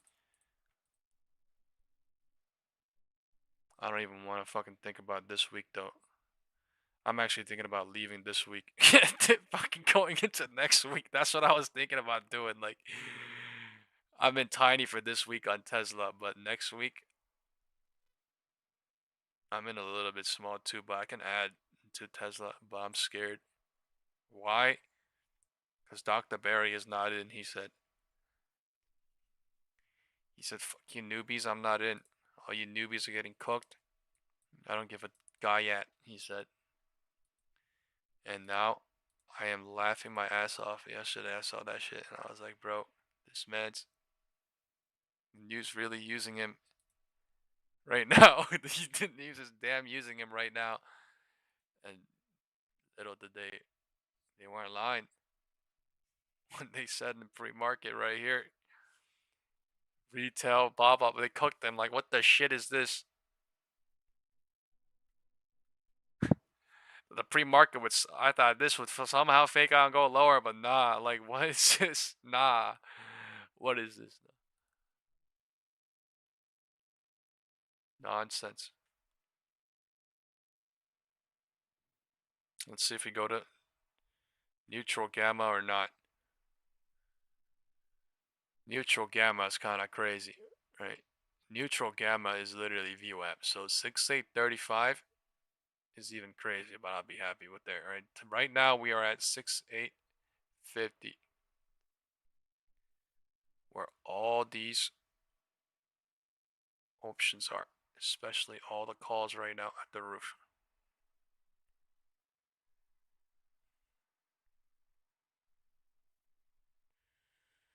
Time is 1:10.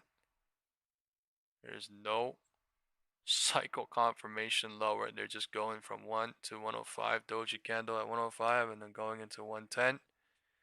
They could reverse that any time. A big Hulk candle could come at any time.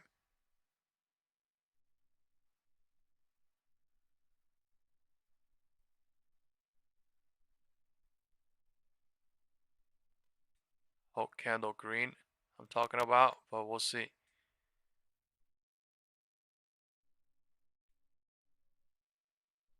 This is so dangerous because they're literally going down with barely any cycle and no volume, and the candles are just the only thing that are going. So it's basically candle hoping at this point. Does the candles stack and go a little bit lower? Does the candles drop a little bit lower? Bears are hoping crazy and the bulls are hoping crazy. And all these options are right here.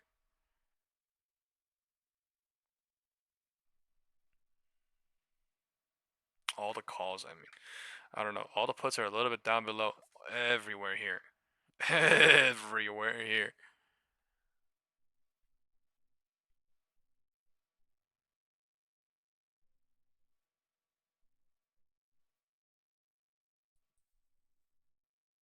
Shit playing with fire. No volume.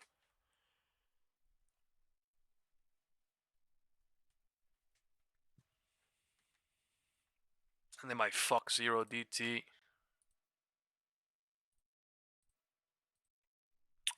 I might actually get fucked on greed. I might. If the HOD breaks here, which it most likely will, because of this shit.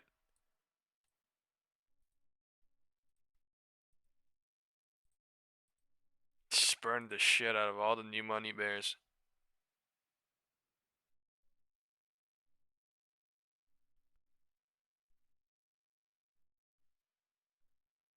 I'm at break even. You gotta be kidding me, bro.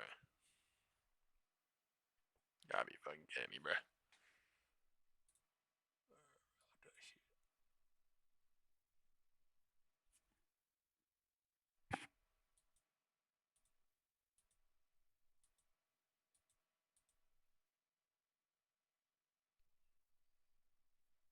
I'll be happy with $2.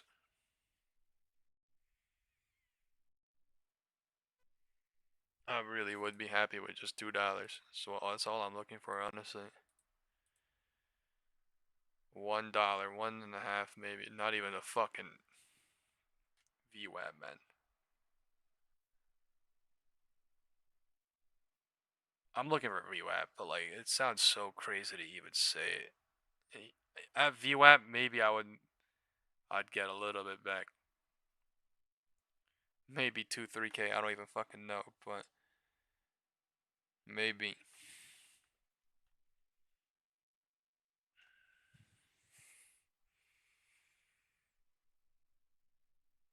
I don't like the idea of 0 DT right now, dog. This shit is fucking killing. I would like to be in 1 DT, but I feel like if I do 1 DT, I would make no money back if they do it. And that's the reason why I'm in 0 DT, and I feel like that's the reason why they'd cook me right here. Possibilities there. This shit is no fucking movement, no volume either. No movement, no volume either on Nvidia. IWM is at the roof.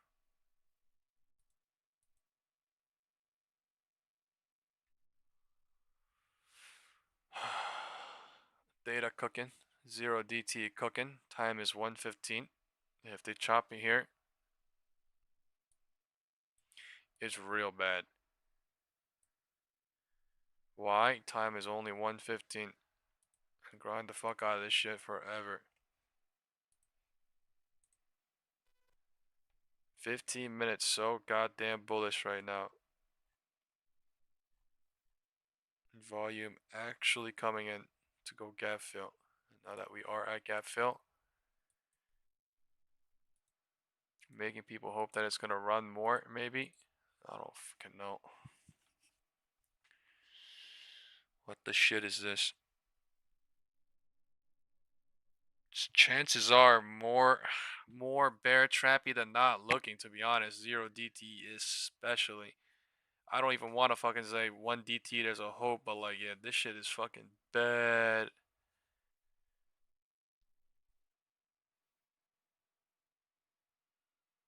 No volume.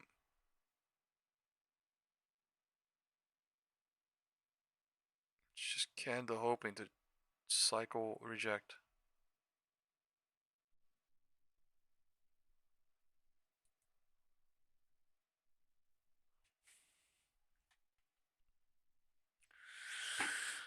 Wow, what a run. From the market open to now. What a run.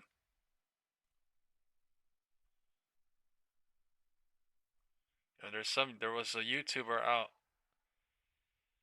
He was the one that was saying the overnight $15.7 billion Federal Reserve money injection or something. He was like, this is the biggest since 2020. And I sent that picture in the WhatsApp group, but like, he was the one that was like, this could mean the market is bullish short term, and then blah blah blah, and then it's not really a good idea, good news for like longer term, like bank blah blah blah. That can mean there's like some sort of problem, but like it's absolutely crazy to see this shit bullish like this, man. From market open, and they did this stupid ass chop shit. Like that gets my mind thinking that it's something related to that, because this is something crazy. I was saying ladder. So I feel like that's just something, because they got everybody bearish on this pre-market shit, and then the wind direction might have been north, but they didn't want to run it crazy, so they just pull it back from being so bullish, and then they run it to where it was, using the injection news, whatever the fuck. That's like some smart money shit, basically. I don't think a lot of people caught on to that. That's what I was thinking, that a lot of people won't caught on to that, but like as I was looking at this pre-market, kind of things were kind of off here and there, and I was like, what is, what are they showing? What are they doing? And then, yeah, there's so many different things to the puzzle, though. Always, there's honestly always so many different puzzles. It's pretty wild.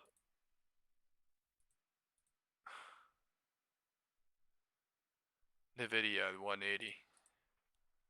That's wild. Nvidia, this shit is wild. Can you guys, please tell me, guys, does anyone think this is not wild? When did I say Nvidia is gonna play at 180? Literally last week of Thursday, somewhere here, or Friday. And I was like, yo, where they're gonna go sub 180 and then come back up and play, and they really went sub 180, came back to 180, sub 180, came back to 180, went above 180, came back, went above 180. That is something crazy. Unbelievable. Something crazy. Alright, bears are pushing here. It's crazy. They didn't look bearish and now they're doing it. Fucking low shit. Dumb. Didn't look bearish and now they're doing it. High W. It actually looked bullish. It actually looked bullish into 110. And then 115. 115 rejected into 120. Please drop fucking $2 here, man. Come on. Please drop $2 here.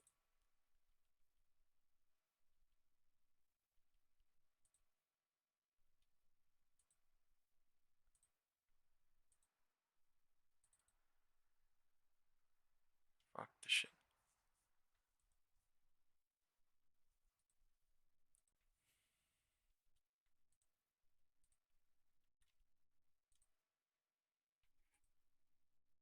Okay.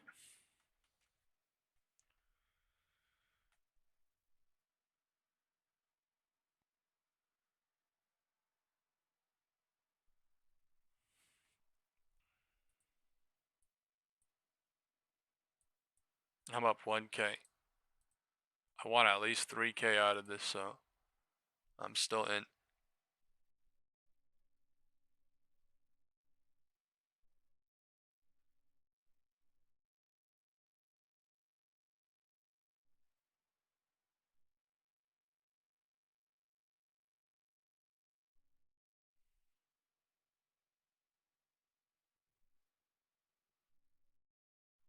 on.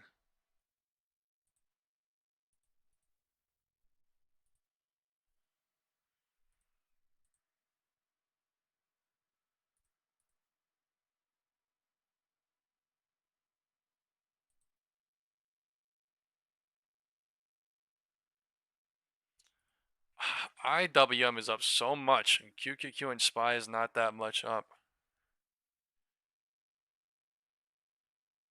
Man.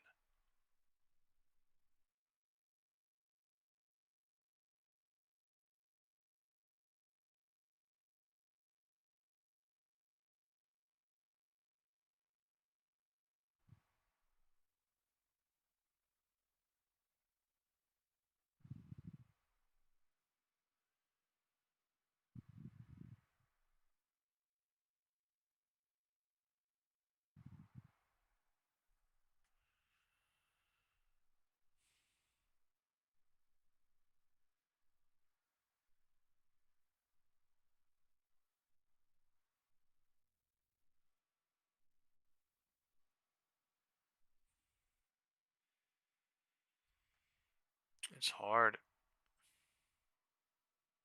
Just fucking dumb greed is the only thing stopping it right now from fucking making me scalp and take that 1K profit, bro. This is hard. Hard, hard.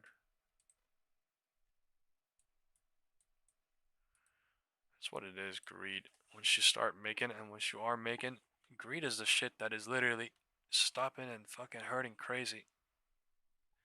Majority everywhere.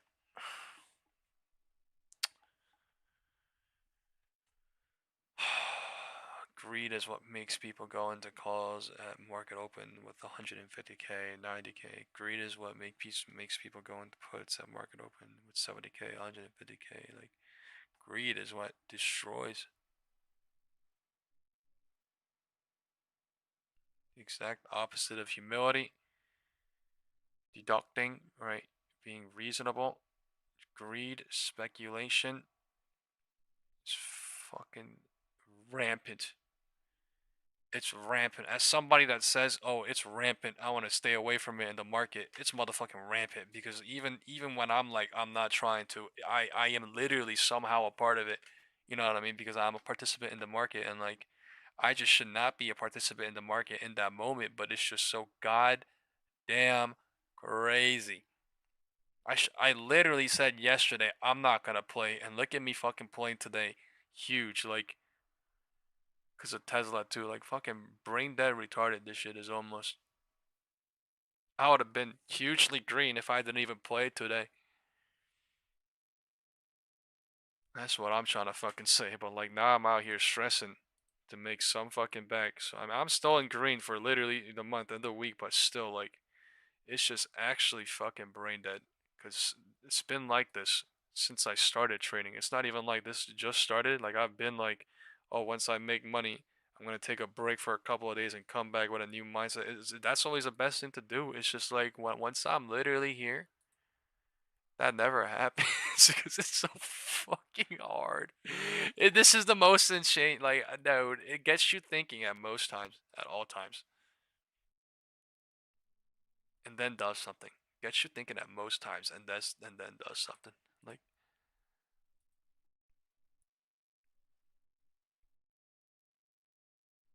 Look at this fucking data burningly going down. I'm up 1K only, and I literally went in at the tippity top. I went in at the tippity top, and now I'm literally up 1K only because there's data burning, chopping this shit going lower. Fucking greed kicking in. Oh my god. Give me VWAP. Give me algo range. Fuck. Give me motherfucking algo range.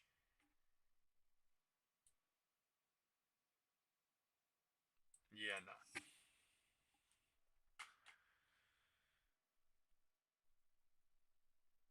This is the 3/3 bearish cycle unless it extends lower and goes 2/3.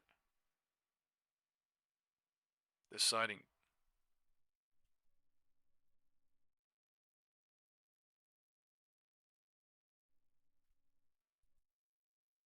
Doesn't even look like it's stable enough to drop here. No volume.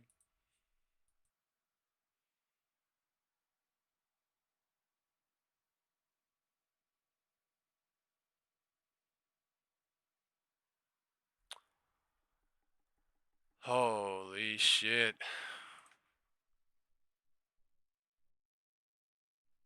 Holy shit. Doesn't even look stable enough to fucking drop here. These fucking... Look at these. Like this shit. Just looks like a tiny ass pullback to go higher. Maybe.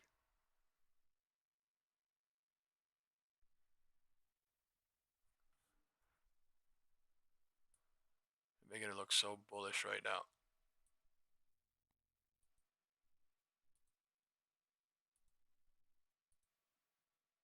Wow.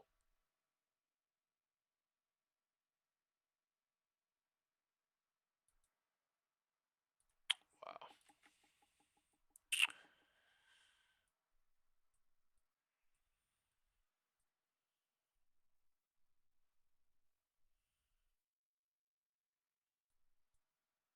Yo, why does my 427.5 looks fucked on Tesla, man?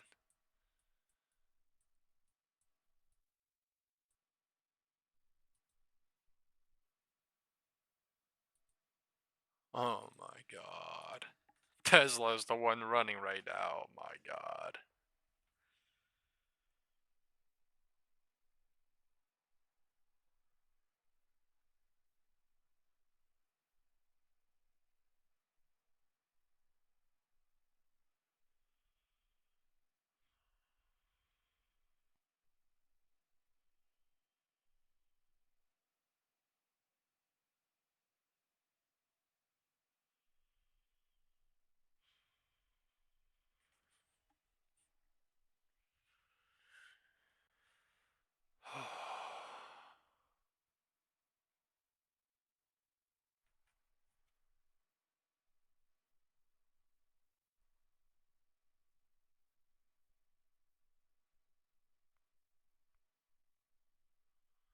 Six, 850. Holding strong. This last layer of the SPX put to call ratio wall.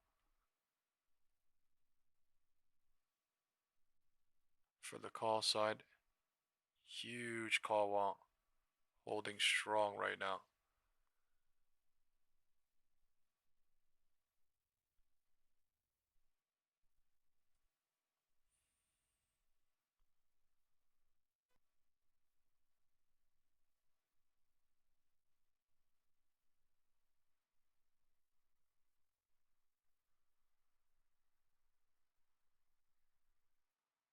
Prices are lower than where I got in, yet I'm break even / down by $50. This is some fucking bullshit. Oh my god.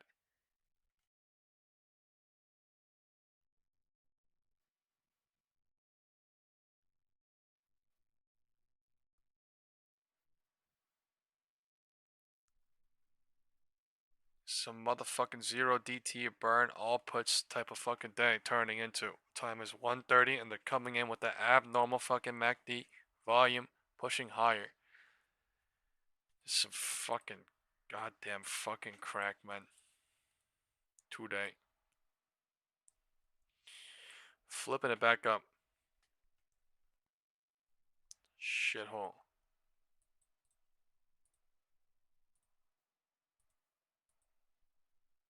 Dude, I'm down $600, $500 now on that one candle. Wow. Wow. Wow. 3.7K. These motherfuckers are wildin', dude. These cycles are actually...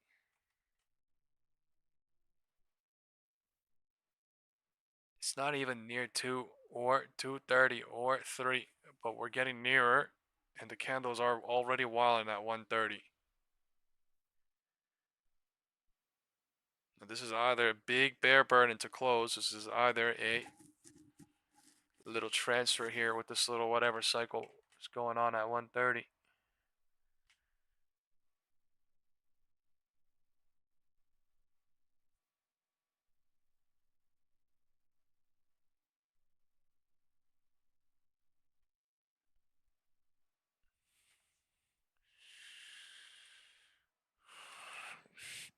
I'm going to send the SPX put to call ratio.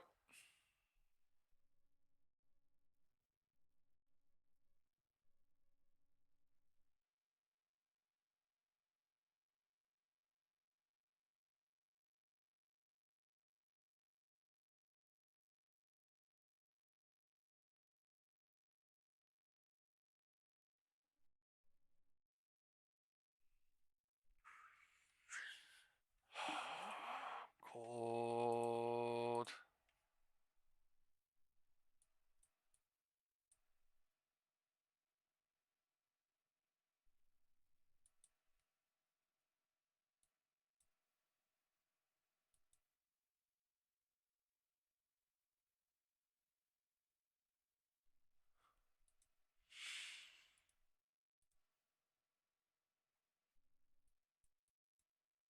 Finally, maybe getting some sort of top here at 1 on IWM.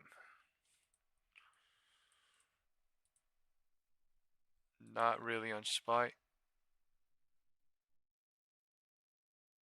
It didn't broke the high. QQQ. Buy sets.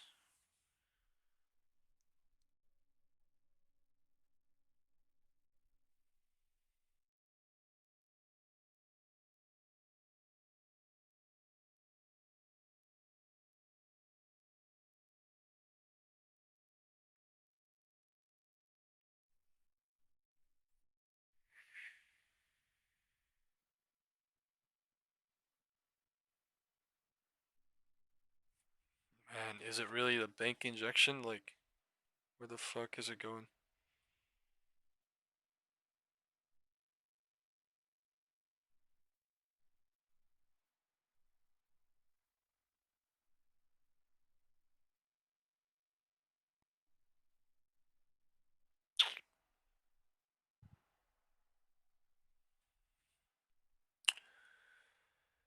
Yay.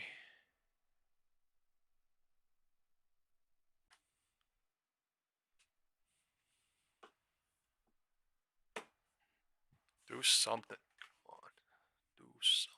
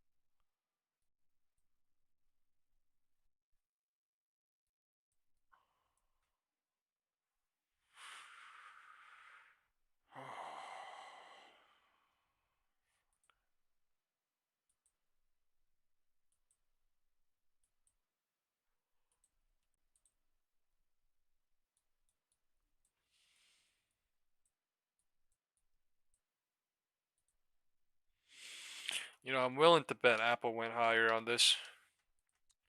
290. Never mind.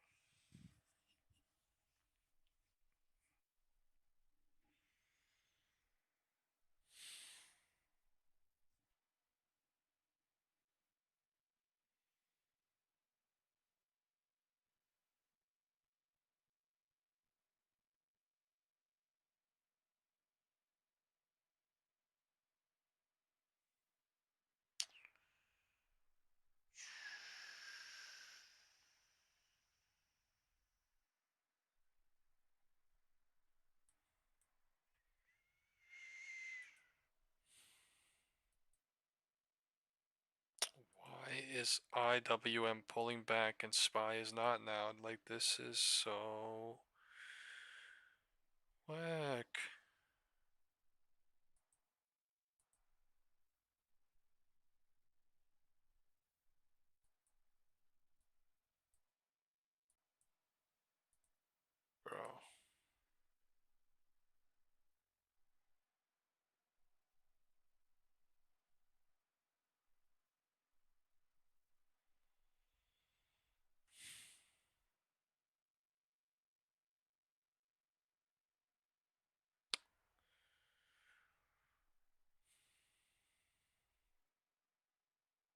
It's so frozen.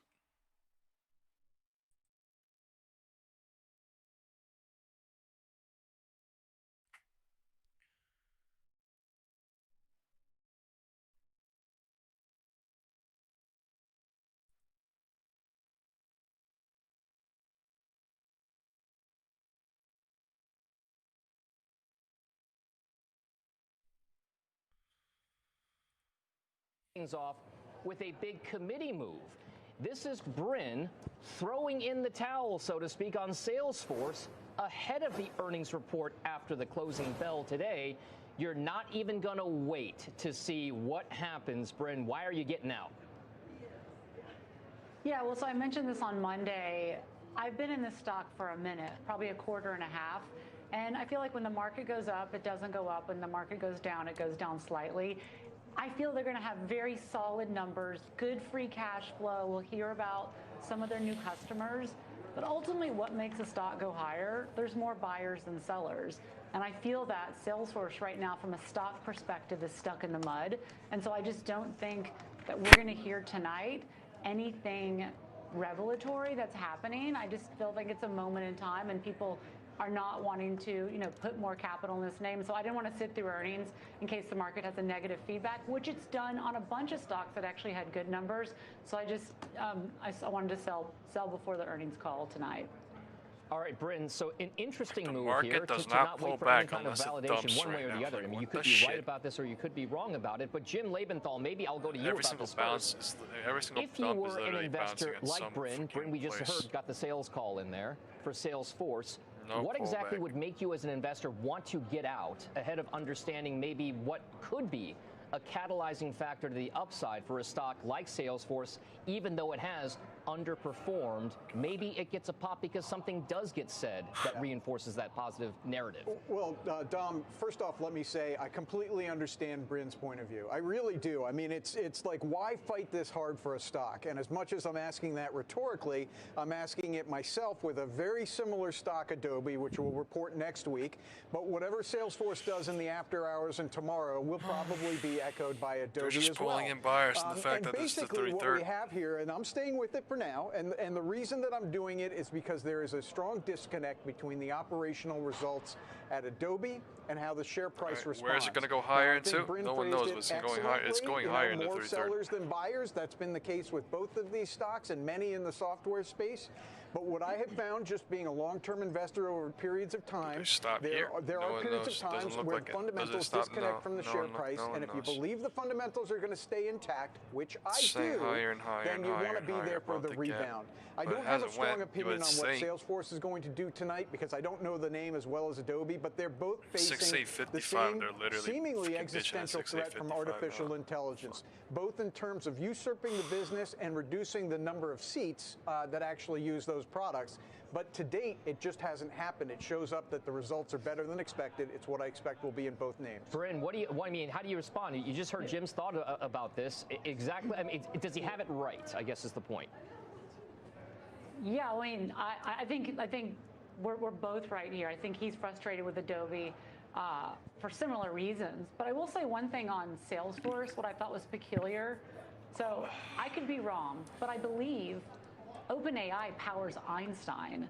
And so I thought that was very peculiar that Mark Benioff goes and tweets about Gemini when I believe Salesforce works with OpenAI. So to me, I felt like that was bizarre. And maybe they shifted that, but I know originally Einstein, I believe, was powered by like the ChatGPT version. And so to me, that was also peculiar and another sign of like, well, aren't you supporting the underlying technology that's supposed to be working using all these agents? I just think at the end of the day, what's given me direction is the stock price. I don't need to wait to get confirmation. The market is telling me it's not doing anything, by the way. I hope they have great numbers and it's up 20%. That's great. But I mean, to me, the stock price is telling me. Oh my God. I agree with you. We both may be right, and you haven't been in it for long. So I actually applaud you for getting out and not being, stuck with it. I will say for somebody like me with Adobe who is in it and staying in it, you're reminded of what happened to Salesforce in 2022 and then the rebound into 2023, which was pretty gigantic. And this isn't at Bryn. This is just for everybody who's watching, that sometimes we stick with these stocks where the fundamentals are better than the share price would otherwise say because the rebound is imminent. All right, Joe, what do you think? Based on the strategy that I utilize to take positions in the market, I'm on Team Bryn for this one. While I'm speaking, if you could show up a 52-week chart of the IGV, which is software, you're going to see it's basically flat. It's unchanged over the last 52 weeks. The other side of that, pull up the SMH. No one knows where this is going to go higher to, but it's going higher. It's going to go higher in the 3/3 until cycle confirmation comes, but it's going to go higher until when, I don't know.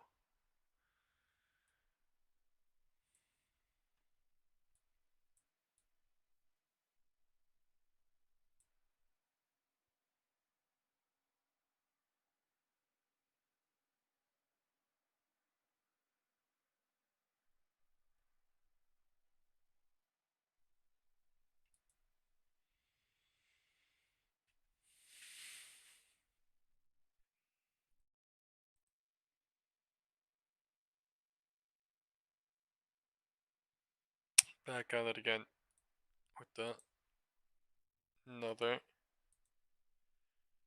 bullish run on IW. Bullshit.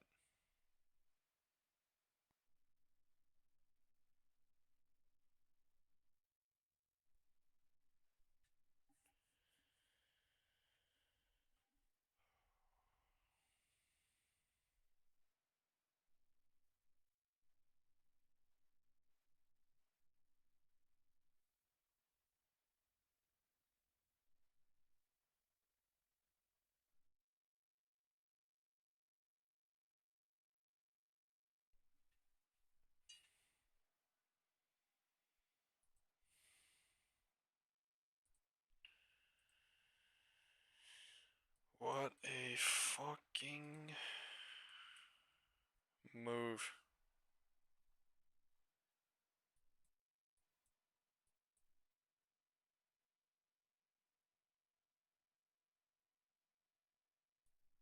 What a fucking move, dude.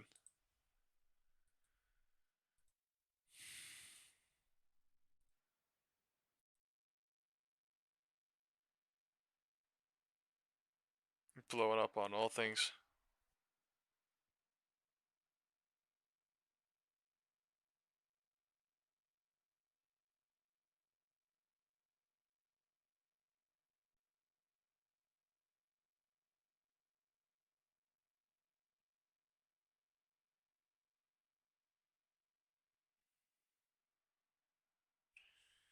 This shit is fucking sad.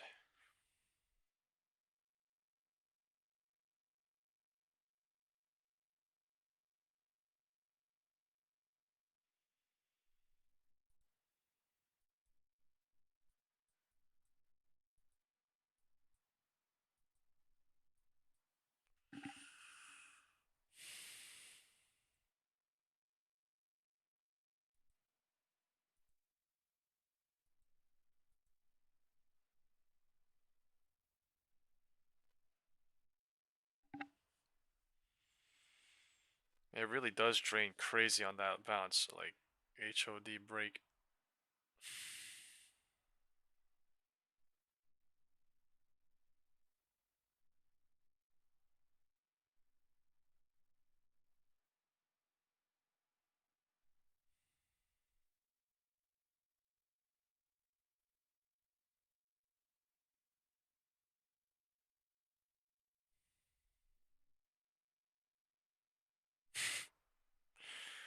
This is fucking crazy.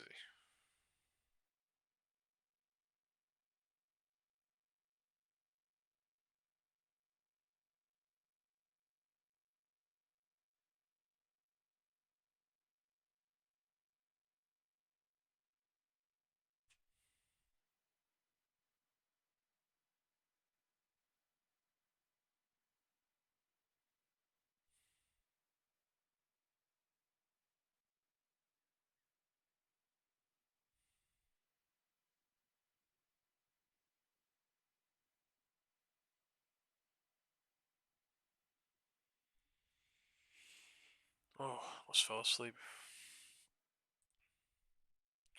This shit is fucking...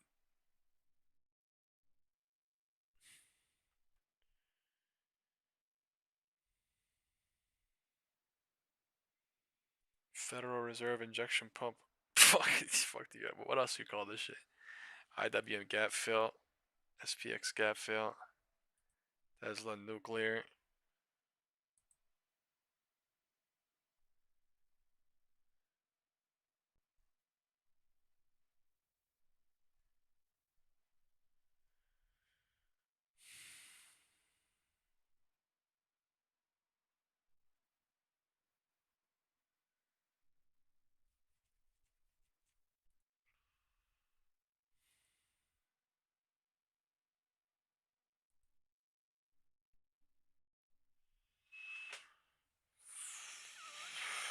I'm Shit's ass.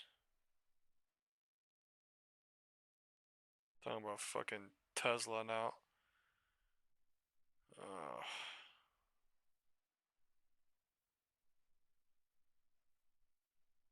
They're saying Intel, Cat, and Tesla is the big three. Like, shut the fuck up.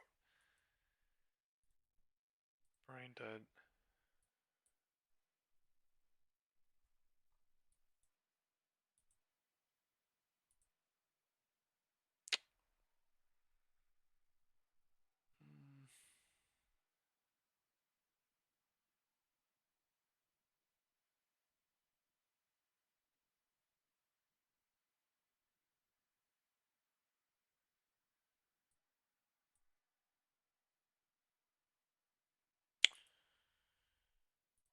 This is really not the best to hope on the 330 is going to do anything other than grind higher.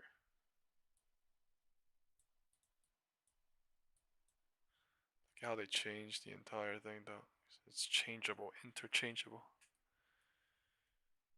Holy crap.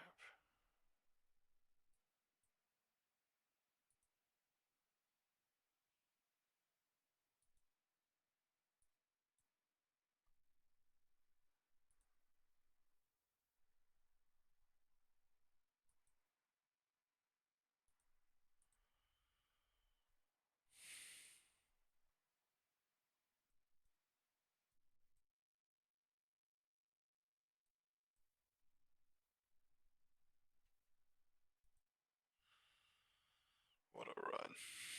Tesla run. All things run.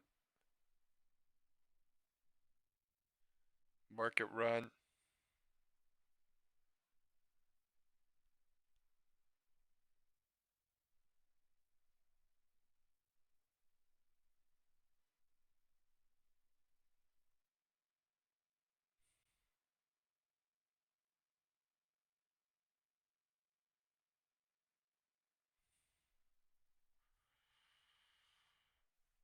Just frozen up here. Broke the HOD. 1, 2, 3, 4, 5, 6, 7, 8 times. This is the 9th roof. Going for 10 or something.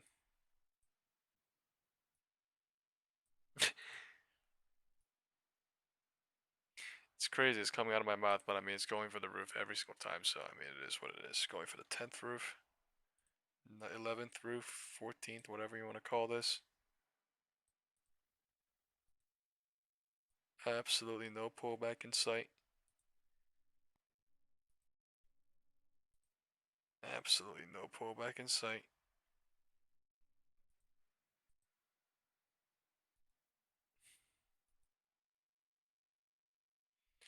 Absolutely no pullback in sight. This shit, especially. And I went in on the 2-hour MACD and they fucked me on it.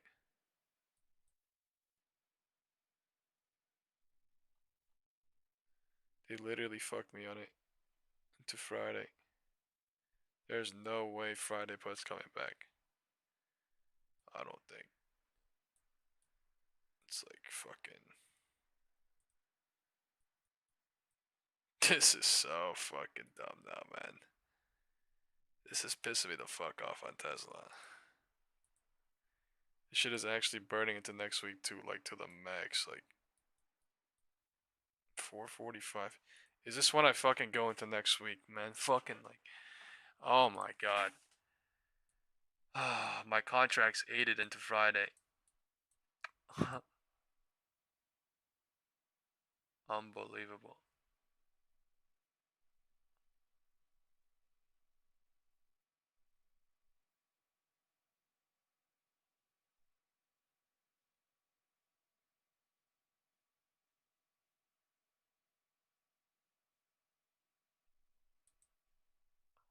Four percent up in one day. Wow.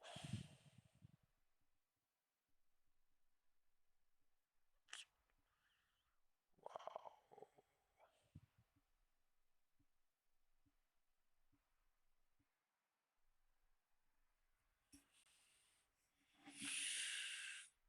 This shit sucks.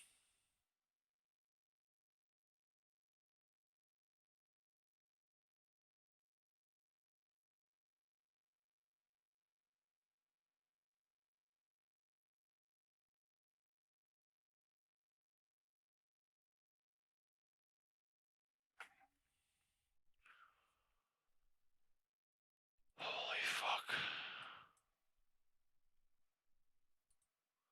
It's doing for it.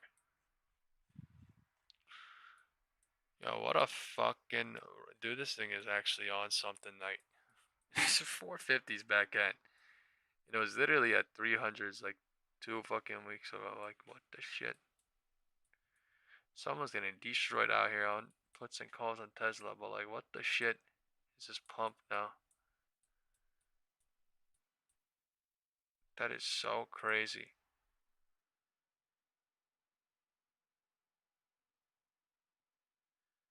There's no fucking hope on SPX.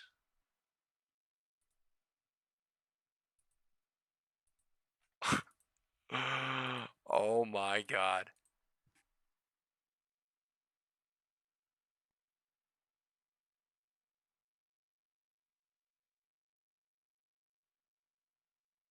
My Friday Tesla puts are at 1.9k last loss. What the fuck?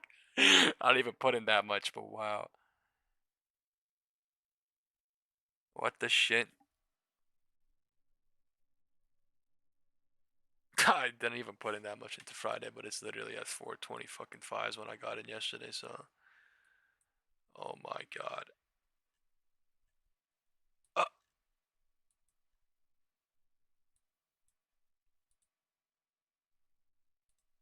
This shit is fucking insane. I'm gonna go in fucking huge into next week on Tesla. Fuck this shit, dude. December 12th, man.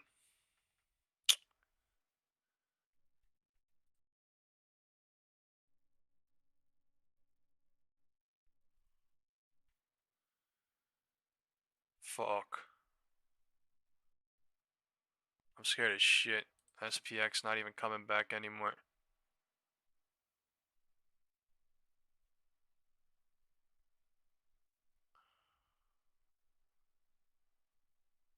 What the fuck?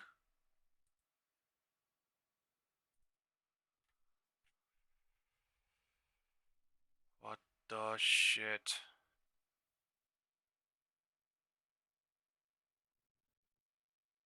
It's so fucking scary how they destroy these contracts.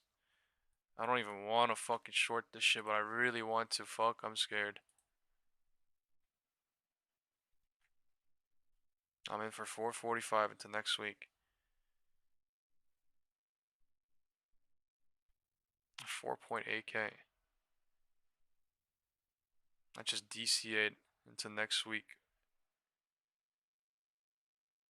I'm gonna leave my this week Tesla. I think this week fucked. It's so fucking drained anyway. It's literally done. It's disgusting what they do, dude. This shit fucking went from... Oh my god.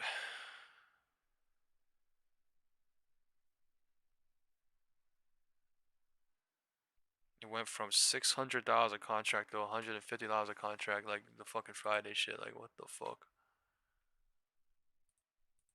They actually cooked up. Burry bears. Burry bears.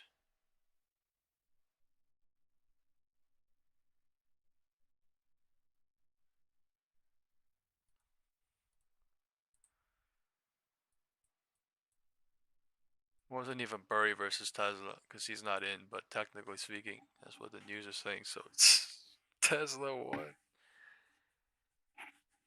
They're shitting on Burry reputation, using his name without even him wanting it.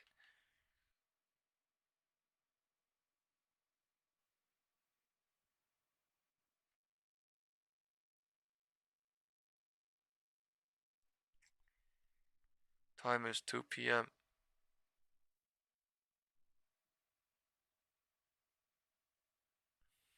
What a fucking weird ass.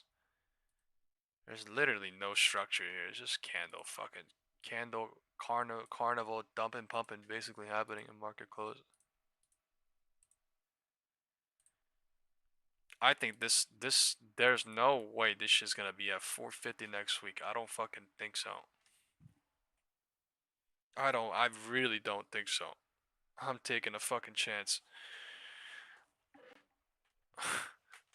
I really don't fucking think so. SPX pulled back.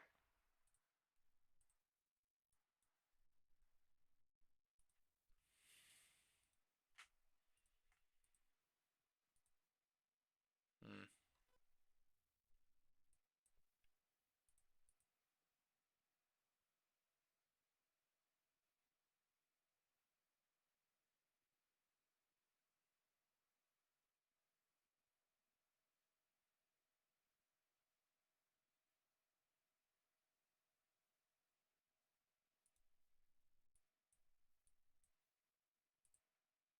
It's 2 p.m.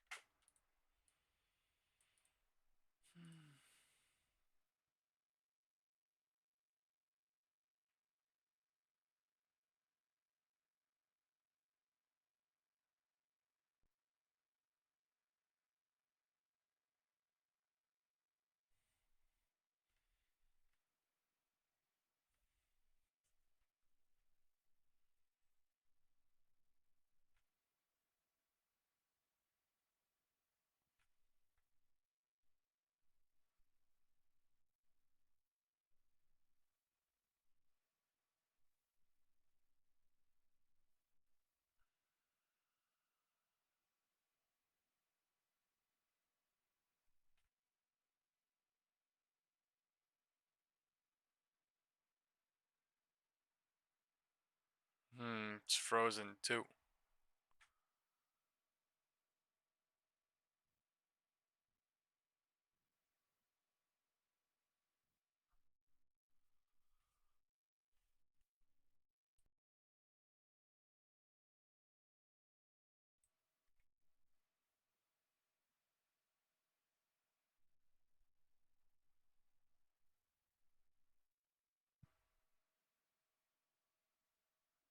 Fly candle, come on.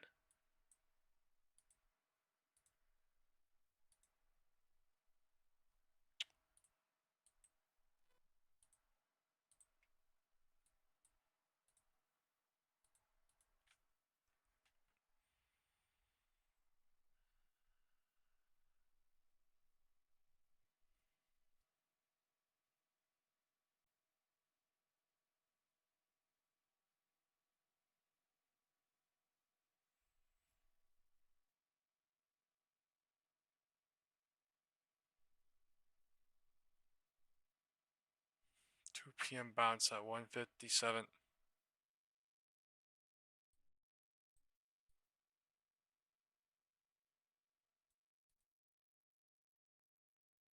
Cycling to burn all bears. This shit is showing. Don't fucking do it. Come on, you dick.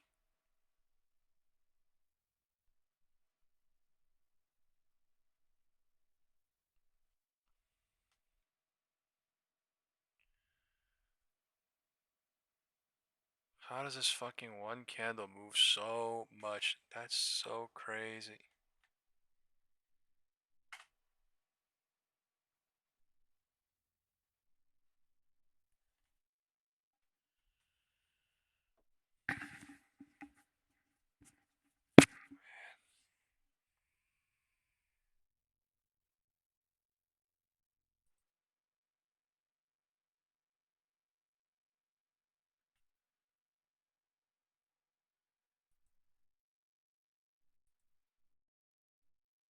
That's an L on 0 DT.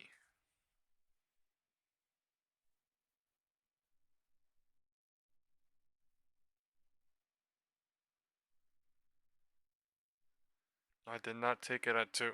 $500 loss, and now I'm at 1.5K loss. Fucking 0 DT. That's L.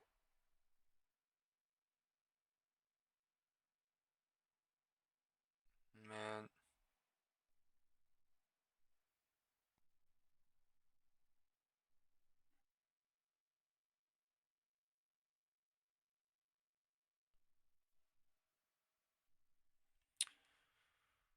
Oh, fucking doing one of those days, really.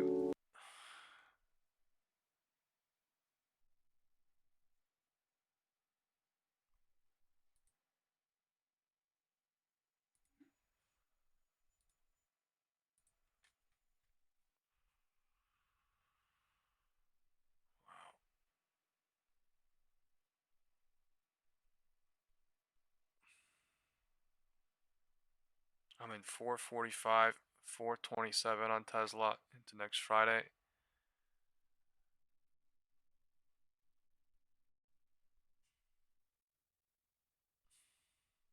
I'm taking 2.7K on Tesla more again, so I'm in for it.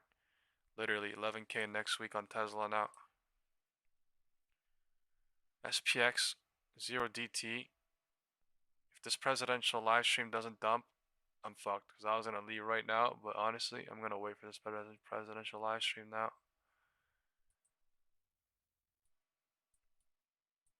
Just no dump, pull back, test, pull back, bounce, test, whatever going on here. Happening. IWM.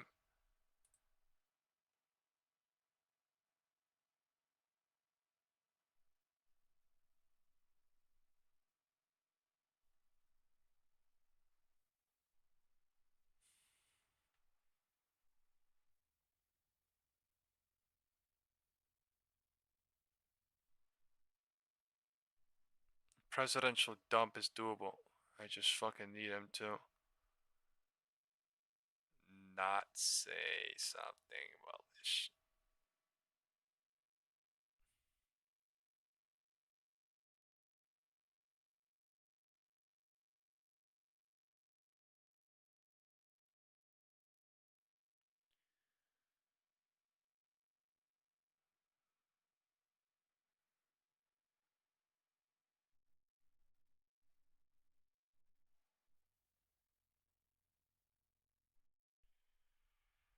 The 0 DTE has completely changed and fucked the market. It has changed the game completely.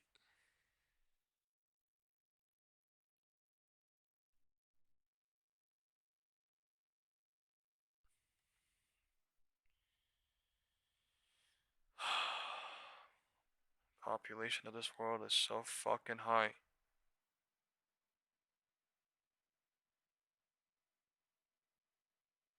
Where is the president, man?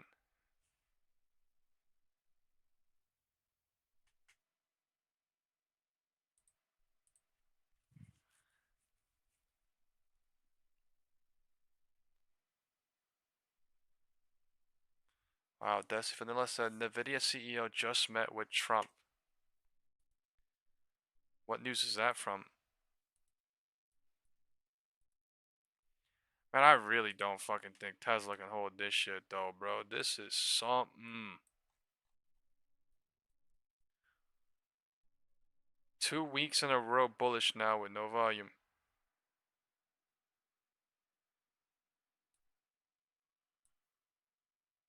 Wow. Fuck.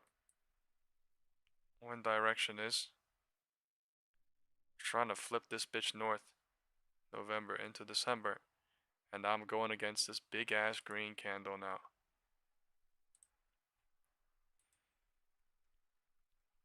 Big dick fucking green candle. What Palantir did yesterday is doing today.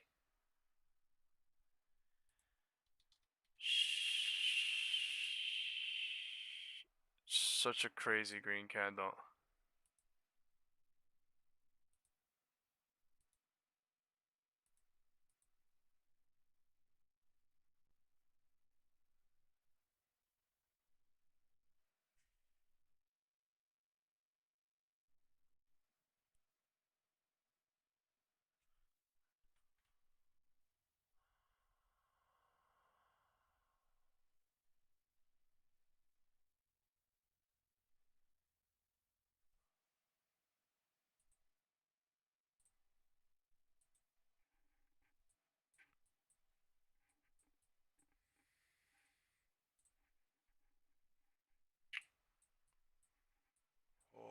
shit.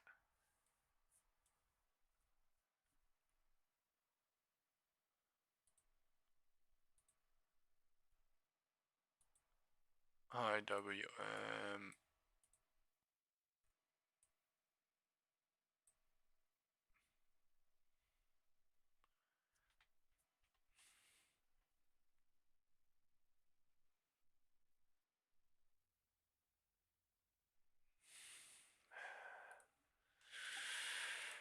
Oh, holy shit.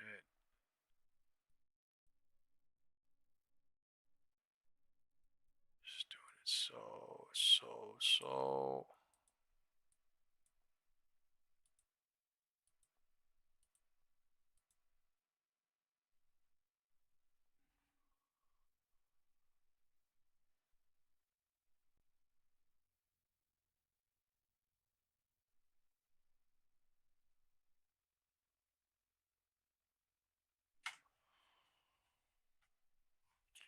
What is this live stream about? Please be about Tesla, and please be bearish on Tesla. Or the fucking Nvidia, the market, or something.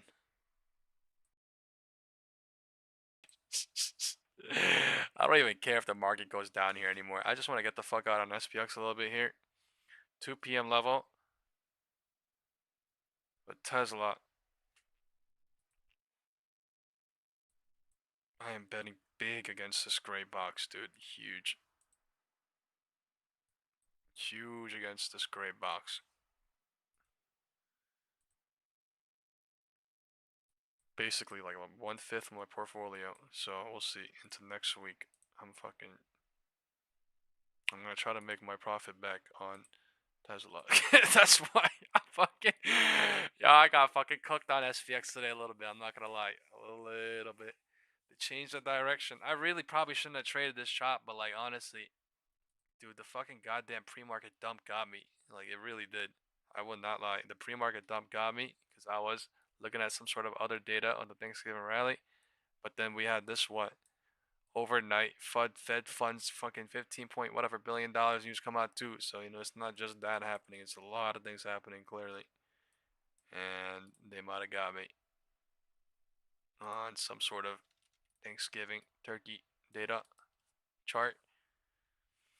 But damn, man, that pre-market dump was crazy. Everyone was looking at it. Crazy. And it fucking dumped off and went to the tippity top. Like, what the shit is this? What the shit is this? We were here. And we dumped it off from 6.848 to 6.815, 6.814. And we were like, oh, bearish. And then boomed it up. Like, dude. Oh, my God. Why? Because there's futures people getting burnt on both sides too, but there's also futures people going short, and then they are short and they are in massive profit at market open, and then they just revert it, and then what? The people that shorted yesterday are in massive profit, and then they reverted at market open. Everybody that's bearish at market open get destroyed into literally setup. That's the fucking sad truth, but I mean, it is literally what it is. You are in the setup, and it's fucking hard as shit to see, but you are in the setup. Once it is deductible moment, like at 10, boom. That shit was weird, but I mean, dude, once this broke the top, it was GG's. Actually, GG's. Fucking pull back, faking, and a gap filling, like, so shit slow in IWM too, so.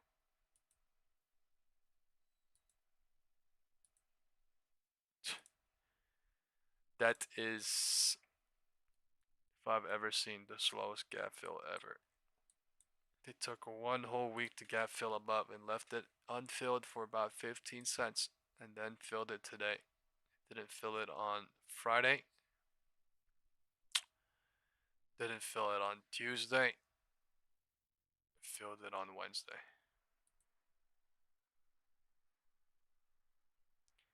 Desi Vanilla says more Tesla calls next week. You're saying more Tesla calls are coming in into next week?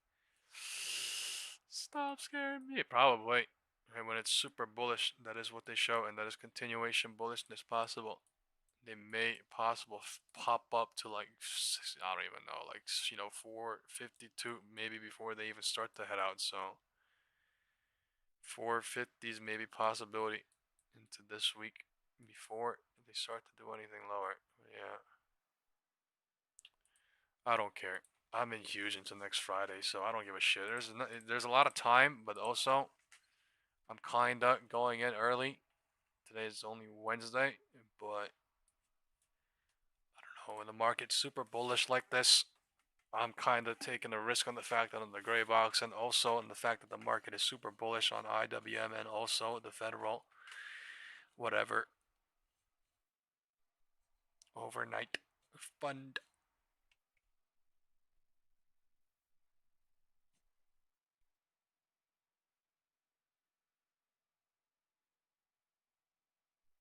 QQQ.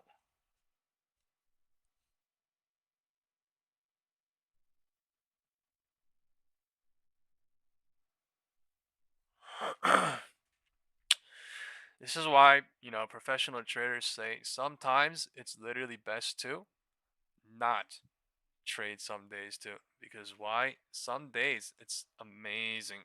Some days it's so damn unidirectional, or some days it's so unfair for one side that it is just best to let the market do what it does, set up a setup, and then only go when it's deductible. Only go when it's deductible. Only go when it's deductible and get the hell out. Only when it's deductible. You know what I mean? But like, look at this shit. They 4 p.m. push lower and then went and then bounced. What did they do on this 4 p.m. push? 4 p.m. push lower, bounced up. So like people are getting switched in or out, nobody knows, but like setup is setting up, but then also in a different way too. Making SOPs can definitely make you want to smash your computer. That was until I found Scribe. All right, here's my honest review of Scribe, aka the tool that will basically write your SOPs for you. I'm not the type of person who's sitting around taking screenshots all day.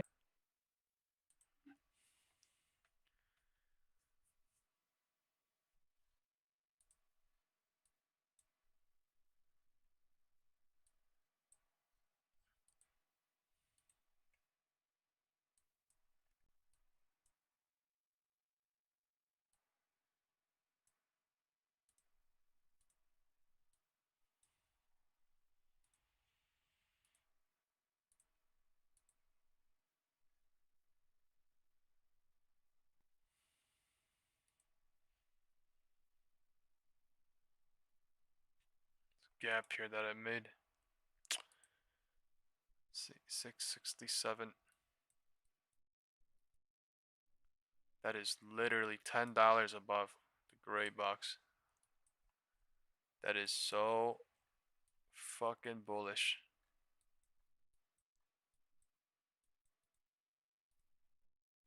Nvidia is at 182 on this. Makes sense.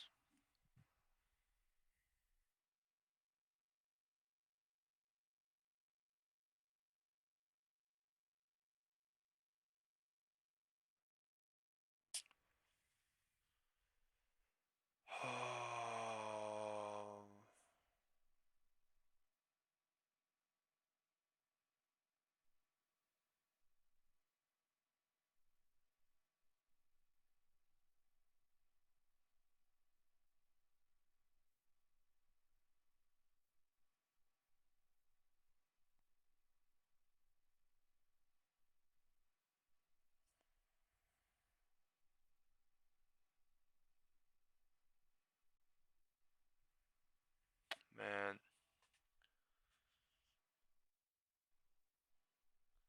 I don't know how many times the market reverted my profit today.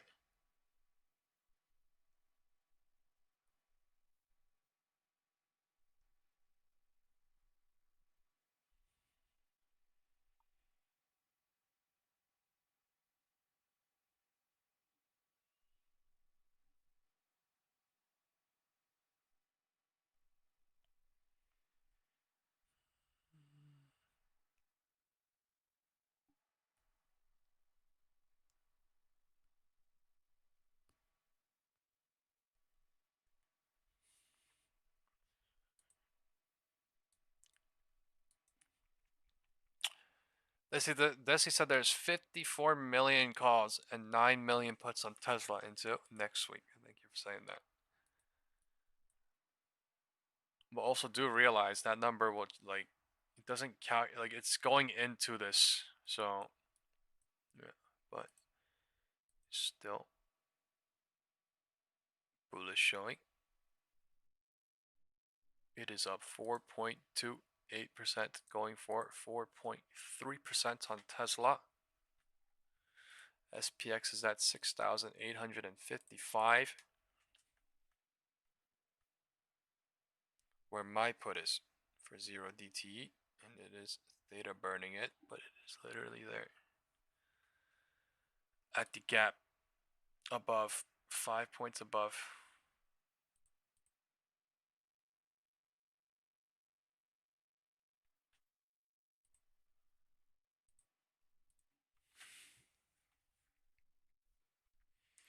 I really want VWAP. I'd be crying.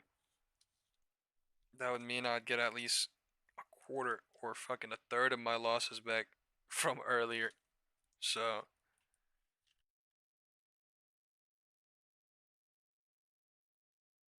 if not, it is what it is. What the fuck can I do? I have a little bit in an SPX right now, but I am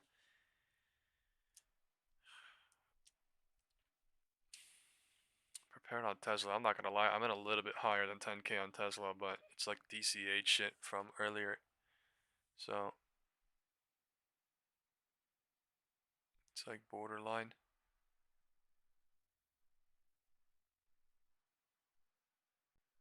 This presidential live stream is starting. We're supposed to start at 2 or 2:30, but it's not coming on.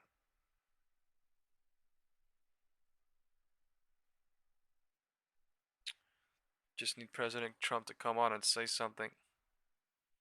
I don't even care if the move is temporary or not. Just go visit a little bit above VWAP, man. That's all I want.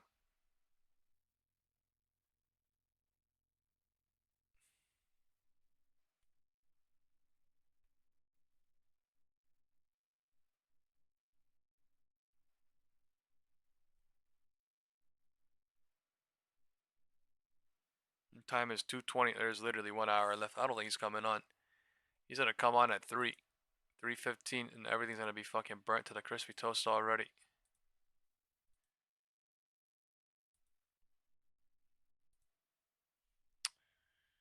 Shit. Get on now.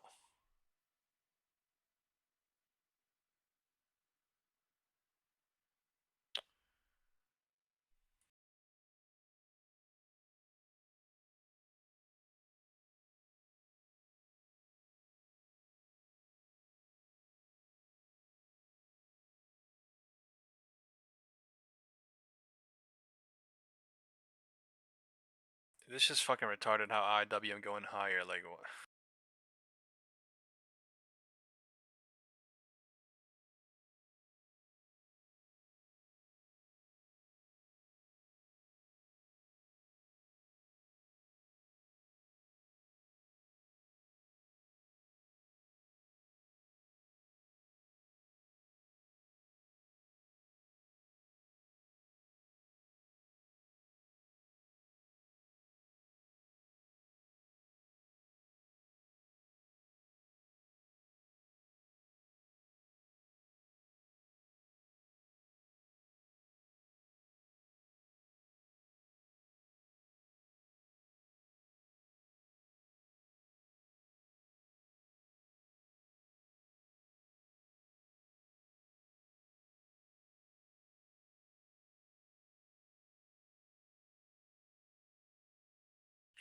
Sean, what you're saying is the nastiest thing ever, bro. Don't say that.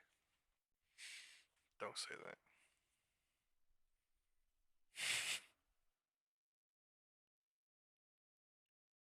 Look, it's happy as fuck to say what Sean is saying when you can scalp the bitch. When it's against you, dude. You know how godly I felt yesterday? Riding that bitch up and down, up and down, up and down, like now?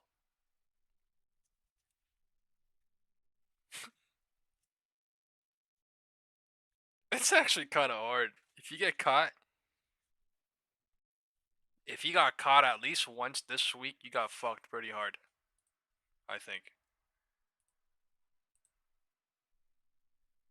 Alright, let's see in chat. Alright, everybody be honest in chat. Okay?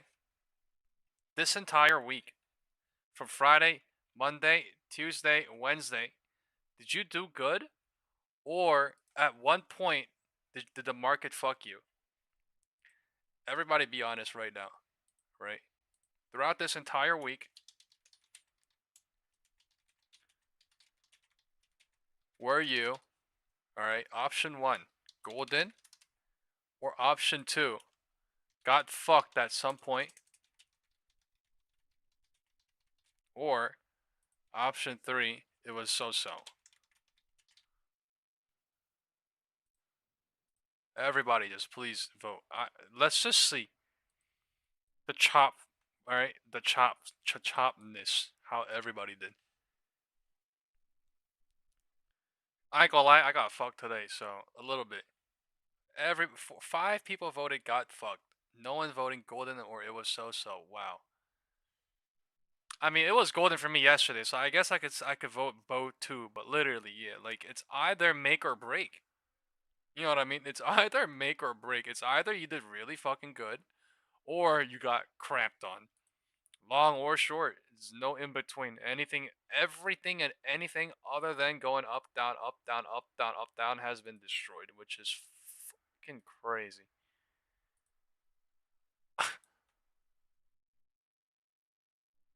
I ain't got no word for that.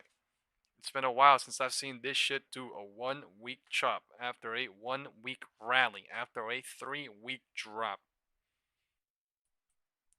Dude, this shit is motherfucking, look, 1, 2, 3 weeks. 1 week rally. 1 week consolidation.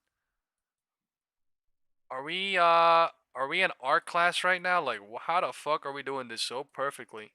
3 weeks down, 1 week up, 1 week consolidation. Like this, look at this perfect consolidation. No movement whatsoever. While it's printing out the bulls, while it's printing out the bears, and the bulls, and the bears, and it's just destroying every single 1 week out call, 1 week output, unless you get the perfect movement and you know what I mean, like get in and out. 0 DT, they're tempting people like crazy, and 1 DT and 2 DT and short term, and they're just all I can say is the market is nasty as fuck. And sometimes, right, when you get the market move right, like, dude, this is what the fuck I mean by you. There's no way you can predict every single day because it's so crazy. Best thing you could do is to stay the hell out of the way until you can get the right move and you go, oh, nice, I'm out. I'm done for the day. See you guys in 2 days. See you guys in 1 day. Some shit like that.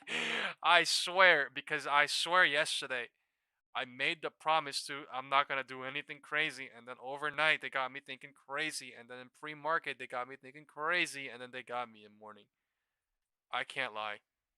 And there's unidirectional, one direction. I'm really not good at one directional, whether it's going down or up. I actually think there's going to cycle something's going to happen. So I think like that, but the 3/3 breaking, so they're going higher and higher and higher. That's fair. So, you know, from here to here, you could say this is bull control.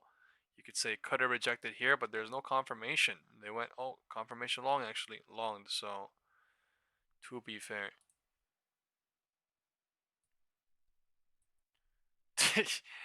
To be fair, as I'm saying while I'm cursing underneath my breath, I'm not gonna lie, dude, this is actually crazy, yeah. 3 people voted it was so-so. No one voted it was golden, and 13 people voted got fucked at one point, and me too. And voting so-so. Wow. Yeah, Alexis says, market has been so nasty the past 4 days. Tyler said, yeah, volume has been absolute garbage. The thing is, the volume has been absolute fucking garbage. And then it came in perfectly nice for the Bulls. Can't lie. But it has been coming in absolute garbage, as in going out, in, out, in, out, in, with no volume, out, in, in. But like, what the shit is this? What the shit is this? Like, Look at the MACD and RSI going crazy up, and look at the volume. This is still a low volume holiday rally, but it's just more volume than Tuesday or the week. Extended this range of finality it up, not brought it lower. All these bears, whether it is, I don't think it's zero DT is too clearly, but like 1 DT, 2 DT, 3 DT, everything down there is being eaten. All these calls got eaten too, but now this day's call is being relieved. But yeah, this is just a fucking absolute unit of a machine. I think this shit is an absolute fucking unit. 679 to 684. It's just literally.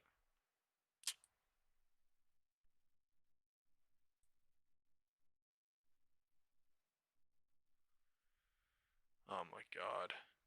It's chopping up here. Like, what is this? Oh my god. Corn on the cob at the top.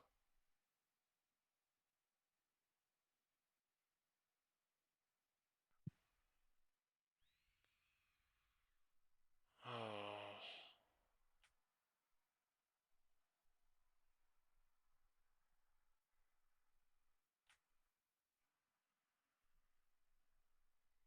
Zach said it is not only in one direction, it is chop chop on the way up. Yeah, you could argue that for sure. Chopping, giving bears hope, but then going up in the 3/3, right? This is the 1/3, 2/3, and then 3/3. So like they're chopping it, making people think that it's not the 3/3 as they're going up. So yeah.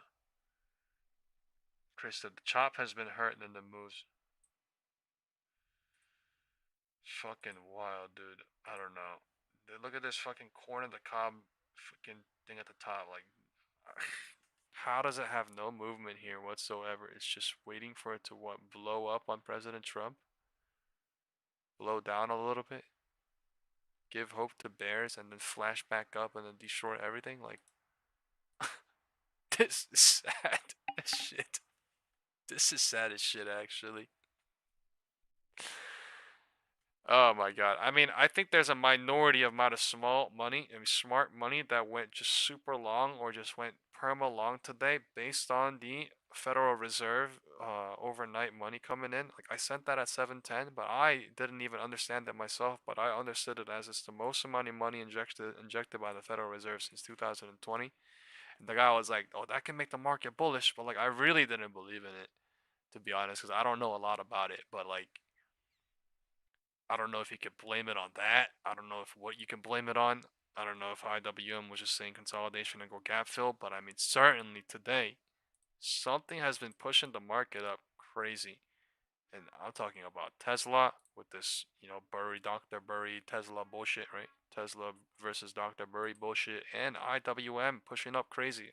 I'm pretty sure there was bearish news on IWM with the, I don't even know if it was rate cuts, but you guys understand, like there was something about small businesses, right?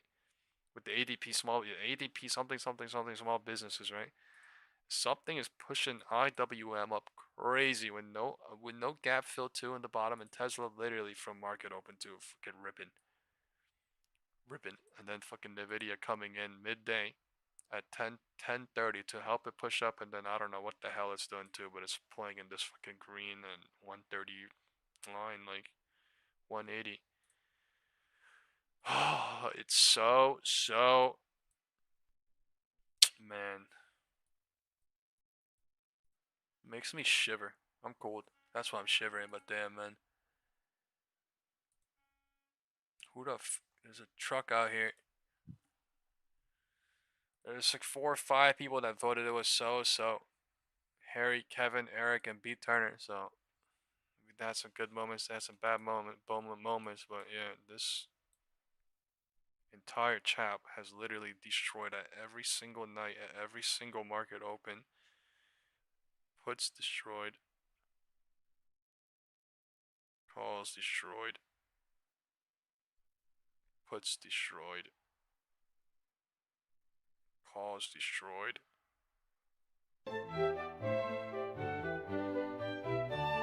It's destroyed question mark? Well, that's literally what it's doing. You guys see this shit? Like, look. Like, what the fuck? How is this even possible? But what the fuck? Look at this island gap up. That's what it's showing us. Island gap up. And hovering.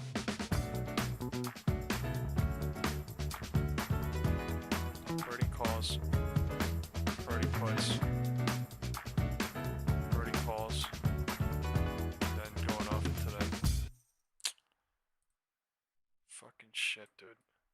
I don't really do it off of that like that, but like that's what it's fucking showing now. I'm just pointing it out, but wow. What the actual shit?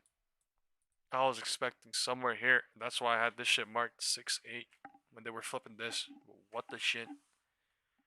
Waiting for that 10 point, 50 point drop. They rallied the fuck out of it. Reversed it on everybody. Hoping on the gap fill below and everything.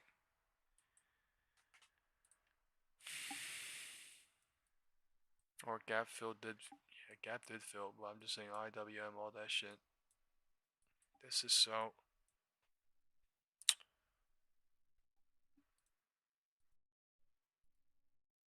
This is so. Not gonna say the word because I'm not gonna get in trouble, but this is so.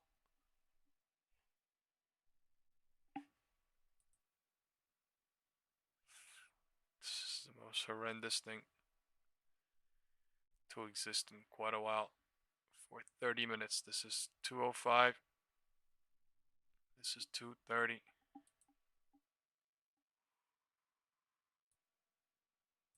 What are we doing here? 2:30, fucking 30 minutes doing nothing.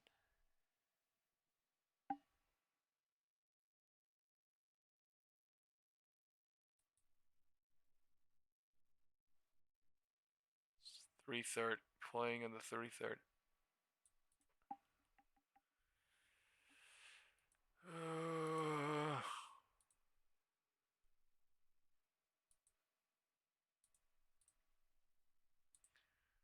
Let's get Elon Musk out here, man.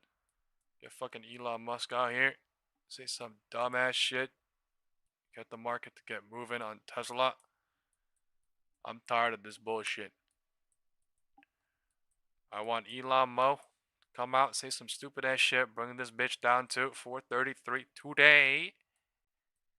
And I get the fuck out tomorrow on Friday, not next week. Hell nar. Hell nar. Hell nar. Nasty squeeze day today on Tesla. Hell nar, dude. IWM going higher. SPX bouncing higher. President is not coming live. Probably at 3:20, 20 minutes before everything expires. Everything's fucking cooked. Calls and puts are frozen right now for 30 minutes. They're cooking this shit crazy.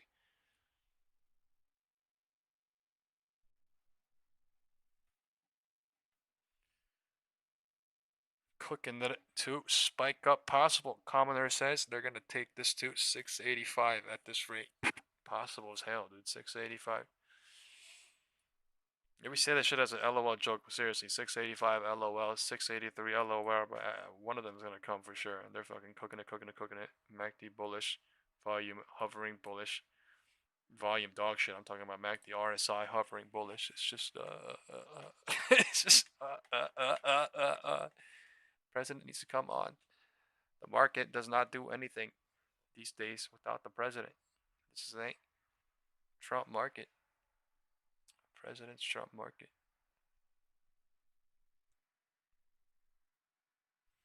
What 1036 Rich says, when most of the retail is bearish, market is bullish, and when the retail is bullish, market is bearish. They don't want us to eat. Yeah, for real. It's just, how do you know when the goddamn market, you know what I mean? How do you know when the retail is bearish, and how do you know when the market is bullish, right?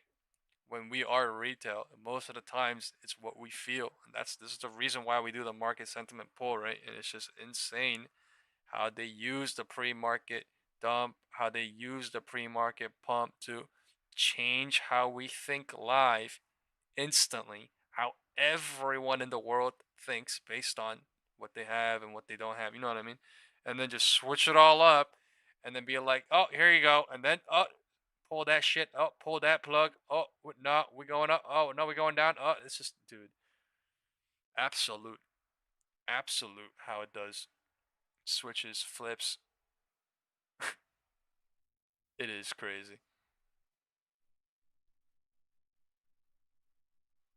It's absolutely crazy how we're doing nothing here for 40 minutes too with this no trend decision cycle. Like we literally up and down 10 cents. Have you ever seen this before? I've never seen this before. I have actually never seen this before. This tiny line of 40 cents for the last 40 minutes. I've never seen that in my life. Maybe I have. I don't remember. But this looks like I've never seen that before. That's like a potato chip on a fucking skewer. You know what I mean? It's nasty working.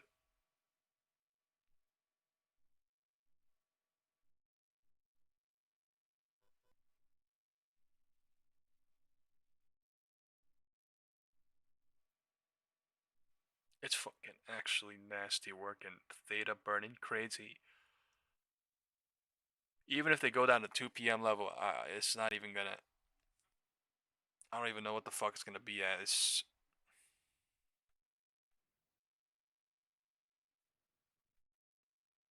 I have my shit at fucking break even at this point. This shit is actually.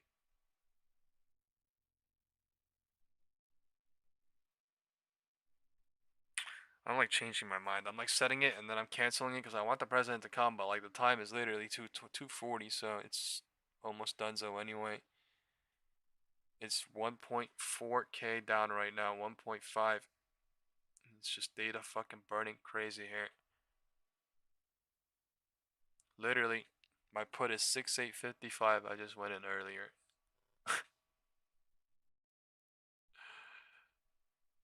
Shit is actually stupid as shit. 6855 right here, and I just went in fucking earlier. This shit is retarded.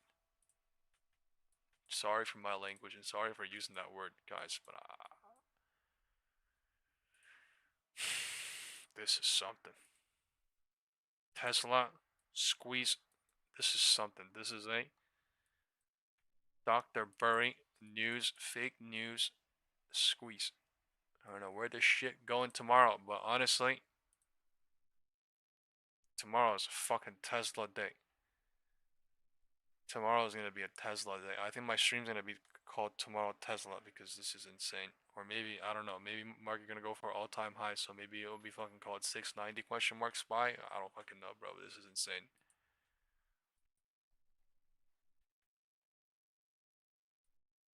I mean, dude, we're so goddamn close to all-time highs. Like, what if this shit does blow up? I mean, that's what everyone in the world is thinking right now. That is basically 70 points up. What if the market does some stupid ass shit in the time? Like, oh yeah, we're bullish. Oh yeah, Sentai rally. Oh yeah, low volume. Oh no, that was haha faked out. More volume. Like, bro, who the fuck knows? That's what happened literally as we were going higher and higher from 666 to 683. So every single night it was pumping. The realists remember, dude, on some bullshit, right? On fucking this day IWM, this day this day that, this day Apple, this day Google, this day this day this day that, this day last day DJIA, bro. The Dow Jones Industrial Average, like, bro, it was. So who the shit knows, but we are right next to all-time highs. So the bulls saying we're going for all-time highs, they're not crazy either, right? In their eyes, people saying we're going to go lower is crazy as shit too. That's fair as fuck. Why? Because the December statistics that the guy's talking about, that's a statistics that everybody knows too. You know what I mean? It's a statistics that the YouTubers are posting too. Those are things that smart money is using too. What if December is actually a Sentai rally. I don't shit know. But it for sure says we are in a second green week, right? What did I say when we were in the first green week, right? I did show this part, and I was like, wow, if we get some sort of counter rally, right, we may get some sort of second green week, but it literally looks like that's playing out. Crazy down for 3 weeks, right? Shit. And then bounce for 1 week, 2 week, showing at the minimum, exactly like this in January of last year. 1, 2. Market going higher. I'm going to leave my SPX 0 DT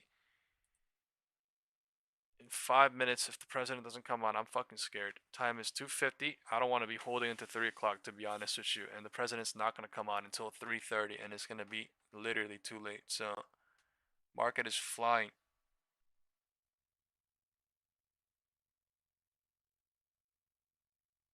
Holy shit. 6860. I don't want to get everyone bullishly biased either, but I'm just saying, like, we are very, very close. So, you know, I'm just saying that's what the market's going to make people think on. The bulls, super tippity bullish, right? And the bears, super tippity bearish. And then they're going to do something. But look at the volume. So, that's all I'm saying. No volume, and they're going to the tippity top almost. Now, past this gap.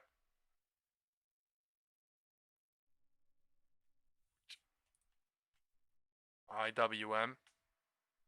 Nonsensical things doing. But I mean, everything is sensical. It's just depending on who you ask, right? But IWM, straight up bullish. In my opinion, this shit is nonsensical, but I mean, it's happening, so it's sensical, I guess. But since 2 p.m., there's been no volume for 45 minutes, and they're going higher and higher just to burn all the bears. Just cause they can. It's insane.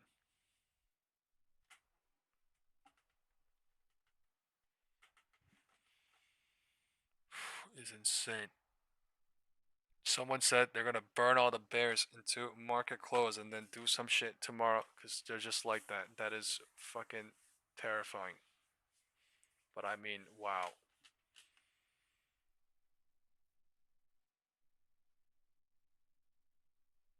You're thinking like the market now. You're like the market maker, man.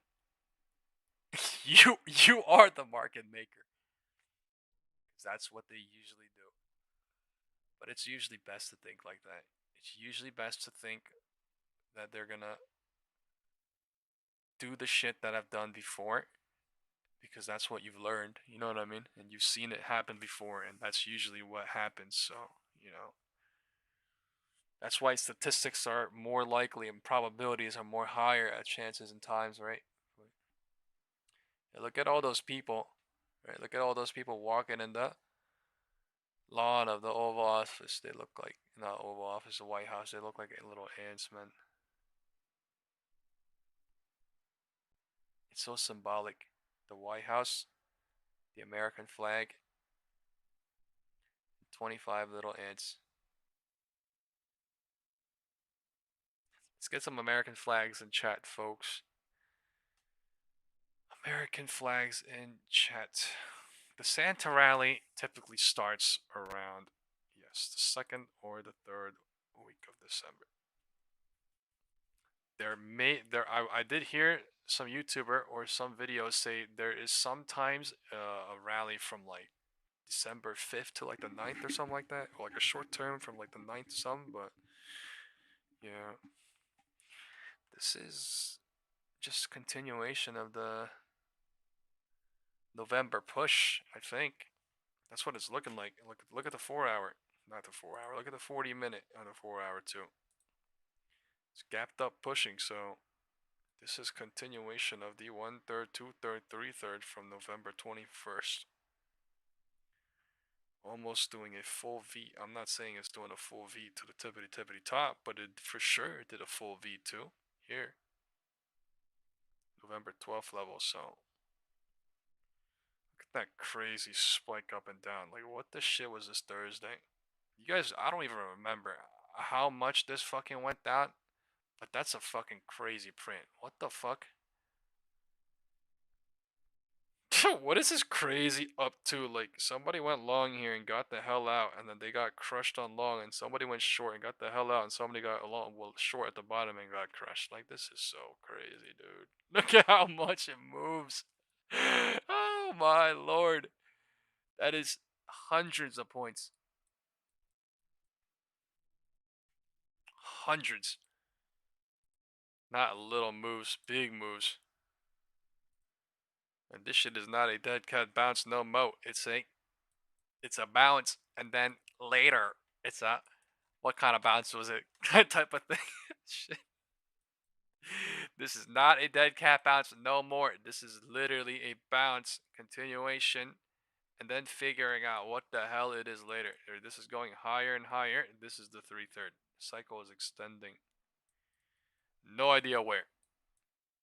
This is also the 3/3 of the bigger cycle from way down there, just being extended. So, fuck, who the shit knows? Time is 2:50.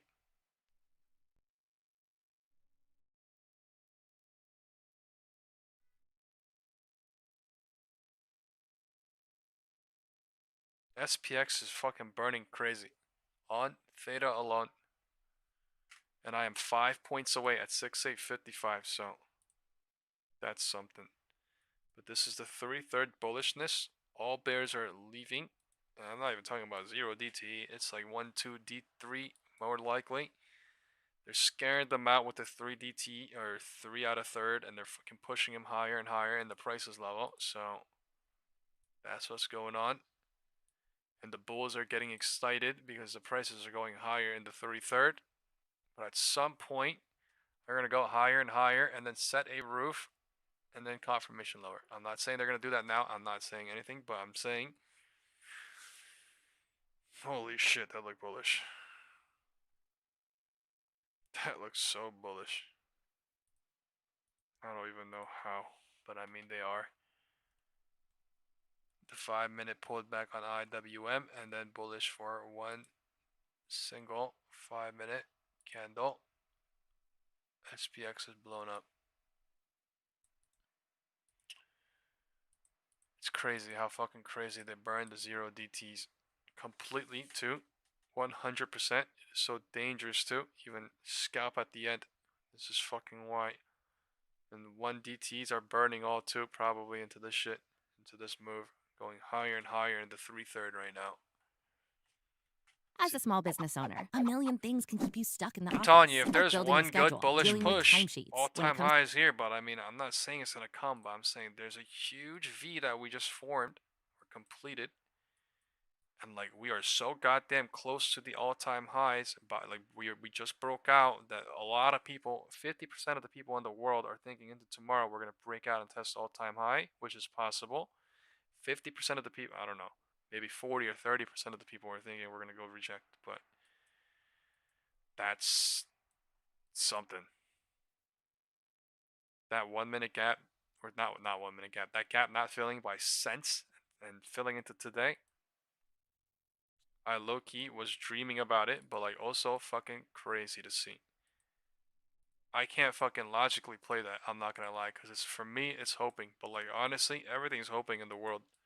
Anything and everything is hoping, whether it's going lower or higher, right? Everything and anything is hoping, so technically it's just what you hope on is more higher chance of probability happening, but honestly, that is insane. I think the first thing the smart money people did was the QQQ gap. They gap filled QQQ at 1045, and then they figured it out, and then they were like, fuck it. We gonna bear try? Nah. Bear try? Nah. And then they fucking boomed it with whatever, Nvidia, at whatever, went higher. IWM kept going, and then they just went north. And gap filled north.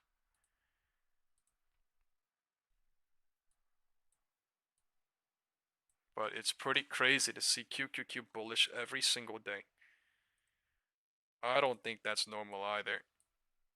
QQQ is literally bullish today. QQQ is literally bullish yesterday. Even with the dump, we were bullish. People don't remember. QQQ was bullish. IWM was bearish, and we were chopping, and people were like, wow, this is weird. We're chopping, but QQQ was bullish, full on. IWM dumped into market close, but QQQ was bullish.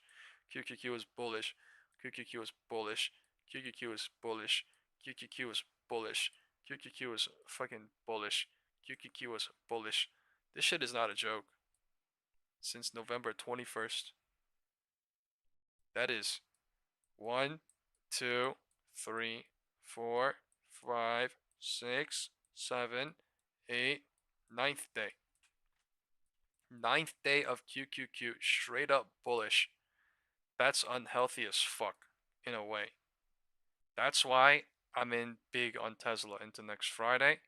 That's why I'm saying the market is pumped up right now, but we're also showing the roof. It's also dangerous as fuck thinking it's going to reject. But I mean, that's the reason why the market's going higher. QQQ and IWM is pumping, but IWM is also rejecting and doing this bullshit. And we're not really... we're flying? I don't know. We're flying. We're flying. This shit is crazy. IWM is flying. IWM is so goddamn close to all-time highs too. Can you please tell me you expected this on IWM? I don't think anyone expected this on IWM. From 228 to 250. Remember the first day. The realest watchers on my stream remember. On Monday, November 24th, my live stream said, IWM, the Empire Strikes Back. I literally titled it, The Empire Strikes Back, as a fucking joke. But I really just should have called it IWM Day. But literally... it led crazy, and in that day, people were like, "Oh, IWM is not bullish, it's QQQ." But it was IWM. It showed up fully into end of day, and since that day, it's been going crazy. 1, 2, 3, 4. Like, I think in this day, I was like, "Yeah, that shit's straight up FOMO." This is 3/3. I'm not playing this shit, but like, this is really, yeah. Extending. Who knows though, and what the goal is, where they're going on IWM. I am not really a professional on IWM, so I would not know. They broke this high though, so this is a new high, negating this entire bearish cycle. So now this bearish cycle was 1/3, 2/3, 3/3. 3/3 down here, and then 1/3, 2/3, 3/3. But this 3/3 is the 3/3 high of the bigger cycle, and that's why I have it overshadowed. But it is absolute. Absolute.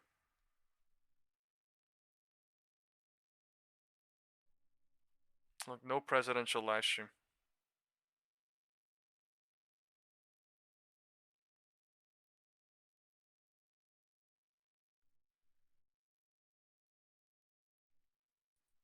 No presidential live stream, the market going higher. Nvidia going lower. Makes sense. QQQ.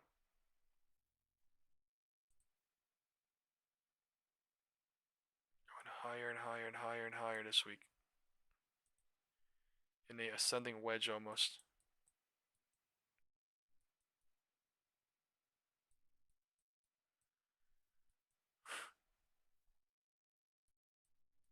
This is something now.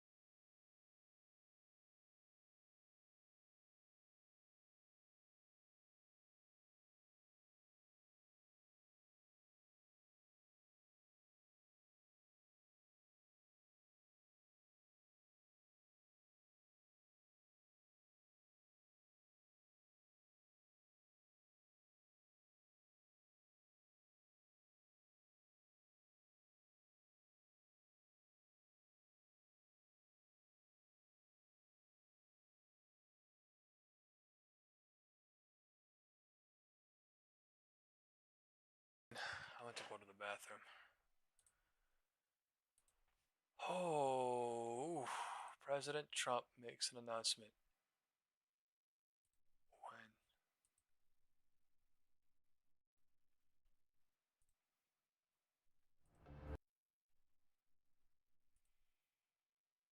Let's quickly get to Capitol Hill. Nvidia CEO Jensen Huang about to meet with Senate Banking Committee. American leadership is really important, and so we. Let's quickly get to Capitol Hill. Nvidia CEO Jensen Huang about to meet with Senate Banking Committee. American leadership is really important, and so we have to work together to ensure national security, that we can lead technologically around the world, and have the world build on American technology. Any concerns about your chips going to China? Of course there is. And we have to ensure that the United States has the best technology at all times, but that United States technology industry can continue to serve the world and win markets around the world. Are you worried about competition from Google? There are a number of China hawks who are there. We have lots of competition from a lot of different places. There are a number of China hawks. There are a number of China hawks who are very concerned that if their chips are being able to go to China and other countries, that's really going to compromise U.S. security. What's your message to them? We have to ensure national security. Remember, China makes plenty of chips, and their military has plenty of ample chips and bought Chinese chips to build whatever they need. We need to ensure America can continue to win the technology leadership position around the world. How do you feel about the GAIN AI Act being stripped from both chambers' version of the NDAA? I'm sorry? The GAIN AI Act, how do you feel that both versions have been stripped from the NDAA now? I think that's wise, because the GAIN AI Act is even more detrimental to the United States than the AI Diffusion Act. Does there need to be some degree, though, of protection on advanced chips that Nvidia and others produce? Maybe not as something as extreme as the Did you guys know he was meeting with the Senate Banking Committee? We support export control, and we believe that the United States should have the best technology all the time. Do you think there should be federal regulations on AI, or would you prefer state by state? Obviously, that's the president wants to see federal regulations as opposed to individual states. What's your take on it? State by state AI regulation would drag this industry into a halt, and it would create a national security concern, as we need to make sure that the United States advances AI technology as quickly as possible. A federal AI regulation is the wisest. Do you plan on talking to the senators about the H200 chip going to China? No, we're going to talk about AI industry, AI technology, and its implication on national security, on the economy, and on technology leadership around the world in general. Why do you think Congress tends to be more pro-export controls and more against some of your positions than the administration? I'm in favor of export control, and the administration is in favor of export control. We're also all in favor of ensuring that the United States has the best technology and that the United States leads technology around the world. So how do you make sure the U.S. does have the best technology then? Like, if not with the controls and some of the stuff that's gone with GAIN AI, how do you really make sure that the U.S. is the one delivering and that other countries aren't stealing our information? The fact of the matter is the industry has done that naturally all by itself. We work very closely with American technology companies, of course, the Microsofts, the AWSs, the Googles, XAI, Meta. All of these companies are American technology companies that we work very closely with. And so it's very natural for us to design and to launch our latest generation, our most advanced technology with American companies. Look how fucking high we went. Chips, are you currently speaking with the president or anyone else in the administration about getting those? Look at how fucking this dumbass fucking cycle went higher. How about H200? Go create a higher ass cycle. On H200? We're talking to the White House all the time about export controls and what's the best way to ensure that we have national security and that we can have technology leadership. Are you meeting with President Trump today? Sorry. Who else are you meeting with today? The Are you meeting with the president? I just met the president. You just met with President Trump? Yes. And what did you discuss? Was there any agreement that came out of that meeting? We talked in general about export controls, and I wish them happy holidays. One more on export controls. Do you think that China should have the same access to the same types of chips made in the U.S. as the United States does? I've said repeatedly that we support export control. that we should ensure that American companies have the best and the most and first. Does that mean they have inferior chips in China, though? No. It just means that we have the first and the best at all times. However, we need to be able to compete around the world. The one thing we can't do is we can't degrade chips that we sell to China. They won't accept that. There's a reason why they won't accept that. And so we should offer the most competitive chips we can to the Chinese market. Would China accept 8,200? Would they accept 8,200? Do you think they would? We don't know. You said that Gain AI was unwise. Senator Ricketts has a different bill that would codify the current export controls into law and not allow it to go up. Do you think that's also unwise? The current situation ensures that China and the United States agree on one thing, that no American AI chips can go to China. And I think that that's the worst case condition and is deeply unwise.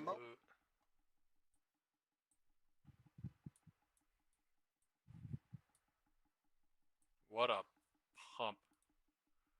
They actually did it so slow, choppingly, that nobody noticed it, but it literally blew up above the purple box. It just blew up and went above the purple box. Nobody noticed it, but this is what Zach said, right? Hey, Ryan Reynolds here. Wishing you They a very... went higher, but they did it so goddamn choppingly that nobody would notice this chop, but they literally went higher in the 3/3, breaking above this box, but it's just a 3/3. Nobody fucking knows, but it's just one tiny pullback up, tiny pullback up, pullback, tiny pullback, up. Oh, we're here. Time to pack off and get off the train. Oh, we're at the North Pole. Oh, the Polar Express train's here. Like,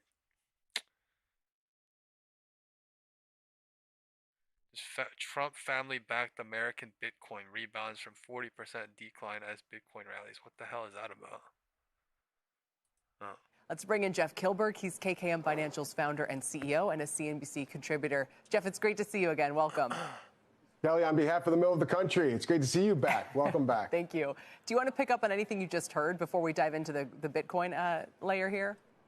Well, I think it's interesting talking more about international, but I think international has played a part in a portfolio, but I really see the broadening of the S&P 500 equity market outside of the Mag 7, the rotation inside the Mag 7. I think that's going to be the more of the major theme going forward as we see interest rates move down. So I'm optimistic on equities. I think we see the Santa Claus rally here in the month of December. So I am optimistic, but I think there's going to be more broadening. It's not going to be the usual suspects per usual. Okay, so is that All why right, guys, you're this is the worried last about bull of the Bitcoin day. possibly taking another December, lower we will here? have And a again, you're someone who Santa owns it Claus and I think rally. is long-term bullish. If Or we will correct me pull if back I'm from wrong. here and then figure it out. Describe what you think is going on Okay, here. right now. I think Last saying pull of the day, equities folks. and crypto in the December same sentence is not will be 2025, nor it's going to be 2026. We Santa saw Claus decoupling. rally. That lack of correlation happened back in April when we saw the NASDAQ 100 and happy crypto, holidays. specifically Everybody put the Bitcoin, Santa really emoji decouple from each other. So I am in chat, cautiously please, optimistic, if you think but I Santa didn't like the Claus is fact that coming we to didn't town. see this pullback, which is completely healthy. Let's think remember, pullback Kelly, is I go coming, back to 2017. That's when right, the CME Group started pull back trading and figure Bitcoin out. futures. So if you look from 2017 until now, there's been about 20 different pullbacks of 25% or more. We just endured a 30% pullback. We've actually seen 3 pullbacks of 50% or more since the futures started trading. So I don't think this is unusual. The acute volatility is sensational, but I think the fact that we didn't go back and fill down to that April low of 76,000. If you think it's about to blow up from today and here and go But higher at the end of the and day, higher Kelly, and there's so higher, many then new that's Santa organic Claus buyers. rally. Look what Vanguard just did. They opened up the faucet to many more buyers. Everybody JP Morgan. There's a lot of new Thank players you. and Jennifer says products. Santa Claus the rally. accessibility. Look J&J at says Santa IBIT. Claus rally. IBIT What are we has talking had about? We're talking about $32 this billion right now. in inflows just in this year. So these new buyers, it's very different than the stock market. If you think about it, Kelly, on a stock, there's a sell December, it turned analyst, into, so. there's a buyer analyst. There's always different ratings. Not really in crypto. If you don't like crypto, you just don't participate. So it's a kind of a different animal. Yeah, I saw Larry Fink saying today that, the more he traveled the country and talked to people, the more he saw the use case for crypto. I would could say see I more understand people the use saying case run. outside of the I U.S., think but I I would almost feel say like the more that Santa I Claus talk rally to too, people, honestly. the less convicted I am honestly that think it would be more Bitcoin should have sane any to think fundamental somewhere up price here at this value. point and then figure out a top It's kind and of just then a figure out what community happens, but thing. You're like you I don't know. described. There's very important And levels that's the up head here, scratcher. too, So it's very, when you very saw it at dangerous for me to say that. 125,000, So, you're that's why I'm getting going an to pull. Uber Nobody ride knows. and you're Everyone's talking about figuring buying out. crypto. So Market's that is figuring that out kind of live moment in too. time. And now the people who just bought there and seen a 30% drawdown, are they going to take that tax loss harvest before the end of the year? Are they going to have the appetite moving forward? But I do know a lot of the advisors I support, they're trying to really understand what is that crypto exposure, not just necessarily Bitcoin, but what is that crypto exposure moving forward? Is it 1%, 2%? It's kind of like when people are dipping their toes into commodities. Look at gold and silver. Obviously, completely different. I was just going to ask you. Just going to ask. That's the more 8 tangible people voted component. Santa Claus rally from here. We talked to a lot of our folks who own gold and own silver. It's been very tactical, but this is a conversation which is very different than Bitcoin, which I know is the new modern-day version of gold. 5. You know, to those who like it. I guess the final then for 2026, it sounds like you're saying Santa Claus rally, market broadening, doesn't necessarily mean crypto participates. What's the rest of the narrative for you? The sort of the 30,000-foot story. I think the 30,000 foot story is that interest rates are coming down. Immaterial, yes. I'm actually going to be out visiting with you on set next week for Fed Day. So, yes, we are anticipating the Fed to have 25 bips. But moving forward, rates are coming down. If you look at the 2-year note, that's kind of the precursor, the predicting component of where the Feds should be. And I think the overarching theme of interest rates coming down, that's going to be supportive of equities. We haven't seen the 10-year really spend much time under 4%. So if we get down to 3.5%, Kelly, that's going to incentivize, it's going to help home buyers. I think it helps a lot of the laggers in the market. It helps the financial. I think it helps all the sectors that we've been talking about that have been dispersed from, obviously, technology and utilities. That's where we see it, but it's interest rates, interest rates, interest rates. What if I told you everything on your computer could be gone at any moment, and you wouldn't even... Let's see if President Trump is on. Holy...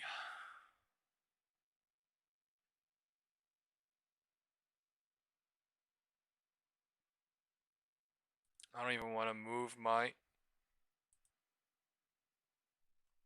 They're still waiting. There's 9,000 people waiting for the president to come on, and he is not. No, Saru.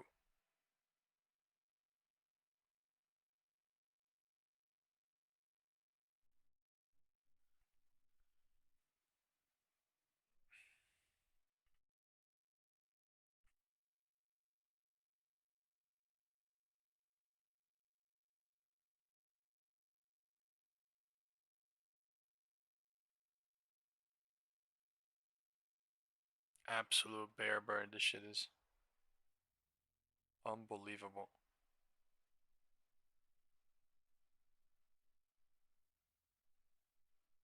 Absolute. What the shit is this, man? Fuck the tomorrow and the day after. Is they're doing this shit today.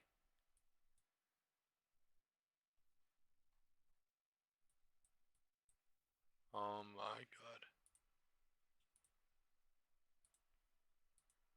These 0 DTs cooking.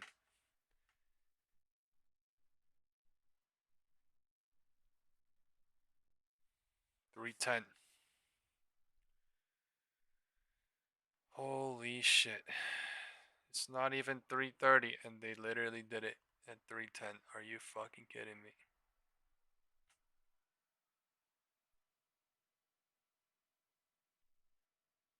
Damn.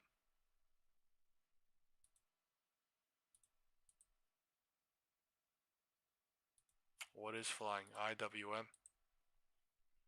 IWM rocket all day today. Bulls are on the backs of IWM. Mazir says they're dumping Nvidia without dragging SPY. Nvidia is not dumping. Nvidia is just hovering at 180. It's just not flying. But IWM is fucking flying right now. It's about to go to 250. What the shit is at 250?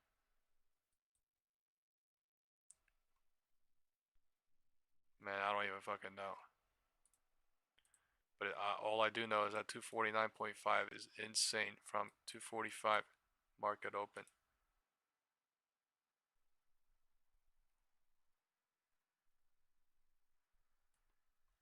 Wow.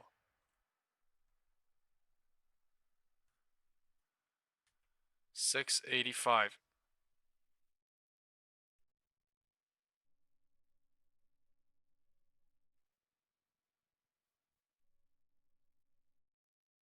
That is insane burn on 0 DT puts. I'm down 2K on literally 2.5K. I'm down 2K on 2.7K. But wow. 6,855. 6 points below. Unfucking believable.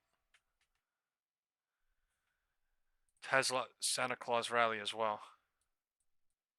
Burning like a motherfucker. Going higher and higher and higher into. They want to figure this shit out. I don't even know. They want to go higher today. Insane work. Man, I should have just fucking left SPY or SPX and just put that money on fucking Tesla because it just got wasted using Theta in 1 hour.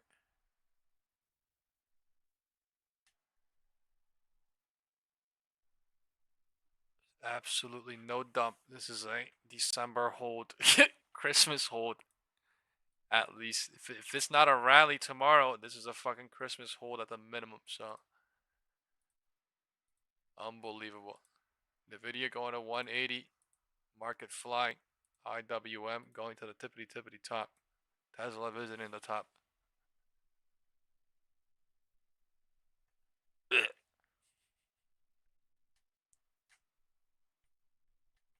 5 points below, and they killed my put with Theta.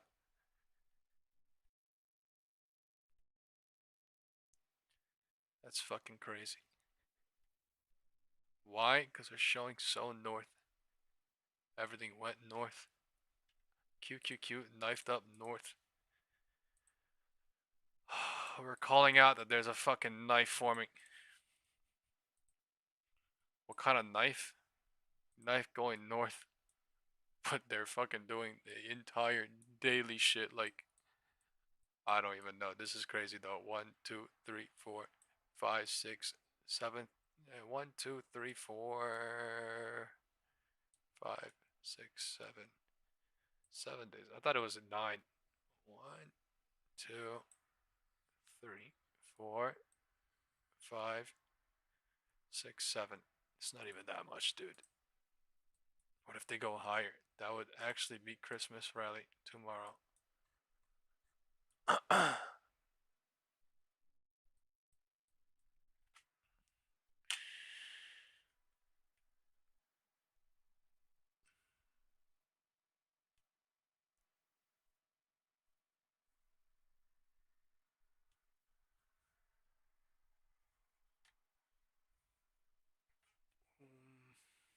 Okay.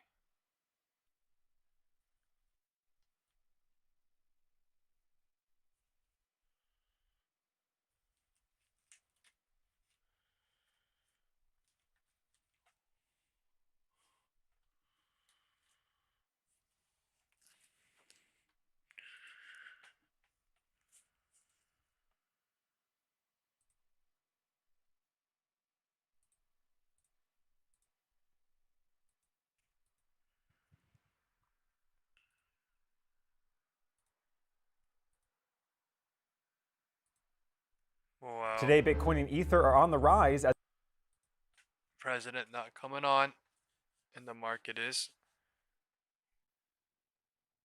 gone.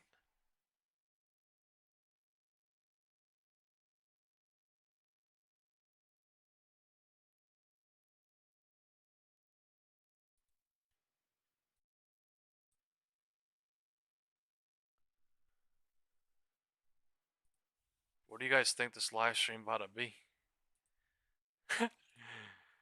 Man, I hope it's on Elon Musk.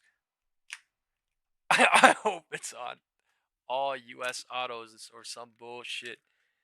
I hope it's something economy related, not something small. I hope it's like the Federal Reserve chair being changed or something. No, I'm kidding. Oh my lord. Imagine if the fucking... Nah, I'm kidding. This is fucking stupid shit. Like, what is this dumbass live stream about? I'm not even coming on, man.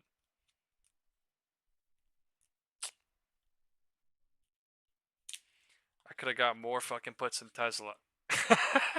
Nah, fuck. I got fucked on 0DT SPX. And this was the theory all day. But I mean, basically, same shit would have happened on 1DT anyway. That would have cooked anyway. But this is fucking disgusting. This cycle right here, absolutely disgusting. But I mean, I guess to remember that for the future. Because they do this shit for 40 minutes and then blow up and call this a 3/3 finale. Right, to do this little chop ass shit and then blow it up and then call it a 3/3 finale. So all these bulls at the top, bears are destroyed.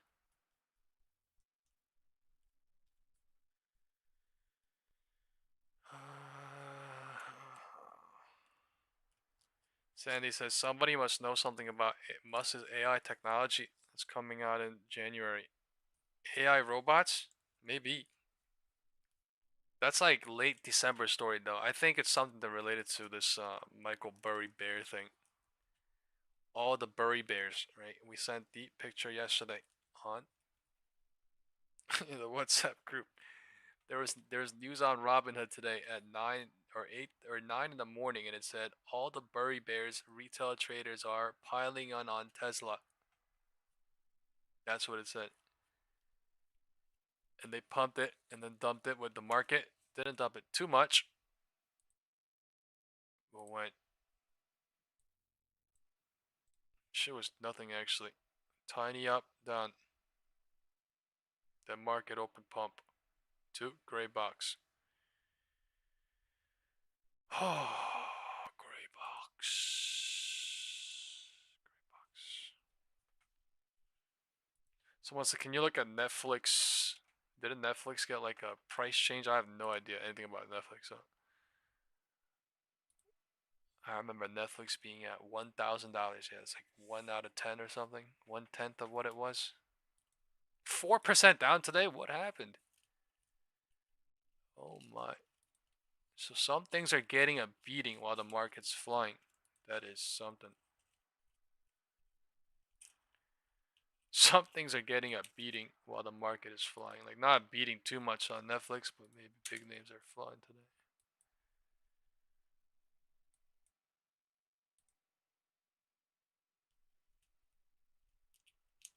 Netflix shares fall 5% as reports emerge of a cash bid for Warner Bros. Damn, I have no idea. What was shit on SPX?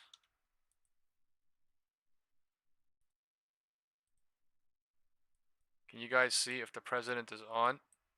Time is 3:20.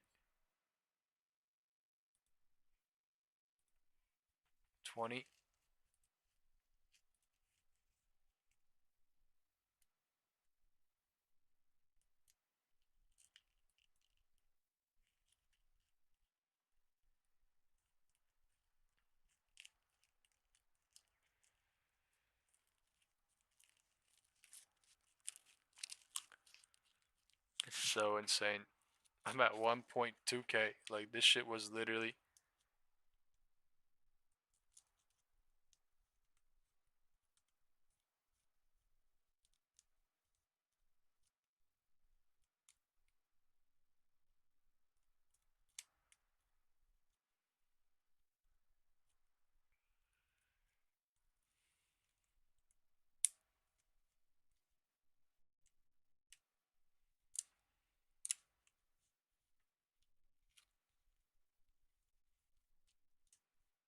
when is he gonna come on, man?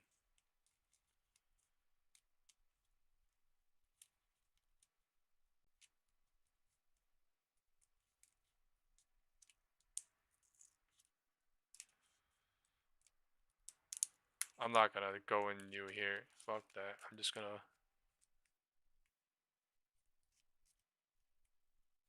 Bears are trying off of.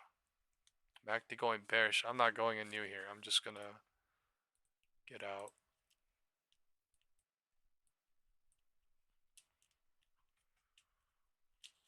$3.10. No confirmation.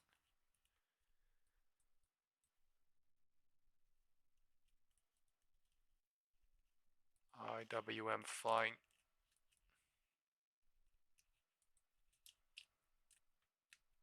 Nvidia at 180. Let's see how 180 does.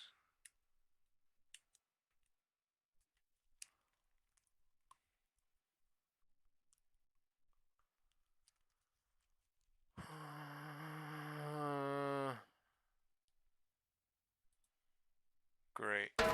Not on.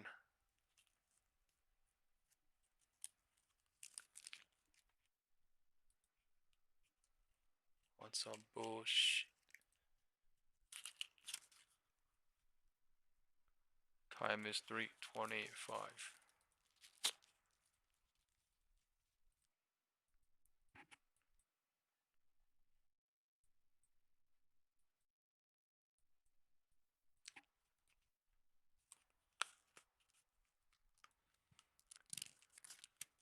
On some bullshit.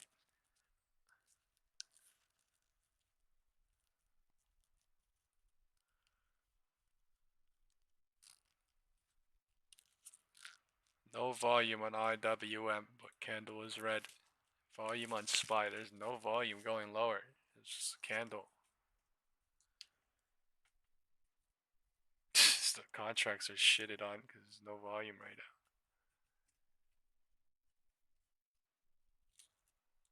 Just put in volume. It's outside.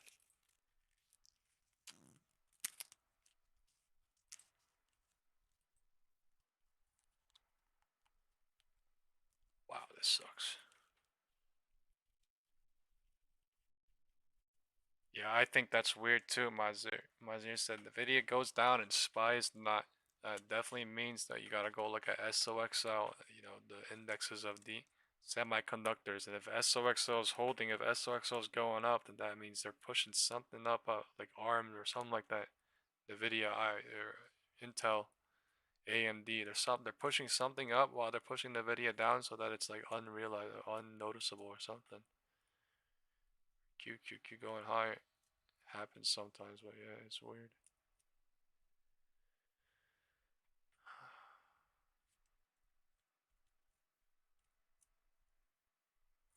I want volume to come through here, but it's at this point.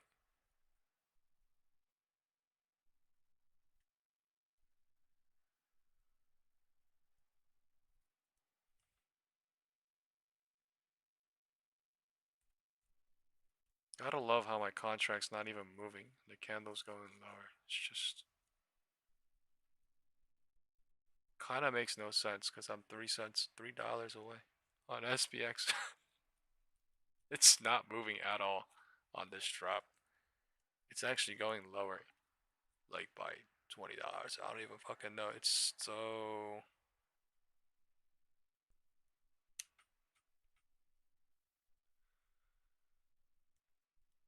bland.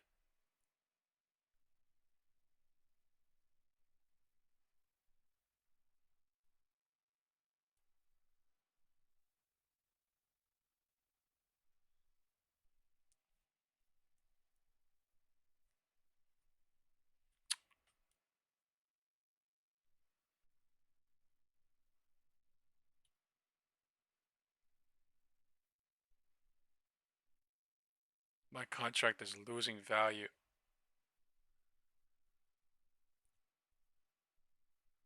As is nearing 6.5. 6.855. Okay, now it's going up. Like, what the shit was that? What the shit was that? What the fuck? Come on. What the shit was that? Come on, man. Give me fucking at least $1,000 back, please. I'll take 1K loss, not fucking 2K. That's some bullshit. Grinding up crazy. There we go.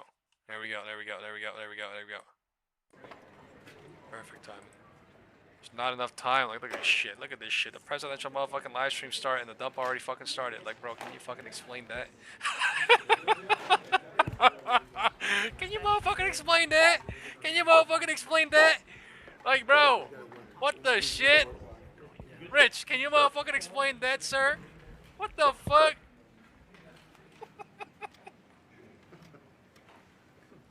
Dude. Hello, everybody. Thank you very much. You all set? Well, we're talking about CAFE standards, a very big deal, very important. Today, my administration has taken historic action to lower costs for American consumers, protect American auto jobs, and make buying a car much more affordable for countless American families and also safer. We're officially terminating Joe Biden's ridiculously burdensome, horrible, actually, CAFE standards that imposed expensive restrictions and all sorts of problems, gave all sorts of problems to automakers. And we're not only talking about here, we're talking about outside of our country, because nobody could do it. Nobody wanted to do it, and it was ridiculous, very expensive. It put tremendous upward pressure on car prices, combined with the insane electric vehicle mandate. Biden's burdensome regulations helped cause the price of cars to soar more than 25%. And in one case, they went up 18% in 1 year. Today, we're taking one more step to kill the Green New scam. It's part of the greatest scam, probably, well, other than Russia, and a few others I could name. The greatest scam in American history, the Green New scam. And it's a quest to end the gasoline-powered car. This is what they wanted to do, even though we have more gasoline than any other country by far. And people want the gasoline car. They want everything. They want electric. They want to have lots of alternatives. What the fuck? But they do want the gasoline car. Right now, it's leading away by a lot. The car business is a very interesting business, but we want to keep it that way. I want to thank Transportation Secretary Sean Duffy, Deputy Transportation Secretary Stephen Bradbury, as well as CEO of Ford, Jim Farley. Jim, where is Jim? Electric vehicles. Hi, Jim. Congratulations. You're doing a great job. CEO of Stellantis, Antonio Filosa. All right, dog shit, SPX. Thank you very much. I'm back at 1K. Chairman of the National Automobile Dealers Association, Tom Castrida. Yes, sir. Thank you very much, Tom. Great to have you. And Manager of General Motors Orient Plant, John Urbanek. Please, Green News scam. What the Great fuck? to have you guys here. And you're going to say a few words in a minute about how ridiculous this was, but we've just freed you up. So you're going to have a good day. You're going to have a good number of years. Thanks as well to Senator Shelley Moore Capito, Ted Cruz, Kevin Kramer, Marsha Blackburn, It made me feel like I was going to come Eric back. Schmidt and Bernie Marino, as well as Representatives Sam Graves, Vern Buchanan, Mike Kelly, Roger Williams, Lisa McClain, and Troy Balderson. All great people. These are great people. And I know there's a lot of support long beyond the people that are here. We had tremendous support on this. From day one, I've been taking action to make buying a car more affordable. I signed an executive order to end the unfair, expensive electric vehicle mandate. As you know, we had to have an electric car within a very short period of time, even though there was no way of charging them and lots of other things. It would have cost $5 trillion to build the charging plants. And as you know, in certain parts of the Midwest, they spent, to build 9 chargers, they spent $8 billion. So that wasn't working out too well. That was done before me, by the way. I wouldn't have let it go forward. We're canceling the EPA's absurd tailpipe emission standards, one of the most important things that I've never had a group of people come to me more powerfully and really just devastated that they had to do it. It was killing them than the automobile manufacturers, the tailpipe emission standards. And I can tell you, your people at Ford were coming to me all the time, and they were saying, like, did you guys even catch what he's talking about? It doesn't do anything, and it's killing us. And it's driving the cost didn't through say the what roof. he's And saying, we right? revoked Biden's emissions waiver for California so that California communists could not regulate the automobile industry and ruin the entire nation of automobiles. And they were doing that, too. But we have that What now the under shit is he control talking also about? Does with, anyone know? Your governor, who's got much more than he can Does control. anyone know what he Now, said? under the new rules All I heard being was issued auto today and by Tesla. Secretary That's why Duffy, I the heard, sorry, Department of auto and electric. Transportation That's why I will went, rescind I'm sorry. the Did Biden anyone fuel fucking catch what the fuck he economy said? prices. And I hate to say that because they were really not economy. They were really, they were He didn't even say it. anti-economy. They were horrible what they were doing to the costs and actually making the car much worse. But these policies forced automakers to build cars using expensive technologies that drove up costs, drove up prices, and made the car much worse. Price. The action is expected to save the typical consumer at least $1,000 off the price of a new car, and we think substantially more than that. To switch to Under the Trump administration, $70 billion are now being invested in the American auto industry. Ford has announced it will invest $5 billion across its Kentucky and Michigan plants. Is that a correct statement? That's right. That's a lot, $5 billion. No way Tesla rises. Tesla's not even here. Creating at least 4,000 new jobs. Stellantis announced it will invest $13 billion to expand its U.S.-based manufacturing by more than 50% and open new manufacturing facilities across the country. And I think a big part of that is also the tariffs. Because of tariffs, they're coming in. Not only... How can my brand appear in AI search? How can I boost digital brand visibility? Introducing SEMrush One. We're leading everybody and everything. We have the hottest country right now. I will tell you, a lot of political people behind me, great political people, very successful political people. We have the hottest country anywhere in the world. 1 year ago, we had a dead country. And now we have the hottest country anywhere in the world. And it started from November 5th, but it also started when we did the tariffs, and we've had tremendous support on the tariffs. It's bringing in trillions of dollars of wealth. It's bringing in national security. And I've stopped 8 wars, and of the 8 wars, 5 of them have been because of tariffs and trade. So they're very important. And General Motors plans to invest $4 billion as it brings its manufacturing back to the United States from Mexico. After falling by 5% under Biden, U.S. auto production has surged by 10% so far this year. You know, I won the auto workers vote, but now even the head of the auto workers said Trump is the greatest president we've ever seen. And he happens to be right about that. But we're protecting our auto workers, and we're making it easier for every family to afford high-quality cars. In other words, we're bringing automobiles back and the manufacturing of automobiles back into this country. We lost 52% over the years, 52% of our automobile manufacturing. You see it. Closed factories all over the place. Now they're all opening up. They're being, in most cases, they're being knocked down, and new ones are being built in their place. And a big beneficiary is the state of Michigan, but South Carolina, even states that didn't really do too much with the automobiles, are opening up plants. It's been amazing. So between automobile plants, AI plants, and plants of every other nation, really every other type, including chips, we're going to have a big percentage of the chip market very soon. Not because of the CHIPS Act, which was horrible and ridiculous, where we just gave these companies billions and billions of dollars, and they just kept the money, but because of what we did with tariffs. They have to build here, otherwise they're going to have to pay tariffs. They won't be able to do business in the United States. And we're going to have a big percentage of the chip industry. As of about a year ago, 2 years ago, we had none. And now we're going to have a very big percentage when it all finishes out. So I'd like to ask Secretary Duffy to speak, and then Mr. Farley, and then Filosa, and Erratic, and Castrita. And also we're going to ask some of our political leaders to speak, because let me tell you, they went out of their way. This was not easy. And people were brainwashed. This is a green new scam. And people were paying too much for a car that didn't work as well. And now they're going to have a great car that's going to be environmentally friendly, but it's going to cost you a lot less, and it's going to work great. All of the nonsense is being taken out of the cars. So, Secretary Duffy, could you say a few words? Thank you, Mr. President. So yesterday at the cabinet meeting, the president was talking about affordability, and the way that Democrats talk about affordability is a lie. Today is a perfect example of that. So these CAFE standards used what was contrary to the law. The Congress set a rule that says you have to look at combustion engines.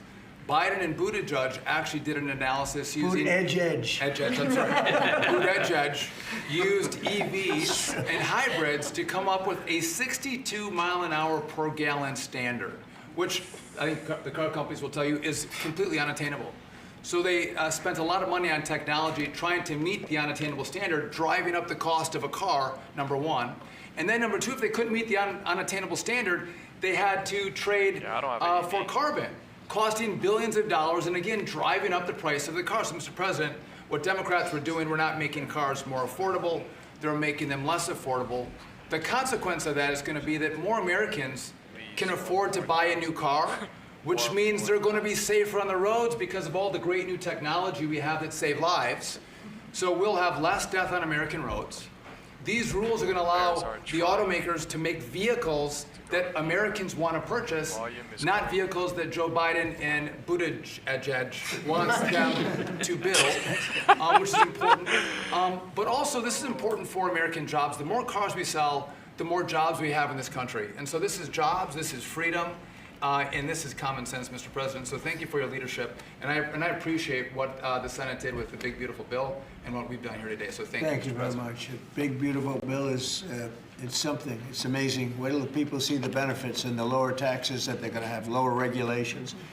So how about Ford?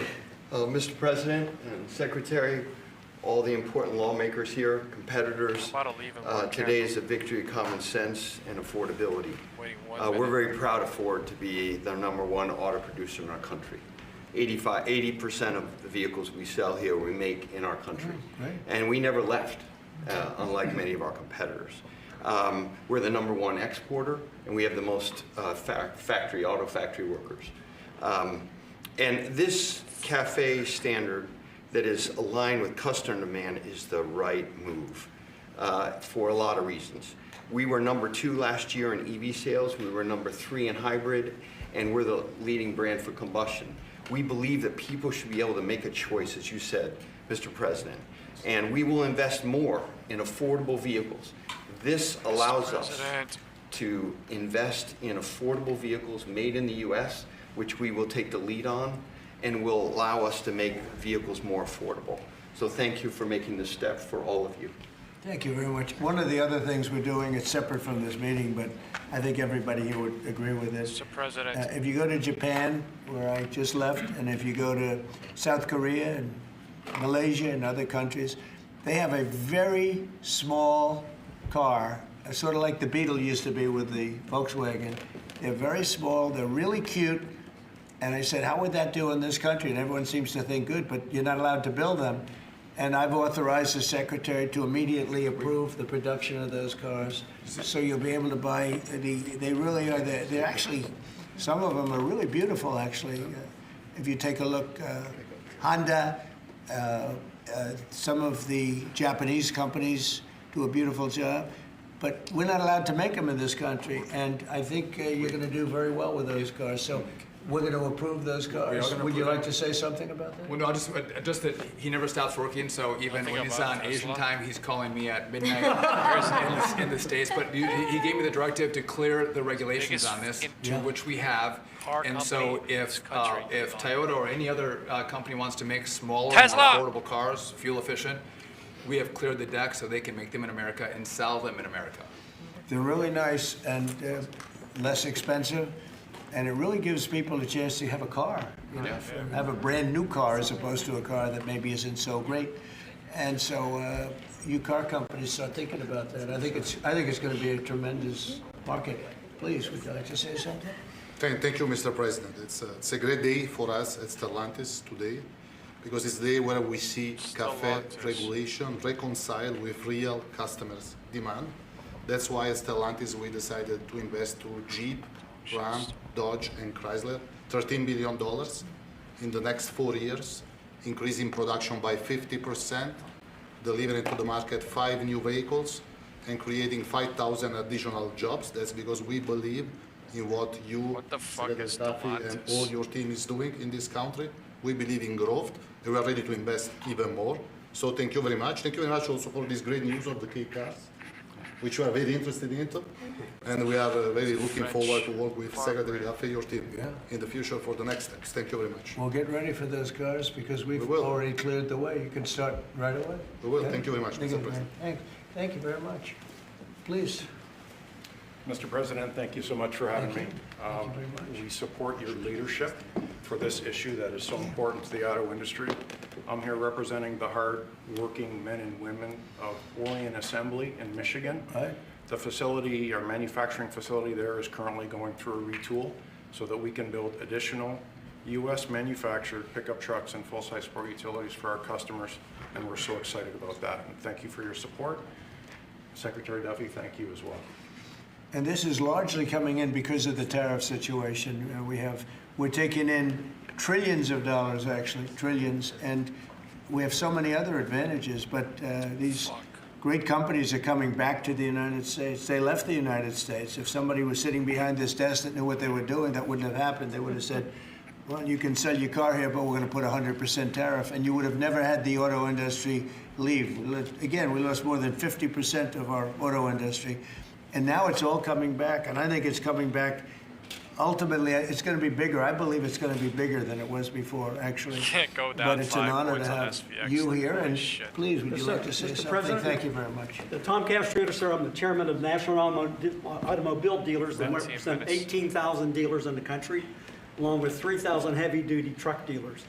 And what the actions that you've done as the president and your administration is definitely going to save our customers money. And you made your promises that let the consumer buy what they want, sir, and you delivered on that. And the other thing that you delivered was your promise in the big, beautiful bill, the tax deduction on loans that had gone away some years back. Right. And now that makes it affordable for our buyers that can save money through that loan of the tax, anywhere from several hundred to several thousand. So again, sir, on behalf of all the dealers and our customers, we appreciate what you and your administration have done, and of course our legislative support as well, Mr. President. Thank you. That's very nice, and I'm glad you brought that up. We're allowing people to deduct. So if you go out and buy a car, and this is for middle income, but for lower income, no matter what, they never really had deductions. You know, rich people like deductions, but middle income people were never really afforded deductions, which is very unfair. You borrow money to buy a car, you're allowed to deduct the interest from your income tax. And I think that's going to be one of the most, in terms of your industry, I think it's going to be the biggest thing that we're talking about, maybe even bigger than CAFE standards. People are going to be able to borrow money, deduct it, so it's going to cost them essentially half. And It'll help, yes, sir. I think it's going to be a tremendous factory. They've never had a chance to do that before. And that's all done. That's all in the great, big, beautiful bill. So it's really terrific. I'd like to ask a couple of our political leaders to say, because you guys have done an amazing job. This was something that was going to be very tough. We had to fight lunatics to get it done, and they had no answers. You know, you just present them with the facts, and they just say, well, we're just not going to vote for it. They couldn't talk about it, but they didn't want to vote. I see Mike Kelly, my friend back there, who's been with me from day one, right? Yep. What do you have to say, Mike? Well, you know what? I think you hit the key. Everybody's talking about the same thing. In America, look at the way they like each other. You can see there's no hatred between these two guys. Yeah, as long as I beat his price, we're friends. But you hit it nail on the head. The American people have always been able to choose what they want to buy. Right. They don't want to be taken out of a market by people who, quite frankly, don't even drive their own car, and saying this is the way you've got to go going into the future. And say, well, you may say that, but you're not in the market. You have no idea. And I know the business we're in. At the end of the day, if you were there with me, I'd say, Mr. President, oh my God. Other than price, what's keeping you from taking the car home today? It's always price. And the fact that we can build a car that's affordable, that people want to buy, that's the key to it. What you've done is unlock the most ridiculous statute that ever came in with CAFE. It wasn't done by the Congress. It wasn't done. It was done by President Obama after the courts failed on it. So thank you for doing what you're doing. You're making America great again in every single way. Thank you. Thank you. It's going to be so big for the auto manufacturers. People aren't even going to believe the impact this has. You know, Mike used to come to my rallies all the time. We'd have a rally, and it was like 0 degrees. It was freezing everywhere. And he'd sit there without a shirt on. And I didn't need that, you know. I didn't say it was pretty, but he would sit there in the cold, and he didn't mind it at all. I said, that's one tough cookie, right? You lit it up. We didn't need any heat. We were there. We had a good time. We had a lot of great rallies. We did. Pennsylvania. Please, Mr. Congressman. Thank you, Mr. President. I represent the dealer body. I'm a dealer, and we got some other dealers in here, but this is huge for the dealer body, the local car dealer. We're going to be able to sell what the customer wants. The manufacturer's going to make what the customer wants. We've got all kinds of options to the big bill. It's going to enable people, as we talked about, to deduct payments and so forth. As we say in the business, they've never been cheaper than they are today, Mr. President. And it's going to be a great opportunity for the dealer body to sell what consumers want. As long as your shit goes down and 99% of the businesses in America are small businesses. Many are car dealers. Employ a lot of people. It's going to be a great year for us. We appreciate your leadership. And we appreciate that from a retail standpoint. We appreciate the manufacturers going to step up and build cars that customers want and that we want to sell. So thank you very much. If they dump this shit, I'm going to be so mad. But he's also a very brave congressman because he was there on the baseball field that horrible day with Steve Scalise and some other people. He was hit, but he took it very well. You took it very well. You're my pal. Thank you. I left here, but I was thinking this was Kevin, could you say a few words of wisdom? One of the really smart economic forecasters, I will tell you. Beyond an economist, he's a real forecaster. Please. Sir, I think that there's a massive macroeconomic benefit to what we're doing today. And the way to think about it is that the car that has the best gas mileage that you could buy that has only gasoline is a Honda that gets about 36 miles per gallon. Joe Biden wanted to make every car on average be above 50. So there's no car made in the U.S. that you would be able to sell 2 years from now, 3 years from now under that rule, because what he wanted to do was make everybody have an electric car, as you know. But here's the thing, that if everybody had an electric car, then nobody would be buying gasoline anymore, and they'd have to take all the miles that they travel and put it on the grid. And so we would have to increase the production of electricity in the U.S. by 25% over the next couple of years if they had their way. And so you've really stopped a massive disruption for the economy with this. So thank you, sir. And that wasn't the main reason, and yet it certainly is a main reason. You wouldn't have been able to do it even if you wanted it. It's just so crazy. That was the mandate, which we ended. Troy, would you like to say something? Great honor, thank you. My family is a former dealer, 48 years, Chrysler Dodge dealer. And then I got into the political world, sir. I had more fun in the dealership world, but I miss it. But I still play a big role in automobiles and grateful. I remember under President Obama when the CAFE standards changed, as Mike brought up, and going through those challenging times. As a Chrysler dealer before Stellantis came along, it was Daimler before you guys got it. So thank you very much for being here and making these changes. And as you said, that interest on the car loan piece is big. And I know that Bernie led the charge on that in the Senate and get it into one big, beautiful bill.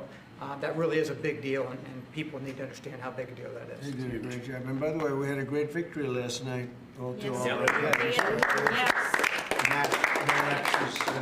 I like our race. He's going to be a great congressman. I think so. Really, like us, right? Yeah, like us. One of my early endorsements, right? Yes, sir. Can we talk about it? You're right here is a man. Come in. Let me say hello to you.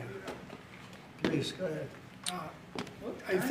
Thank you, Mr. President, for your leadership. But the thing I've admired most, you've been in business, you've been in the battles over the years, and you're helping us lead us out. Most people that are up here have no idea about business or small business. It makes a big difference.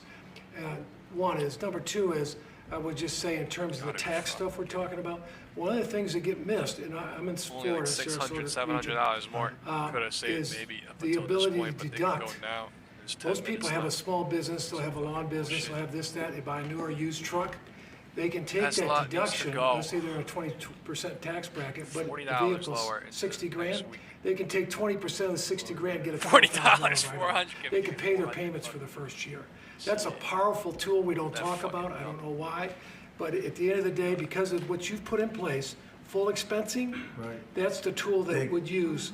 And you could just think about all the people in Florida, just general places. They're buying old vans or new vans. They're buying trucks, mainly trucks, and they're getting a deduction. They don't even have a payment for a year. Stop saying that. So one of the best things for one of the biggest things in the expensing. Expensing is a powerful tool. They can write the whole asset off. Build a website you love with Wix. They literally held For that your shit words? till Mark to close. Let me mention one other thing. They got into the e-vehicles, electric cars. Never without a talking goddamn to dealers that come in and talk to me, and basically they couldn't sell one, they couldn't give one away. And when these companies, or they got in because of whatever political pressure under the Biden administration, and they end up realizing that they got no market. A guy says the car's been sitting there a year, I can't get rid of it. So they don't understand the market. The people produce the vehicles, and that's made a big difference in your leadership. Thanks for what you're doing here today. It's big, it's huge. It'll make a big difference. $12,000 on a $60,000 vehicle up front day one. Thank you. Thank you very much. You know, we're just talking about something that's interesting. Ford would make, and I don't want to speak for Ford because we have one of the top people right here. Mr. President, it's fine if you want to talk about Ford. Ford would make numerous electric cars in order to sell one Ford 150. Isn't it, dude? They fucking bounced that thing to 340 to 345, and then 345 it looked bullish, and they started rejecting. Like, it's literally fucking that they couldn't sell in order to make some money on the 150, because the 150 is a monster. I'll tell you what, that no matter where you go, they love that Ford 150. But isn't it a ridiculous model when you have to build 2 or 3 cars that you know you're not going to be selling or not be selling for much in order to really do something that you should have the right to do, which is make a car that you want to make. Yes. And that the market wants, right? So congratulations on the 150. Thank you. Best-selling vehicle in the United States. Just saying. Look at that. Now it's 100% built in the United States. Now it's only going to do. No, but it really is. It's amazing. It's an amazing brand. There was a lot of stupid things done here. What would you like to say? Yeah, I thank you, Mr. President and Secretary Duffy and all of us. You know, one of the last times I was here is when you signed the electric vehicle CRA, Congressional Review Act, that all of us participated in. The beginning of really making common sense, because it was going to impact 17 other states and really a large part of our economy. This is about affordability here. I'm just going to say one thing. Well, maybe I already said one thing, so now I'm going to say 2 things. When we talk about a car and auto, we sort of talk about just, oh, we need a car. Do you know what a car does? Maybe they're going to VWAP. You can take your children to school. You can go to the store. You can visit your mother. You can go to church. You can have a job. You have the flexibility that you need. A car for an American family is about a roadway to prosperity. Big deal. It's a big deal. And so by making them more affordable, making them more choice-driven by what families want and need, today is a great day for the American family. Absolutely. Thank you. Absolutely. And the American worker. Say. Well, thank you, Mr. President and Secretary Duffy, and to my colleagues that are here. In Tennessee, we make great automobiles, and we have a fantastic workforce. And whether you're GM or Ford, with their new investment in Tennessee, or Nissan or Toyota with the engine plant, what you see is the components that are necessary to build these cars. And removing these standards and making cars more affordable does mean that more people will purchase them, but it also means we're going to have to make more cars to meet that demand, and for Tennessee, that is a great thing. So, you know, I'm just sitting here and I'm thinking, like, we have the you guys biggest understand that goddamn auto quote went to manufacturers literally in the world. $1,000. They're talking about investing billions and they're investing it as we speak, but billions and billions of dollars in our country. Thank you very much. Oh my God. And they're here. They're not like, well, maybe we'll do it. They're doing it because of tariffs, and they're doing it because of maybe they like the president, and we're doing things like this for them, which frankly, no matter who you are, this should be done. And we're doing things like deductibility of interest when you borrow money.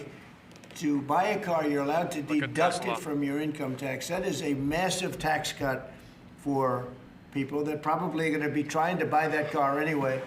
And I really think that that interest factor is going to be one of the biggest things. When I was proud of that because I thought of it, and it seems so simple.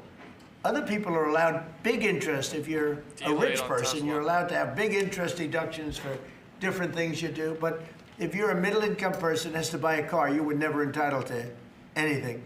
And now you're getting a full interest deduction on the loan. And I think that's going to have one of the biggest impacts. But we're here with companies that are investing tens of billions of dollars in our country as we speak. It's not going to be in 2 years or 3 years. A lot of it's because of the expensing provision in the bill, the big, beautiful bill. But a miracle is happening in our country. It's a miracle. This is just the auto industry, but we have other industries where it's the same thing. They're building all over our country, and this is a revolution is happening. It's a business revolution. It's a jobs revolution. It's a car revolution. We're bringing back the car industry that was stolen from us because we have people that didn't know what they were doing sitting at this desk. And they put the wrong people in because they weren't advised properly. And this is really an incredible thing that's happening. Go ahead, Kevin.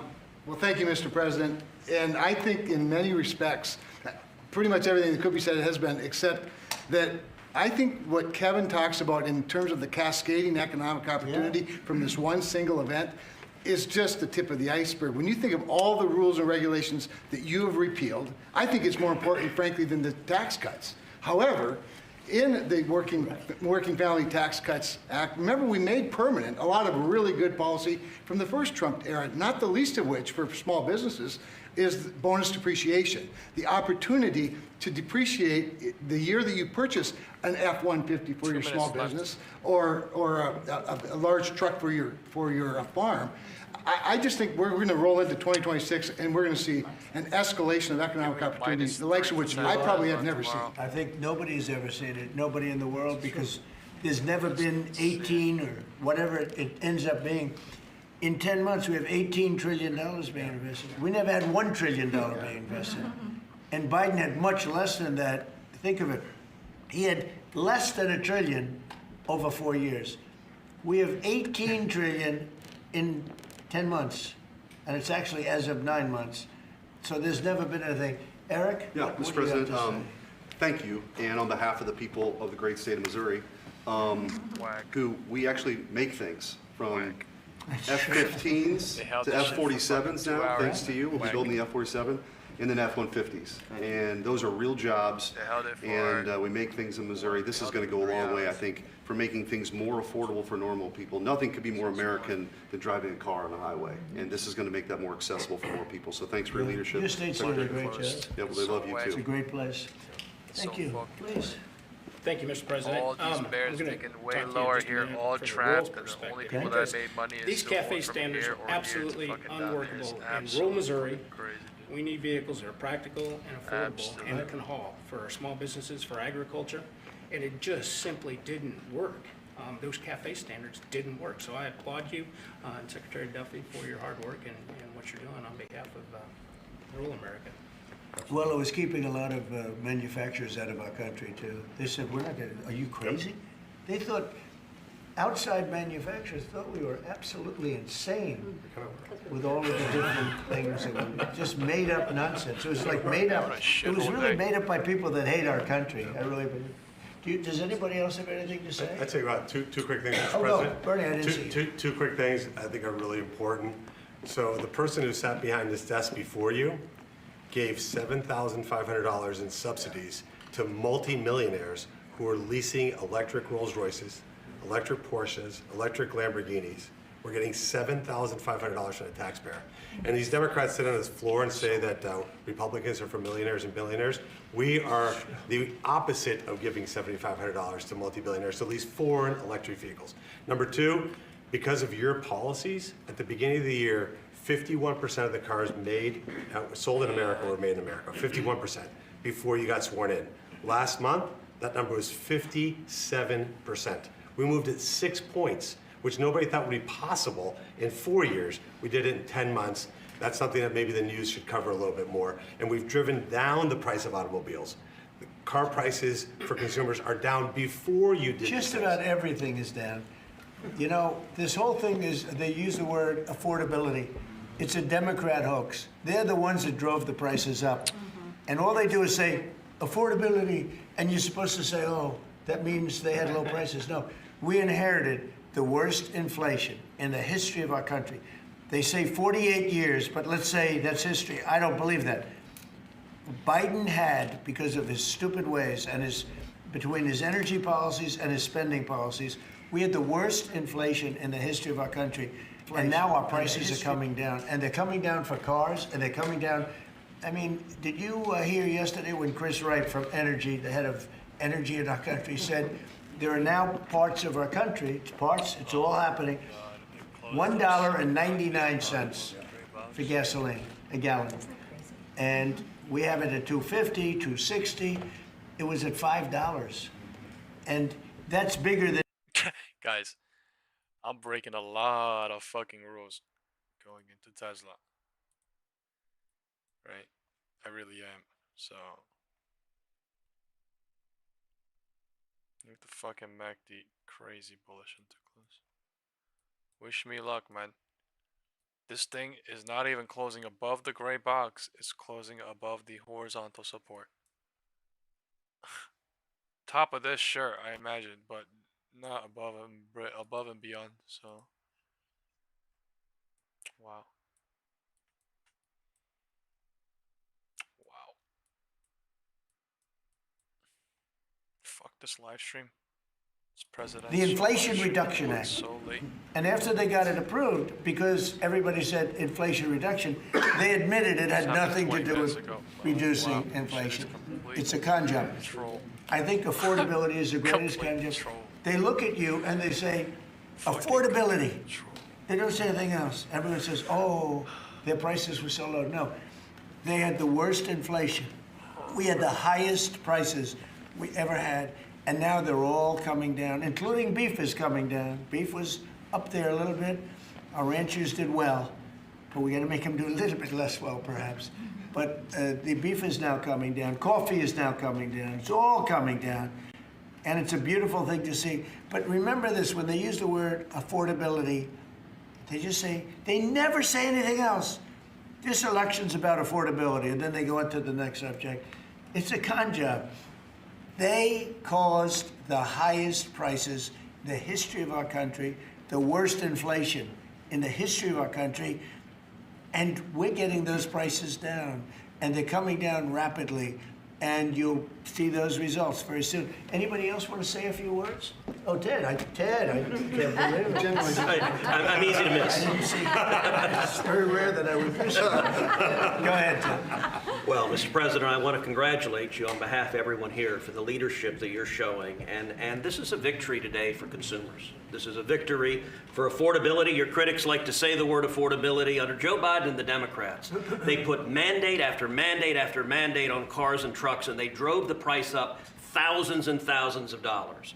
And with the actions you're taking today, and you put on top of that the one big beautiful bill, you know, most of the senators here on the Senate Commerce Committee, and on the Commerce Committee, we worked together to zero out the CAFE standards. We wrote that into the law that the CAFE standards went to zero. What does that mean? It means you can now, as a consumer, buy the car you want.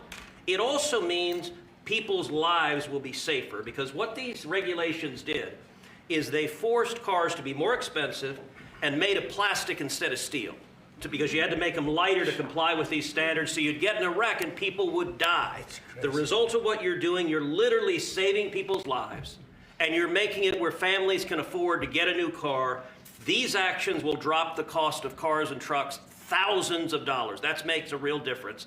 And I'll make one final point. You know, about half the members here are car dealers. And I will say my good friend Roger Williams out in the lobby, he tried to sell me a car, which didn't surprise me, but I just want to give props to Mike Kelly. He showed he was savvier because he tried to sell you a car, and you can afford a much nicer car than I can. So well done, Mike Roger. You just went to the wrong customer. I was $100 cheaper. The thing that Ted just said, it's true. Plastic instead of steel. Think of that. And people died because of that.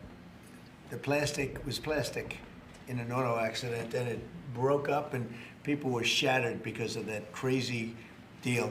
But it's a really good point. Go ahead. And Mr. President, I'll tell you, the Senate Commerce Committee on January 14th, we're going to have a hearing with all of the big three there and Tesla, and the entire hearing is going to focus on how your leadership has reduced the burdens on car makers. That's lowering costs, that's giving consumers more choices, and it's producing more jobs in America. And it's highlighting that's a real record of success. Yeah, well, it's an honor. And, you know, they were going by California. We had like 2 different countries, California and 15 that followed California, because you had 15 states follow California. And the rules from California were just like everything else. That's why people are leaving. That's why it's such a mess. It's got there's a state with such unbelievable potential.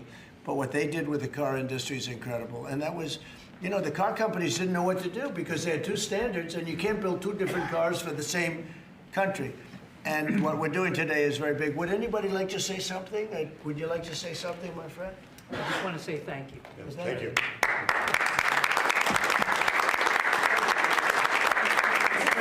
Anybody who wants to Mr. President, thank you. Once again, And we love you, Brian. Oh, I love you too, Mr. President.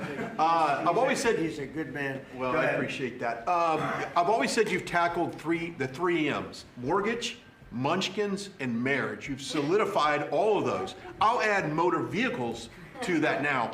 My question, I got one about consumer confidence. We just came off on the record high Black Friday, up 9.1%. Record high, highest ever, biggest amount ever purchased in one day. Yep. Which I think counters this narrative of affordability, because apparently the Americans are spending money. So I want to see, how do you view that for a consumer confidence being so high going into Christmas and going into next year? And I do have one for the auto group after you. Yeah, after I just think that we have tremendous confidence in the country. You know, one of the things in terms of confidence, if you go back a year and a half, you know, it's amazing, we're like into 10 months already, but you go back a little bit before the election, because after November 5th, it started changing rapidly, even though we weren't running it until January 20th. But when you look back and you look at the enlistment of soldiers, people that wanted to join the military, the Army, Navy, Air Force, Marines, Coast Guard, it's like booming, it's all Space Force. But we had the worst recruitment in the history of our country. A year later, we have the greatest recruitment in the history. You can't even get in. Getting in is like getting into a top college that you couldn't get in. People want to be in the service now, and that includes the police and firemen, other things. You couldn't hire police, you couldn't hire anybody in the Army or the Navy. You couldn't get people in, and we now have gone from that to record recruitment. We're getting high quality people, amazing people, wanting to be in the military. They have a spirit now, you know, call it what you want, but that's part of it. But they have great spirit now. It's a great thing. Go ahead, ask your second question. Okay, my second question, I've got a lot of close family friends that are in the automotive business, own dealerships all across Southern California. They sent me a question to ask you. There's a thing called a mileage blocker that is installed on vehicles. It's a type of a computer chip which alters the actual mileage. Scribe is how 4 million people turn processes into step-by-step guides. The hardest part of any job, I don't care where you work, is answering the same questions over and over. You're gonna wanna see this. That's why there's Scribe. Go to scribehow.com, click Capture, do the task once, and Scribe will create a step-by-step guide you can share automatically. You ever walk someone through a giant process and know they'll forget half of it? Yeah. Bernie, do you know anything about that? It works on older vehicles, and obviously, well, we got to do a better job. Yeah, I think it's something I've never heard of it. Very good. We never heard of it. That's pretty good. Mr. President, you released video of that first boat strike on September 2nd, but not the second video. Will you release video of that strike so that the American people can see for themselves? I don't know what they have, but whatever they have, we'd certainly release. No problem. You know, we stopped every boat we knock out. We save 25,000 American lives. That's right. And if you look at our numbers, the drugs coming in through sea are down 91%. I'm surprised there's 9%. I don't know who's doing the 9%, but it's down 91, and we're going to start very soon on land, and I'm sure you're thrilled to hear that. On Ukraine, Steve Witkoff and Jared Kushner were there last night with Vladimir Putin. Can you give us an update about those talks? It sounds from what the Kremlin is saying that they're not going to compromise. Can you tell us what you've... I don't know what the Kremlin's doing. I can tell you that they had a reasonably good meeting with President Putin. We're going to find out. It's a war that should have never been started. It's a war, if I were president, we had a rigged election. If I were president, that war would have never happened. It's a terrible thing. But I thought they had a very good meeting yesterday with President Putin. We'll see what happens. It's, you know, when I was in this office and I talked about no cards, I said, you have no cards. That was the time to settle. I thought that would have been a much better time to settle. But they, in their wisdom, decided not to do that. They have a lot of things against them right now. But you have President Putin had a very good meeting yesterday with Jared Kushner and with Steve Witkoff. What comes out of that meeting, I can't tell you, because it does take two to tango. You know, Ukraine, I think we have something pretty well worked out with them. They're very satisfied, considering. But the sad part is if our president, no war would have ever happened. They would have had 100% of their territory. Nothing would have happened. It's a very sad situation. So think of this. Last month, 27,000 soldiers. 27. That's like you take a stadium, a football stadium, not an arena, and you cut it in half. 27,000 people died. Young, mostly young soldiers, died last month, in 1 month. Fucking crazy. And that's the only reason I'm involved. You know, we're not spending any money in the war. We're selling to NATO. We're not being ripped off like we were under Biden. Biden was handing everybody everything we had, giving them all the missiles, everything they wanted, free, no charge. Or just he had no idea what he was doing. They're paying top dollar, full price for everything. Goes to NATO, and then NATO distributes it. NATO pays us. So we're not. It's not money. We would all. I think I can speak for everyone behind here. The politicians I know, and the auto manufacturers are good people. They don't want to see 27,000 people die for no reason whatsoever. And that's the only reason I'm trying to help. Yeah, please. Mr. President, switching to Venezuela for a second. Have you checked back with President Maduro? I mean, is your pressure campaign working? And do you think, how's he responding to the demand that he leave the country? It's not pressure campaign, it's much beyond that, I think. But I spoke to him briefly, just told him a couple of things. We'll see what happens with that. Venezuela sends us drugs, but Venezuela sends us people that they shouldn't be sending. They emptied their prisons into our country. They sent us killers, murderers. They sent us drug dealers at the highest level. They sent us gang members. They sent us people from their mental institutions. They emptied their mental institutions into our country. And so did other countries, because we had stupid people running this country, really stupid people. And I think probably you had some stupid ones, and you had some smart ones, but they were bad people too. Because not all of them were stupid. You can't cheat on elections like they did and be stupid, okay? Mr. President, did you talk to him a second time or just that one time? What's that? To Maduro, did you speak to him again? No, I didn't. Mr. President, if you do find... When you spoke with Mr. Witkoff and with Mr. Kushner... Last night, did they give you the sense that President Putin still wants to end the war, wants to make peace? He would like to end the war. That was their impression. Now, whether or not,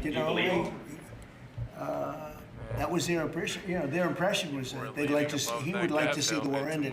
I think he'd like to get back to dealing a more normal life. I think he'd like to be trading with the United States of America, frankly, instead of, losing thousands of soldiers a week. But their impression was very strongly that he'd like to make a deal. We'll see what happens. Mr. President, if the boat strikes, if it is found that survivors were actually killed while clinging on to that boat, should Secretary Hegseth, Admiral Bradley, or others be punished? I think you're going to find that this is war, that these people were killing our people by the millions, actually, if you look over a few years. I think last year we lost close to 300,000 people were killed. That's not mentioning all the families. Have you seen what happens with the families of not only the people killed, the people that are trying to get their son or their daughter off of this poison that they've been fed? I think you're going to find that there's a very receptive ear to doing exactly what they're doing, taking out those boats. And very soon we're going to start doing it on land too, because we know every route, we know every house, we know where they manufacture this crap, we know where they put it all together. And I think you're going to see it very soon on land also. Yeah, please. So to be clear, you support the decision to kill survivors after the No, I support the decision to knock out the boats. And whoever's piloting those boats, most of them are gone. But whoever are piloting those boats, they're guilty of trying to kill people in our country. Yeah, please. The House Judiciary Committee has subpoenaed Jack Smith to ask about his investigation of you. I wondered, for a deposition, I wondered if you'd prefer to see that as a hearing so that the American public can see the questions and the responses more easily. I'd rather see it probably at a hearing. Look, Jack Smith is a thug. He's a failed prosecutor. He's a bad man. He's an evil man. He hurt a lot of people. Forget about me. I do this stuff, but I got indicted many times by a guy that they were dismissed. He's a bad guy. He's a sick man. There's something wrong with him, actually. I think Jack Smith is a sick man. There's something really wrong with him. I'd rather see him testify publicly because there's no way he can answer the questions. But Biden knew this was going along. Kamala knew it was going along. And there's a lot of things happening right now that they don't like. One of the things is the auto pen. Everything he signed, almost, with the exception of the pardon of his wonderful son, Hunter, just about everything he signed was not signed by him. He had no knowledge of it. He didn't know what it was. People sitting around the beautiful Resolute desk knew exactly what it was. And those people are guilty, in my opinion, of a major crime. Everything that was signed by that auto pen, the man operating the auto pen, and I'm sure there are more than one because I think some of the people can operate it themselves. Some of the high-level people operated themselves. They would just go in and sign his name with an auto pen onto very important documents, not only pardons, but policy, maybe CAFE standards, okay, as an example. Who signed CAFE? If you ask Biden what's a CAFE standard, he would have absolutely no idea. He'd say, where is the CAFE located? The guy didn't know anything. Look, that just shows you what a rigged election can be, but you understand what I'm saying. Thank you. You've had conversations with Jensen. Right, so... Smart man. In your conversations with him, have you kind of given a sense of where you are with export controls and the types of chips that Nvidia can give to China? Sure, he knows very well. He's done an amazing job. Nvidia, very good. Yeah. Mr. President, when do you expect for phase 2 of the Gaza peace plan to be implemented? And Well, it's going along well. You know, they had a problem today, I understand, with a bomb that went off and hurt some people pretty badly, probably killed some people. They're telling me it just happened. But it's going on. We have peace in the Middle East. People don't realize it. We have tremendous support. 59 countries. There's tremendous support. But phase 2 is moving along. Yeah, it's going to happen pretty soon. Mr. President, did you speak with House Republican leadership about your decision to pardon Congressman Henry Cuellar? And are you concerned that you made a vulnerable Democrat perhaps less vulnerable with that decision? It didn't matter. He's a respected person. He was treated very badly because he said that people should not be allowed to pour into our country. And he was right. He didn't like open borders. He was on the border. You know, he represents a very respected man. He represents the people on the border. And he saw what was happening. And as soon as he made that statement, I then said, I'll bet he gets indicted. And that's what happened. You know, I put out my truth from that. Well, I did a truth. Wonderful truth. We love truth. But what happened is he got indicted for speaking the truth. And his wife got indicted, Imelda. And that's sort of a first. Usually they leave the wives alone, right? Don't they, Congressman? Yeah. Typically they indict somebody, put him in jail for the rest of his life, but the wife can just sit home and cry, or she'll find a new man. You know? A lot of times they find a new man that makes them much happier. In fact, a lot of times they like that man better than the one that's in jail. Mr. President, thank you. The mayor of Minneapolis, Jacob Frey, is saying that he's actually proud to have the largest Somali community in the country, and his police chief Well, then he's a fool. Well, his police chief is also I saying wouldn't be they proud might... to have the largest Somalian. Look at their nation. Look how bad their nation is. It's not even a nation. It's just people walking around killing each other. Look, these Somalians have taken billions of dollars out of our country. They've taken billions and billions of dollars. They have a representative, Ilhan Omar, who they say married her brother. That's a fraud. She tries to deny it now, but you can't really deny it because, you know, it just happened. She shouldn't be allowed to be a congresswoman, and I'm sure people are looking at that. And she should be thrown the hell out of our country. And most of those people, they have destroyed Minnesota, okay? Minnesota, you have an incompetent governor. You have a crooked governor. He's crooked as hell, but he's incompetent. Walz he should be ashamed. That beautiful land, that beautiful state, it's a hellhole right now. And the Somalians should be out of here. They've destroyed our country. And all they do is complain, complain, complain. You have her. She's always talking about the Constitution provides me with... go back to your own country and figure out your Constitution.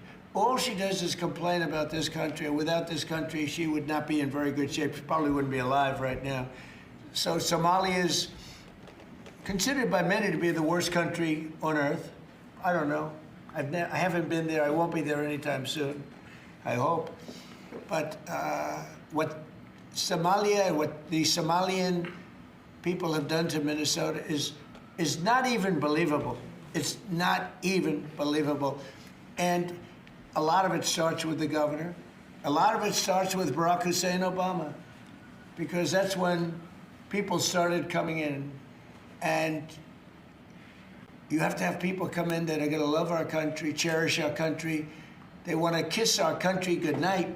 They talk about our country. We want them to pray for our country. This is not the people living in Minnesota. And she's a disaster. She should not be, and her friends shouldn't be allowed. Frankly, they shouldn't even be allowed to be congresspeople, okay? They shouldn't even be allowed to be congresspeople, because they don't represent the interests of our country. Anybody else? Mr. President, the automakers spent billions on meeting the Biden EV rules. Should they be able to recoup that somehow, given the change? And there's a question about the doing it. No. I'm not letting them recoup. They're going to do just fine. You know how they recoup?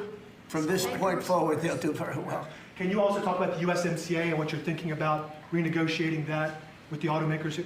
Well, we're that's just an ongoing thing.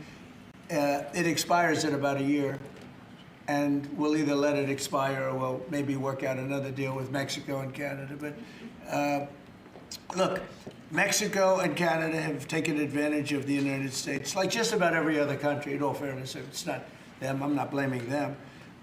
But every country, because we had stupid people running our country. We had a lot of stupid people running. That's why we have $38 trillion in debt. But the beautiful thing about the tariffs is we'll start paying off that debt. The money coming in, they're finding money in our country now that they never knew existed. The other day, $30 billion. Where did it come from? I said, why don't you check the tariff shelf? They said, sir, that tariff hasn't started yet. It doesn't start till January. I said, no, it started 2 months ago. They called back, sir, you're right, it was from tariffs. No, we have a whole different country. I hope the Supreme Court, I pray that the Supreme Court understands the importance of the sensible, really, I mean, this would be country threatening if something happened with regard to that. You know, the people that brought that case are bad people. They're very bad people. They hate our country. They represent foreign countries, including China. But they represent, and China's paying us a lot of money now in tariffs, but they represent people that really don't like our country much. And I know some of them, and they're scum. In my opinion, they're scum. They're absolute scum. And they're not suing for any good reason. They're just suing to see if they can stop it, because they make money if this country does badly. You know? So, but we're taking in trillions of dollars. We're stopping wars. We have great national security because of tariffs. And then to think that we have to even go and justify this.